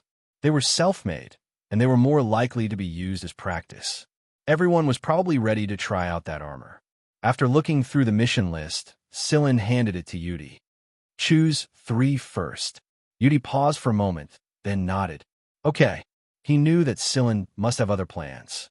Otherwise, he wouldn't have chosen just 3. These missions might seem like a lot to others, but it would save them a lot of time if they were given the right armor. After all, they weren't missions that required a lot of manpower. "Xiaoqiu, come here for a second." Silin waved at Tang Xiaoqiu. Tang Xiaoqiu was just about to open a new can of candy, but she hurriedly put down the can and followed after him. Before she left, she didn't forget to warn Xueqiu and Hui Mao not to touch her can of candy, or else she would shoot them with her gun. "No way, Captain. You're going to take a private photo of Tang Xiaoqiu," Carrie yelled. Ignoring Carrie's deliberate whining, Silin led Tang Xiaoqiu to the indoor shooting range. After entering the shooting range, Silin had Tang Xiaoqiu put on a bulletproof suit. Tang Xiaoqiu didn't say anything and put on her own suit. "I won't use your gun this time. I'll use this one. I'll demonstrate it first. You watch." Silin took out a gun he'd made in his spare time after returning to the League of Stars. There was a snake-shaped symbol on the gun that looked like a lightning bolt. This was authorized by Guanfeng, so Sillin wasn't afraid of Guanfeng twisting his ear. This was a Purgatory Thunder Snake, but it was a beginner-grade Type B model. Bang! After Sillin opened fire, the rapidly flickering target was hit right in the bullseye. Tang Xiaoqiu could see clearly that Sillin wasn't pointing at the target. She understood why Sillin had her wear the bulletproof suit. "What do you think?" Sillin asked. "I want to give it a try." Tang Xiaoqiu's eyes lit up. Sillin handed the gun to Tang Xiaoqiu. Tang Xiaoqiu held the gun for a moment, then raised it. She wasn't as decisive as before because she hadn't found the feeling yet. Strangely enough, this was the first time she'd felt so lost holding a gun ever since she'd gotten used to it. After a pause, Tang Xiaoqiu opened fire. Her first shot didn't hit any target. Instead, it hit Tang Xiaoqiu herself by mistake. It only grazed her left arm, and because she was wearing the bulletproof suit, she wasn't affected too much. Standing there, Tang Xiaoqiu frowned. She thought about it for a moment, then fired again. This shot still didn't hit the target, but the good news was that the target was a lot further away from her. Third shot, fourth shot, fifth shot, although the bullets didn't hit the target, they were getting closer to the target. After every shot, the next shot would always be closer to the target. Even if the target kept changing its position, it couldn't change the fact that the bullets were slowly getting closer to the target. Ding! On the eighth shot, the bullet hit the target. Although it didn't hit the bullseye, it still hit the target. On the ninth shot, Tang Xiaoqiu's shot was decisive. It was as if she wasn't holding the Purgatory Thunder Snake, but the gun she was used to. Even without the system notification, Scylla knew that she'd hit the target this time. She hadn't gone to school or received any formal education. She didn't even know how to calculate those complicated ballistic formulas. Everything was based on instinct and her innate ability to shoot. Even Sillin didn't have this kind of talent. Sillin was good at calculation, but Tang Xiaoqiu was a true shooting genius. After the ninth shot, Tang Xiaoqiu fired 5 more times in a row. All 5 shots hit the target. Adjust the target and practice on your own. Just now, Sillin had received a notice from Cheto that he would be leaving for a while. Okay. Tang Xiaoqiu was already engrossed in the game like a child who had just received a new toy. Outside the shooting range, Carrie and the others were stunned. A long time later, Xiao Shang finally said, "Tang Xiaoqiu really is a natural-born marksman. But why is there such a huge gap between us?" Carrie rubbed his chin thoughtfully. Could it be that she ate too many sweets? Sillin returned to his room and found Cheto waiting for him. "How did it go?" Sillin asked. "I did. There's a communication request," Cheto answered. "Connect it." "Okay." Cheto had just finished speaking when a beam of light shot out of his left eye and formed a hologram in front of him. "Long time no see, Sillin," the person on the hologram said with a smile. It had been almost 3 years. Although the person's aura had changed a little, it was still the same familiar face and the same voice that always gnashed his teeth at Weimao. "Long time no see. Like Rabe. No, I should call you the 4th young master now. Shihua Jing."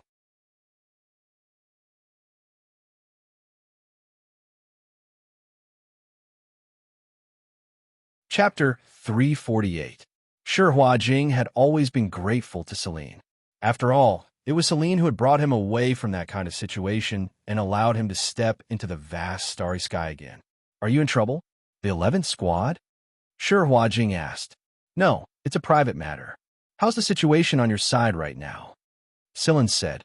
Shihua Jing was currently at Sector A, the sector surrounded by many political organizations. The League of Stars' political organizations might not be as strong as the military in terms of military strength, but they were just as influential as the military in terms of decision-making. The political leaders were all influential people, and the Shur family had quite a few of them. Sillin explained his thoughts and some related problems, but he didn't go into detail about Mo Hong. "Wait, I'll check it out." Shihua Jing used his own channels to investigate the information provided by Sillin. Then, he frowned deeply. "Miracle Corporation? Why are you in trouble again?"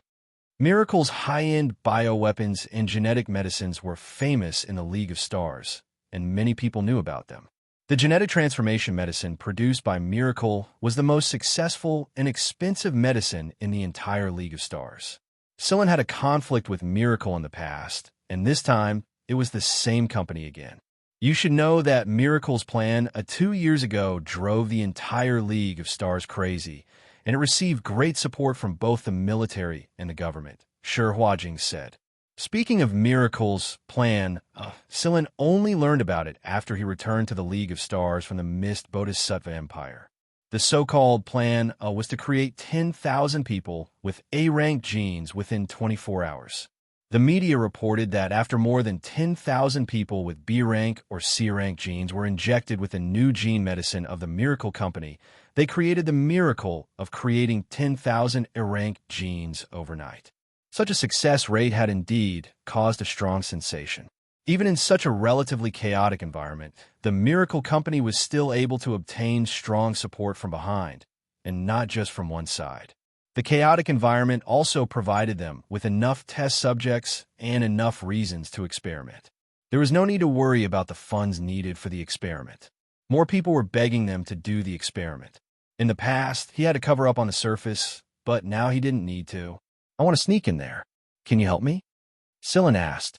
If you can solve the joint defense network at the edge of Sector C, I can help you with the rest. Shi Huajing said confidently. Have you settled things on your side? Something like that. Shi Huajing wasn't the only young master of this generation of the Shi family.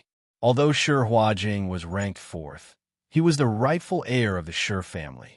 It would have been fine if he hadn't returned to the Shi family. After all, he had been away from home for so many years that everyone had probably forgotten about him. Many people also thought that he had committed suicide along with his suicidal mother. But now, Shi Huajing was back, and as soon as he returned to the Shi family, he received strong support from several powerful figures and his mother's side. They can't wait for me to come back, because now I'm looking for a business partner. Back then, my parents didn't get along, so there was a gap between the two families. So, in the current environment, I can be considered to have provided them with an opportunity, a way out. If they don't support me, who will? Those pieces of trash? Shi Huajing snorted. Shi Huajing had taught his half-brother the lesson the moment he returned, and 2 of them were nearly beaten to death for provoking him. However, the head of the Shi family didn't even let out a fart after the incident. Ever since then, the Shi family had officially started treating the 4th young master of the Shi family in a new light. Although Shi Huajing was known as the 4th young master, not even the 1st young master or the 2nd young master could compare to a single word from the 4th young master. There were a lot of people in a political family who knew how to act according to the situation. Needless to say, those people had been expressing goodwill to Shi Huajing both openly and covertly since a long time ago. Moreover, Shi Huajing was capable and resourceful. He was the best in his generation, and the Shi family would be proud of him. We'll talk about the specifics after you come to Sector A. I'll arrange for someone to pick you up and notify you as soon as it's done. Okay. After the connection was cut off, Sillin looked at the information on the screen. It was a report about the planet Shi Huajing had just sent him. It wasn't detailed, but the fact that he was able to get his hands on this information meant that Shi Huajing was doing pretty well right now. There was a research base belonging to Miracle Corporation on the planet, and it was known as the Ultra Project Research Base. The so-called Ultra Project was a project that surpassed A-rank genetics. Right now, a project like this was highly sought after by all parties, so there had to be a lot of supporters behind it. Sillin couldn't afford to expose himself. He couldn't afford to bring too many people with him if he didn't want to expose himself. However, there was no way they could go up against the trained and biomodified defense forces inside the base. Sillin was going to prepare a gift specifically for their experiment. Walking out of the lounge, Sillin arrived at the shooting range. Tang Kikikiu was practicing her shooting, and the automatic target setup had reached a very complicated level. The system reported a series of center hits, and it had only been an hour since Tang Kikikiu first held the Purgatory Thundersnake B. All right, Xianxia, you can stop now, Sillin said, interrupting Tang Kikikiu, who was in the middle of shooting excitedly. Hearing this, Tang Xianxia reluctantly stopped. Just as she was about to remove the helmet on the protective suit, Sillin stopped her. Sillin took out another gun with the same pattern on it, but the shape was a little different from the previous one.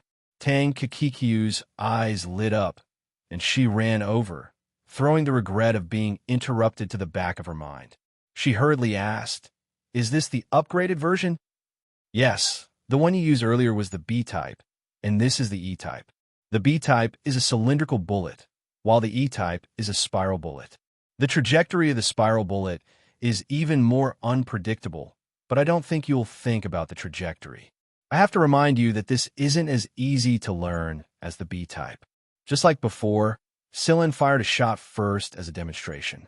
He did not say anything else and passed the gun directly to Tang Xianxia. "Xianxia, this gun is called the Purgatory Thunder Snake, and it was invented by a man called Guanfeng. If you can use the E-type well, I'll take you to meet him in the future. Maybe he'll like you a lot and design a Purgatory Thunder Snake for you." "Okay." Tang Xianxia was overjoyed, but then she thought of something and asked Sillin, "What else is there besides the B-type and E-type?" "There's also the K-type for flake bullets and the S-type for hexagon bullets. However, the latter two have higher requirements on your constitution, so don't just focus on shooting. You should train harder as well." "I know, but my constitution is innate, and it's not easy to improve it. There aren't any people with rank A genotypes in my neighborhood, so I won't be as strong as Carrie and the others no matter how hard I try. I'll probably have to inject a genetic medicine when the time comes." Tang Xianxia was a little worried about this. Although the success rate of genetic medicines had increased a lot, she still didn't trust them. "Don't worry about that. I'll think of something for you." "Okay.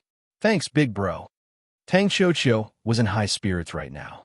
After checking her protective suit, she began a new round of shooting practice. Just like Sillin said, the E-type was a lot harder to learn than the B-type. But Tang Xianxia was confident. While Tang Xianxia practiced shooting alone, Sillin went back to his lab after saying goodbye to Yudi. "Hey, our captain knows so much." Mogaz watched as Sillin walked into the lab and poked Hui Mao, who was licking his claws. Ever since Mogaz joined the A-team, he had seen many captains and core members of the A-team. However, most of them didn't have their own research labs, and even if they did, it was only out of interest. They weren't experts in the field of research, so they didn't have their own research labs. This captain, however, was different. Hui Mao glanced at him and said lazily, "Don't be surprised. Sillin is probably up to something again. I'm afraid a bunch of people are going to suffer." Mogaz was very curious about Hui Mao's words, but Hui Mao didn't say anything. Instead, it opened a bag of fish biscuits and started eating. Based on its experience following Sillin for so many years, it knew that a new mission was about to arrive even if it wasn't eavesdropping. It wasn't hard to imagine how difficult it would be if Sillin was so serious that he had to come up with some dirty tricks. That was why Hui Mao decided to eat as much as he could to conserve his energy before the mission began. 10 days later, Sillin came out his lab. After learning about the recent developments in Vanguard and the League of Stars from Beaver, he ate a big meal and slept for 2 days straight. When Sillin woke up, he summoned the 11th Squad for a meeting. Every base had a meeting hall, but since the 11th Squad was so small, they didn't go there. Instead, they chose a suitable meeting room. "Shikai and Shimu are a little busy right now. We'll have to wait for 10 minutes, Tico said as she walked into the meeting room. Sillin nodded. "Then we'll wait for 10 minutes. Aside from Shikai and Shimu, everyone else was sitting in the meeting room. This was the first important meeting the entire squad had since the addition of new members. While everyone was chatting casually, Mogaz suddenly let out a scream and rolled off his chair. He clutched his stomach and whimpered in pain. His scream drew everyone's attention, but the other 4 new members reacted very strangely. After seeing Mogaz's condition, they turned their heads away and stared at his feet as if they hadn't seen anything. "Hey Mogaz, what's wrong?" Carrie asked. Mogaz clutched his stomach with a conflicted expression. "Period pains. Everyone." Phoebe covered her face with her hands. This is so embarrassing. I knew this guy wouldn't say anything nice. Those who didn't know better would think that the Ace squad members were all crazy. Tico was just about to check on Moga's condition when her eyes twitched and she sat back down. Scarlet Wind, who was about to ask for an explanation, shut his mouth after Tang Xiaoqiu knocked on his gun barrel. With his experience, he knew that it wasn't anything good the moment Tang Xiaoqiu knocked on his gun barrel. Sillin stared expressionlessly at the rolling Mogas for 2 seconds before waving at Xiaoqiu. Throw him out. Hey, don't. Mogas, who had been rolling on the ground in agony, crawled to his feet and chuckled. Just kidding. I'm having diarrhea. I'm going out for a bit. Everyone, wait for me. I'll be back soon. After that, Mogas dodged Xiaoqiu's giant palm and ran out of the room. How'd he get diarrhea? Xiaoshang asked. Cheto answered. He ate a fish biscuit from Weeze's paw.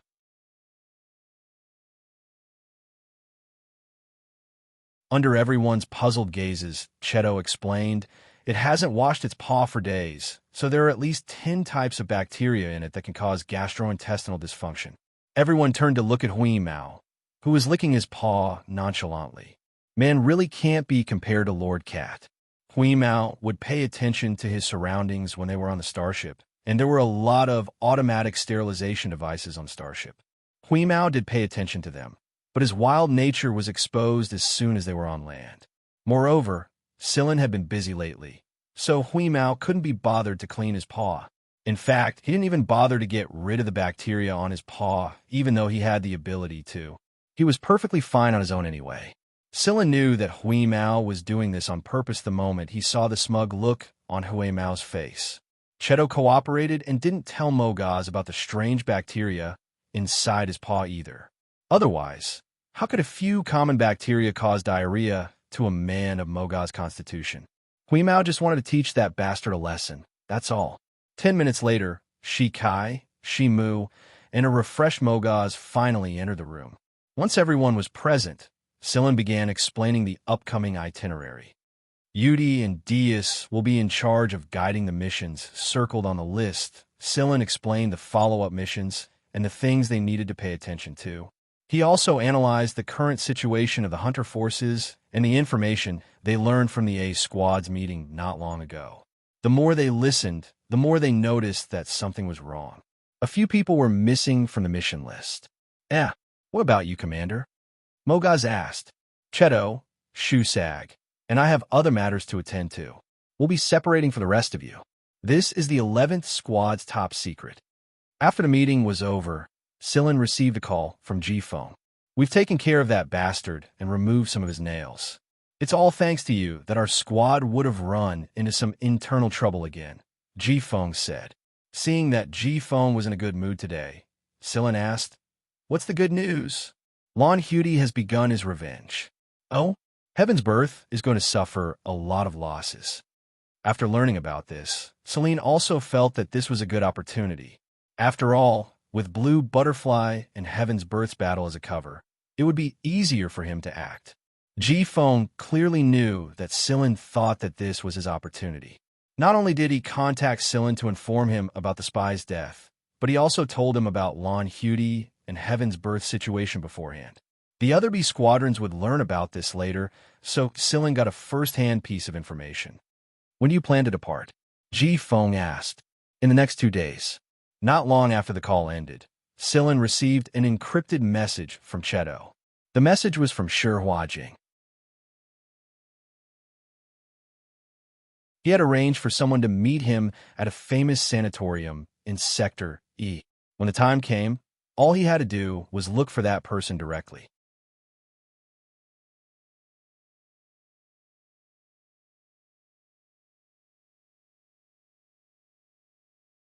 Chapter 349. Ever since Sillin's 11th Squad's return, it had attracted a lot of attention. After the meeting, the 11th Squad became a hot topic of conversation for many people. It became a laughingstock that even spread to the other Hunter regiments. It was because no one was willing to go with the 11th Squad. How could they not become a laughingstock when only 5 of the several hundred people that were assigned to the Vanguard Division went with them? Regardless of whether it was due to some people's conjecture that the 11th Squad was an elite squad or that they were just following the public opinion, it didn't change the fact that most people weren't optimistic about the Vanguard Division. This was especially true given the current complicated circumstances. A squad of 20 or so people wasn't even close to being enough. It was a disgrace to the Vanguard Division. After all, they were one of the big four. Moreover, Vanguard did not have a special management style like Blue Butterfly. They focused on scale and manpower. So, naturally, Team 11 was ranked last in the Vanguard team in terms of overall strength. However, Sillin didn't mind. If he, the captain, didn't have any opinion on this, then the others wouldn't mind making a fuss. There would be plenty of time to prove their strength in the future. As for the 5 new members, they felt that they had made the right decision, especially after receiving the armor Xianxia had given them. Their armor was different from the others. It wasn't made according to their strengths or weaknesses. Xianxia was still observing the 5 newcomers. If the 5 of them performed well during the mission and left a good impression on Xianxia, he wouldn't mind modifying their armor. However, if they did anything to harm the 11th Squad's interests, Xianxia wouldn't waste his energy on custom-made armor for them. Forget the custom-made armor. He'd even take back the armor he'd given to the 11th Squad. Since he could give them away, he had a way to take them back without missing a single one.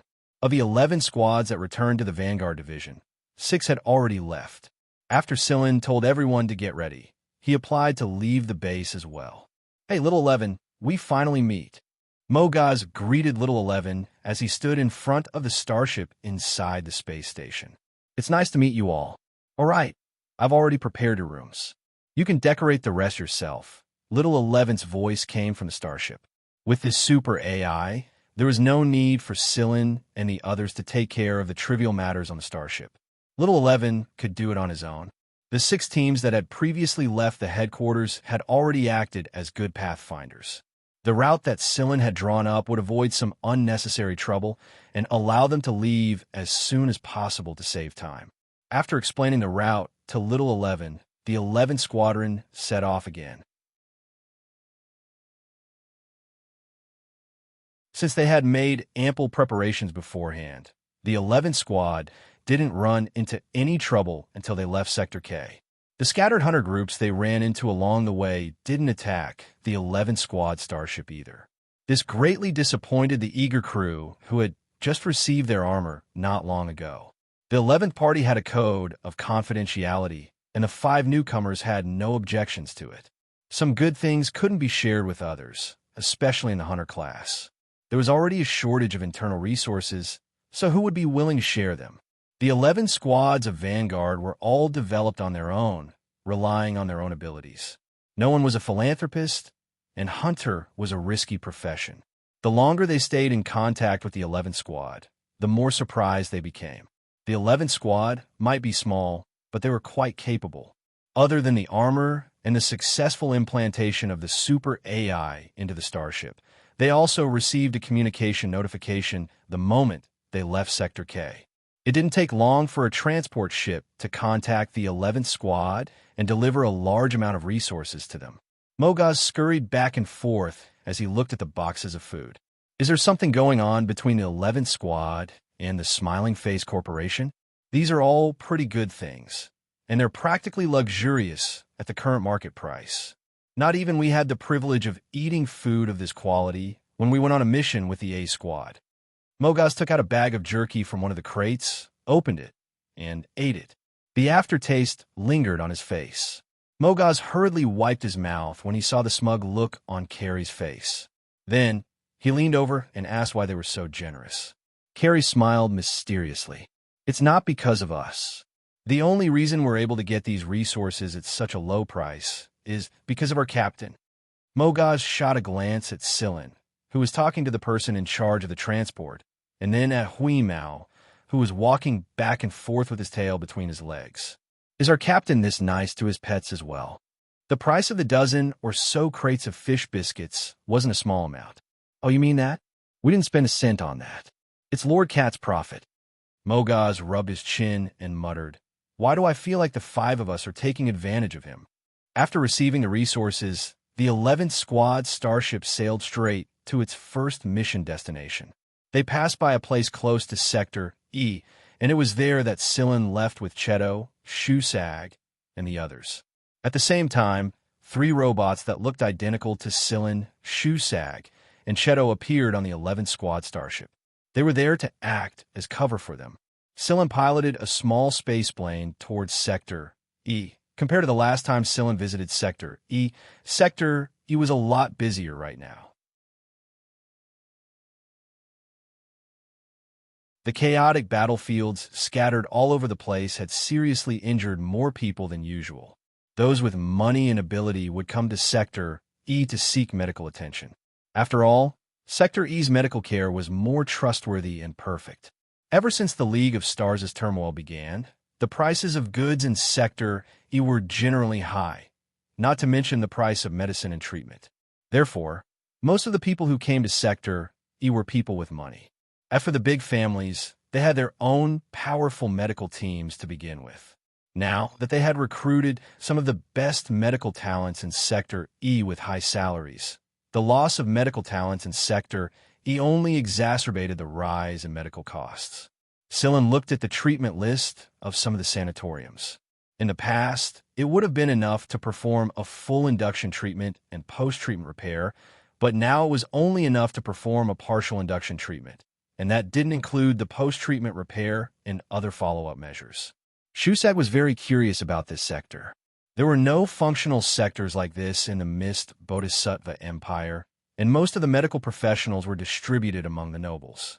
The rest of them were either affiliated with the RAS or hidden in places unknown to the public. Shusag couldn't help but click his tongue when he saw the price of the treatment list. Seriously, they can't even afford to be injured. What if a normal person lost an arm or a leg or something, and they couldn't afford advanced treatment? Wouldn't that be terrible? Those who can afford it will replace it with a mechanical arm for now. Those who can't even afford it have no choice but to endure it, Sillin answered.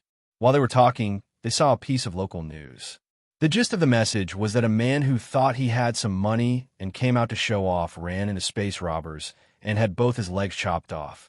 He escaped with his remaining money and came to Sector E for treatment, only to discover that the money he had was only enough to treat one leg, and the recovery treatment was barely enough to cover the cost. There was no way he could pay for both legs at all, and his life was difficult after treatment. The people around him would mock and ridicule him from time to time, and in the end, the man couldn't bear the contrast and committed suicide. Shusag said, "I think there are only 2 kinds of people who can accept it, and those who can't. Back then, I escaped from that kind of situation with my bastard son and lived like a rat in the sewers. At first, I was a beggar myself. I had no background, and I couldn't even use my real identity. I couldn't use my connections, and all my hard work and honor were denied. I didn't know how to do anything other than work as a laborer. When I was working as a laborer, I was pointed at and scolded all day, and I couldn't resist or show any emotions. I also couldn't expose the fact that I was a mutant. Otherwise, I would be fired and ostracized. If that happened, my son and I would lose our food money. Other people got to eat, drink, and buy gifts for their children. But what about me? I was greedy and worked my ass off at the construction site for a measly wage. I was as lowly as a pile of dried bird poop that fell from a great height and smashed into pieces. Speaking of which, I aged really fast during those years, and the little bit of pride and sharpness I had in the military turned into a weathered old man. But no matter what, I made it through. The luckiest part of me is meeting you, Captain. Hee. Shusag put his arm around Sillin and Cheto before pointing his chin at the fat cat not far away. What do you think they think about animals like that? In their opinion, there are 2 kinds of animals, edible and inedible, right? Sillin shook his head. No, you're talking about other animals. To that fatty, there are only 2 kinds of animals, delicious and inedible. I don't think there's anything that's inedible to it. On the other side, the person in question was bending over and pressing his ears. His 2 front paws retracted slightly to adjust his position. Then, he suddenly jumped up and slapped down a pigeon that had snatched the breadcrumbs. Then he bit a hole in the butt of a parked flying car and stuffed the dizzy pigeon inside. Then he bit a hole in the building next to the flying car and plugged the hole in the flying car. Not long after, a couple who were having sex inside the flying car let out a cry of surprise and opened the roof to chase the pigeon away. As for the flying car alarm that the owner was complaining about, it was useless against Hui Mao. Silin dragged the laughing Hui Mao over to him and walked toward a very large sanatorium. Although the sanatorium's treatment fees had increased several times over, there were still a lot of patients who came here for treatment. The person Silin was looking for wasn't in the treatment area at the front of the sanatorium, but the recovery area at the back. First floor, room 108, Flanders. The guard checked the ID and received permission from the patient inside the recovery room. Then, he let Silin and the others in, assuming that they were here to visit a patient. Silin walked into the recovery room and saw his target, the only patient in the room, Flanders. He was lying on his bed, enjoying a massage while watching the news. You're tuning into the Immortal Ballad YouTube channel. Don't forget to subscribe and join us on this journey to catch the most captivating stories.